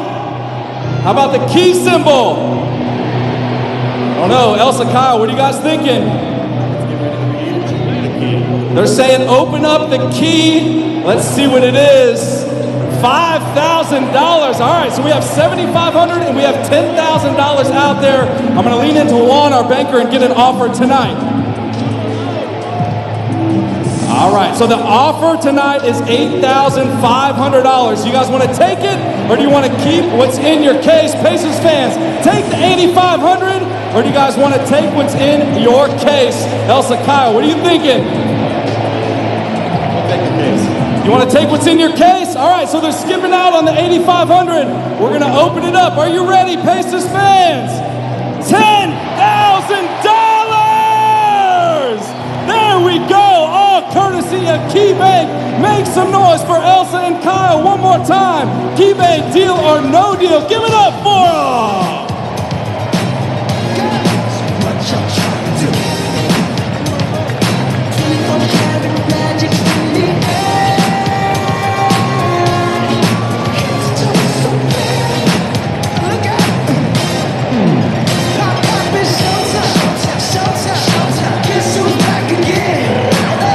And he's born ready. Please welcome back to Gainbridge Foothouse, Lance Stevenson.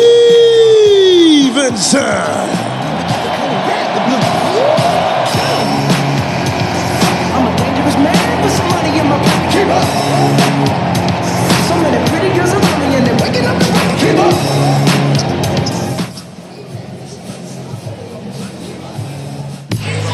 Welcome back. NBA Finals presented by YouTube TV. Well, they love their pro basketball here in Indiana, and not just the NBA Pacers, the ABA Pacers. 3 championships in 70, 72, and 73. They made the finals 5 times in 9 years of the NBA. Slick Leonard coached all 3 championship teams. Players like Roger Brown, Mel Daniels, George McGinnis, Darnell Hillman, Freddie Lewis. They're as beloved in this town as the current NBA players. Such great players, such great teams in the history of the ABA. No, I grew up watching and hearing stories about the ABA. You would watch the documentaries on the team. George Gervin, Dr. J. That was such a big moment. Tyrese Halliburton back in, played the first 8 minutes. Rick Carlisle said the one change they might, he'll play shorter stints. As TJ McConnell gets into the paint, Kenrich Williams chasing him. Now pull-up jump shot is good. Wow. Kendrick Williams had to play basically 24 seconds of defense, had the switch. That's just TJ at his mid-range best. Tony Bradley getting minutes again for the 2nd straight game after missing a while. And Jalen Williams draws the foul. And if that's on Siakam, that'll be his 2nd. Kenrich initially had Pascal, prevented the dribble drive there, does a decent job staying down and in front. It's just TJ the quick shot. And then the other end, too much body up top for the officials' liking there. Not a lot there, though. Williams hits the first. Time to try it free throws with YouTube TV. Scan the QR code to unlock your 10-day free trial and get your favorite sports and live TV in one app. Well, the last 3 games, 26 points, 27 points, and 40 for Jalen Williams. Already with 11 points here in Game 6. A comparison you made weeks ago. He's like Scottie Pippen. Well, yeah, you have Michael Jordan. You've already seen the numbers with Shea averaging 30 points a game, multiple seasons, 50%. But Michael Jordan also had Scottie Pippen, that person that would fill in the blanks everywhere else around him. McConnell throws it into Bradley. Shot clock winding down. Neesmith launches one up. Terrific defense that time. And it'll go down the other way. The defense of Oklahoma City starting to sink their teeth into the game a little bit. There was a couple of times during the playoffs after losses, the first thing you heard them say was, we didn't have our defensive pop. they didn't seem to have that pop to start the game. No, they haven't been. Also, when you look at the Pacers, they typically warm into the game as the game goes on. They look more settled in the third and fourth quarter. Jalen Williams lost it. Last touched by OKC. 7 turnovers to 1. And it's the Pacers, the team with 1. McConnell saw Wallace turn his head and knocks down another jumper. TJ tenacity here in the first half. He's already got 8 points.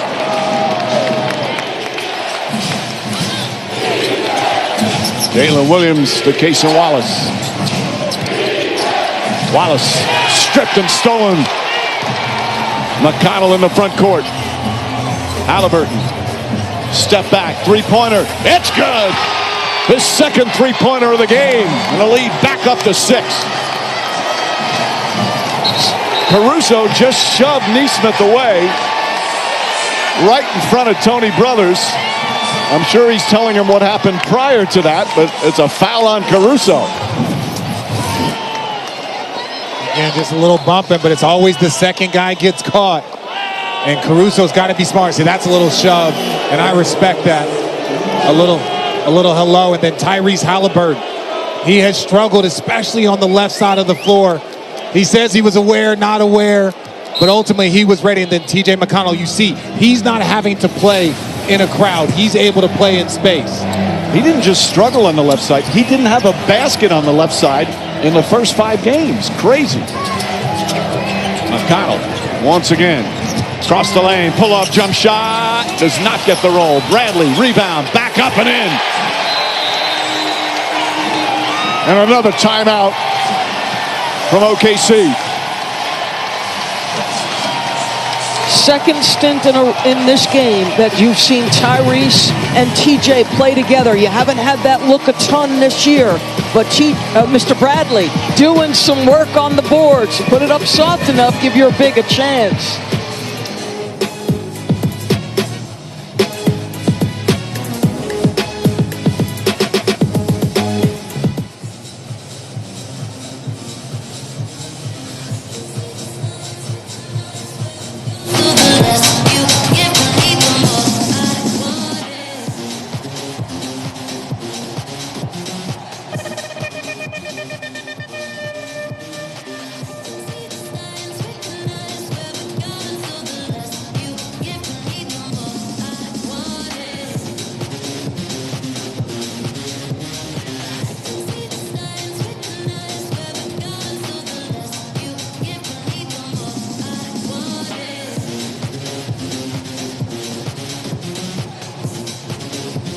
Pacer fans, you've been loud all night and we need that energy more, so it's time for the t-shirt toss. If you want one, you gotta make some noise!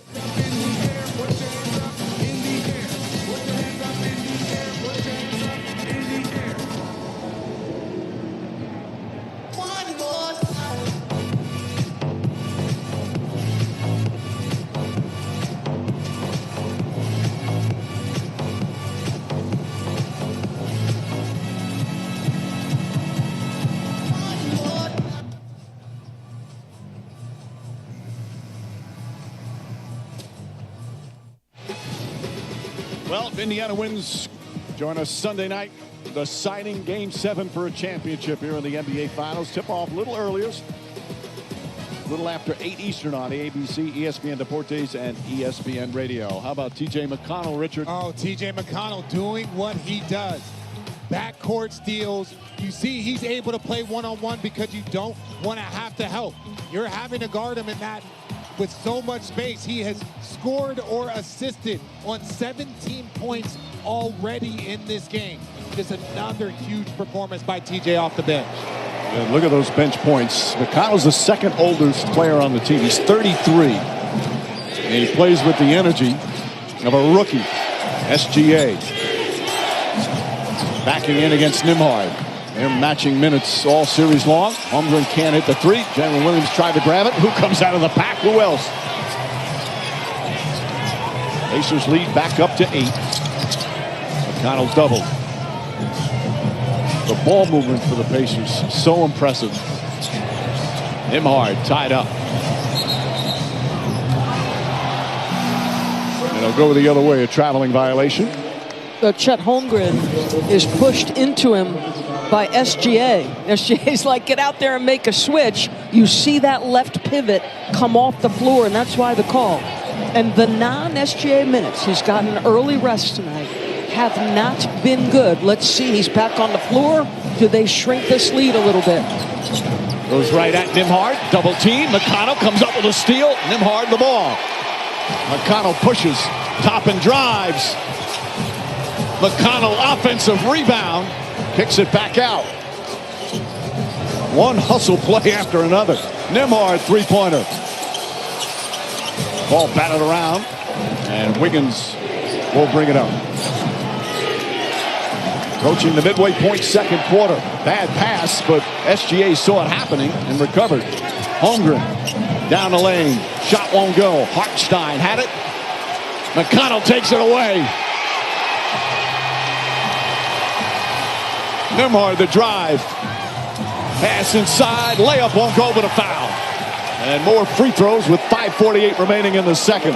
This guy is ridiculous. He took a rebound and a loose ball away from Hartenstein. The other end, he out-rebounded Hartenstein, and now he's going to take a loose ball that Hartenstein touched first. Are you kidding me?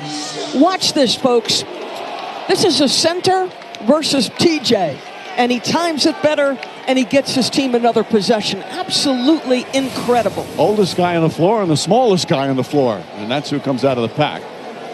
Got a huge ovation as he goes to sit down. And Bradley knocks down the first free throw. Foul on Holmgren, his second. And this is normally what the OKC Thunder do. When you turn your back, they have defenders coming from every angle.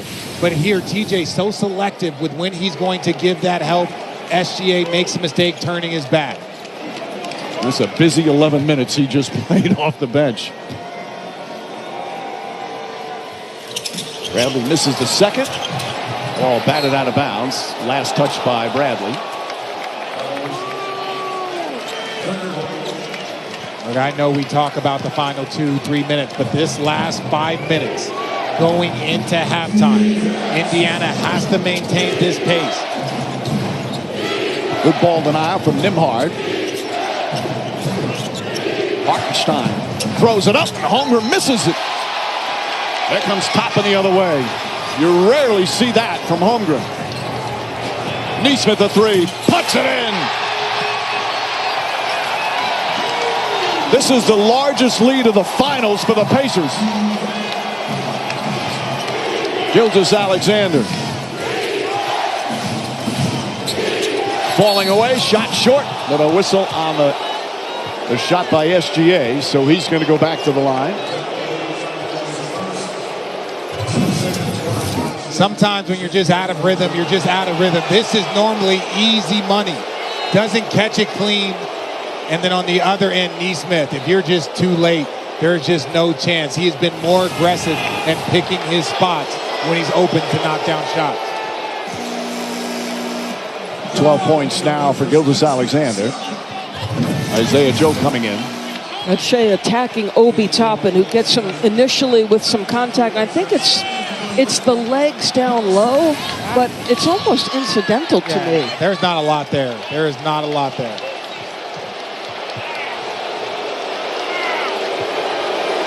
The crowd loud and a little ornery right now. It was one of the great parts of these finals. The two fan bases. Siakam at 3. Gilgeous-Alexander comes the other way. Drives inside. Up top to Dort. Lou Dort, a contested 3. Hartenstein the rebound. Puts it on the floor. Knocked out of his hands by Siakam. And Isaiah Joe gets it. Halliburton the steal. Here comes Halliburton. Siakam. Neesmith. Corner 3. Bang!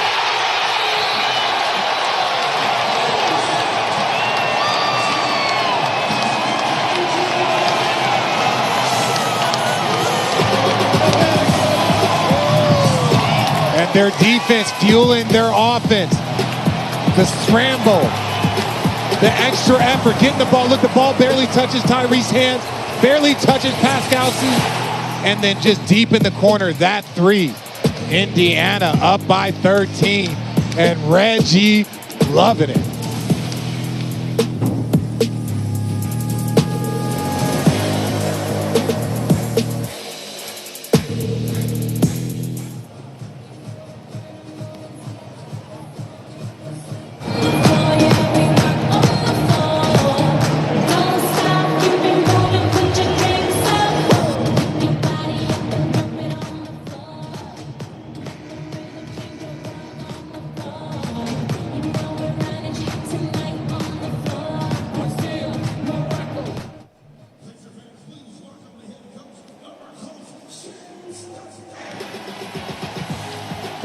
Remaining here in the second quarter of Game 6, and the Indiana Pacers on the brink of elimination have a 13-point lead.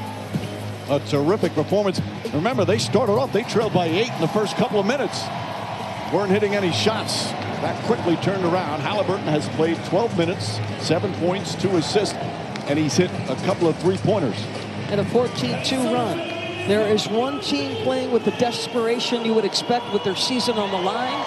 You've gotten bits and pieces of the best of the Thunder. There was a brief moment where their defense took its toll, but Indiana right now the aggressor. Hartenstein. Neesmith on Williams. Now Turner, good help defense. Hartenstein flips it up, and a foul. Pacers not happy. And Isaiah Hartenstein will go to the free throw line.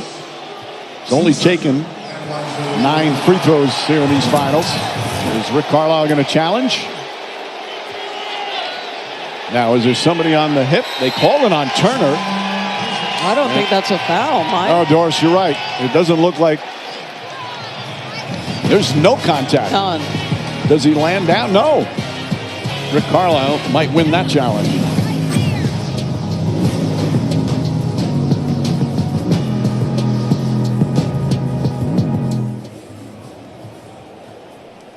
Ruling on the floor is a defensive foul on Turner. Indiana's challenging the ruling.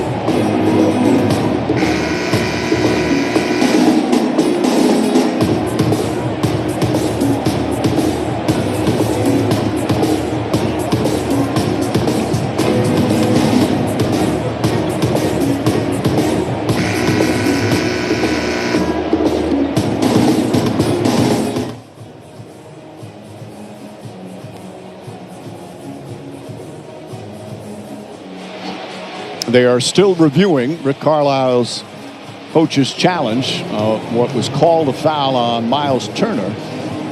But on the replay, there was nothing up where the shot was taken. But watch down low, watch the left leg of Turner come in and glances the foot. That, to me, that has to be marginal contact. The officials discussing it right now. And I think they're looking at that forearm. And again, it's light. I think this should go. That little forearm right there to the leg. But that's basketball. I don't think it should be called. After review, the leg contact between Turner and Hartenstein is considered marginal. Therefore, the ruling on the floor is overturned. It's a successful challenge. Due to the imminent possession going to Indiana, it will be Indiana basketball on the sideline. 24 on the shot clock. So a smart challenge from Rick Carlisle. And he's been conservative with those, Mike. Yes. And so he really believed he had the case. And always, if it gets you a possession, I think it's worthwhile. And most coaches, during the regular season, a lot of them taking the challenges early. Right. You rarely see even a first half challenge in a lot of playoffs.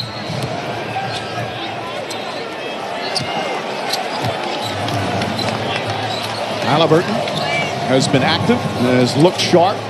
Hasn't shot particularly well overall, but he did hit 2 of 4 from 3. Nimhard. Back up Neesmith. Good open look, Neesmith. That one doesn't go.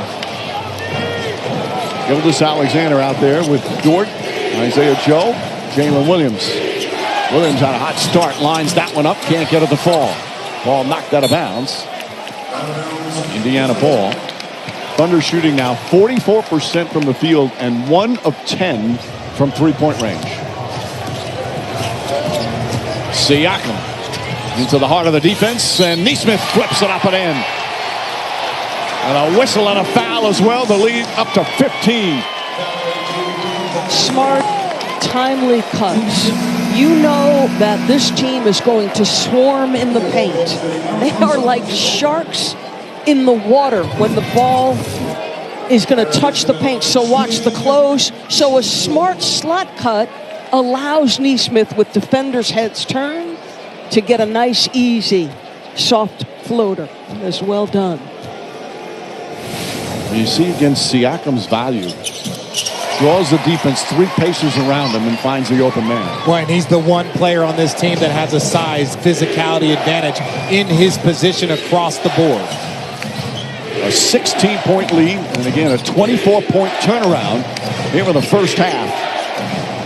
Just under 3.5 remaining in the second. Jalen Williams trying to get on track. Layup is good. He's got 13. Gilgeous-Alexander has 13, so they have 26 of the 37.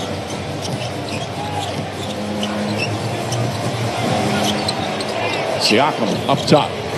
Nimhard hits some threes early, drives, layup, got it, with Holmgren right behind him.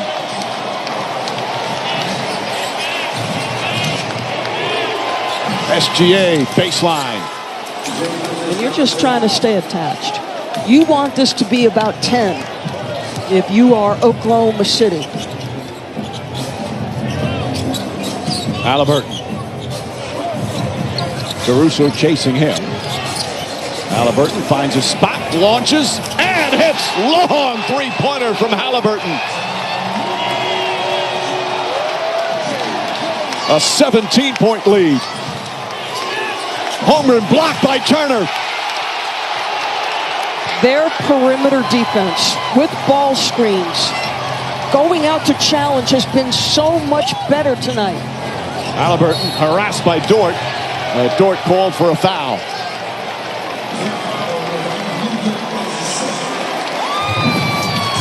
You just had a feeling that the Pacers were going to come out and bring it.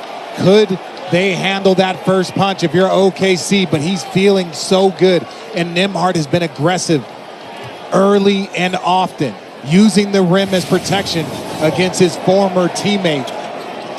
They have 6 different players with 7 or more points. Turner inside, blocked from behind by Caruso. And still Pacer ball. It's the balance they've had all season long. And Siakam is their leading scorer, but he's been either 19th or 20th in the playoffs in terms of leading scores. You've got 6 different guys with at least 7 points tonight already, Mike. Siakam, layup is good.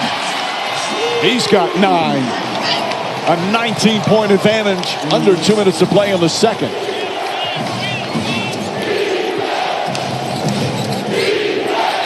Williams to drive, draws some contact, bangs it home. What a tough shot. And Neesmith shaken up. Grabbed his left foot. It appears to be okay. So, listen, this is a tough shot. I mean, I love their aggression, their physicality. This is just a tremendous offensive player making that play. But to me, their defense on the perimeter has been so much better tonight, and then the quick entry. Yep. Level of physicality. The bigs at the point of the screen, so much better. The bench play, everything down the line. This is the best the Pacers have looked all series. The most important stat for Indiana is 2 turnovers. That's all they have. And we're almost done with the second quarter. Halliburton up top, Neesmith. Halliburton checks the shot clock, drives. There's that floater, left hand. What a beautiful shot. He said he wanted to get back to throwing those floaters up. Yeah, he's looking over here, talking about left hand. Look at the left. Holmgren on the drive. Passes up. Williams. Holmgren again, trying to draw some contact, lost the ball. Minute remaining here in a dominant first half for the Pacers. Neesmith, Halliburton. Backs in, falling away. And a rebound to Dort.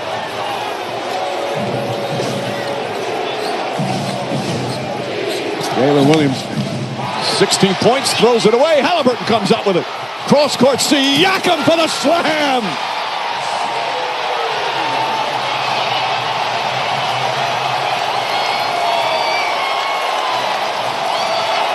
It's deafening in here. A 20-point lead. Gilgeous-Alexander.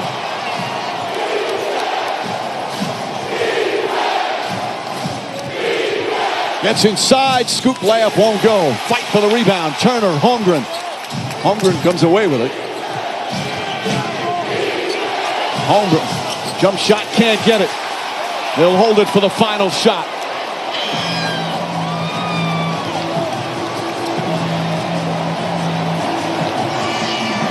Siakam falling away, puts it in at the buzzer.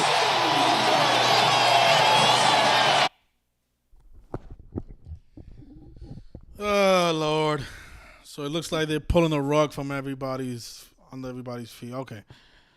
So the Pacers on the way to pick up that 666 all-time win against the Western Conference. Blah, yeah. All right, let me see. When is Game 7? Sunday, June 22nd. 7 games. All right. So you know what? I'll come back on Sunday. Looks like they're going to push this series to Sunday. Yeah, but you guys saw the score, 41-58. Kobe Bryant. Yeah, but let's see if Shea does get 27, because he does have 15 points. He had a bad first half. So they might still get him to that 27-point mark. Yeah, the game is not really over, but, you know, I highly doubt the way OKC has been playing that they overcome this 22-point deficit. All right. Anyways, I'll continue this video on Sunday. I still think the Thunder win this series, though. I'm a little surprised they didn't become 6-2 versus the Pacers for the season, though.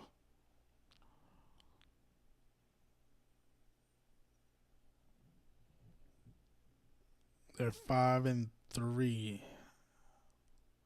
Oh, they became 3-5 on 35 Thursday.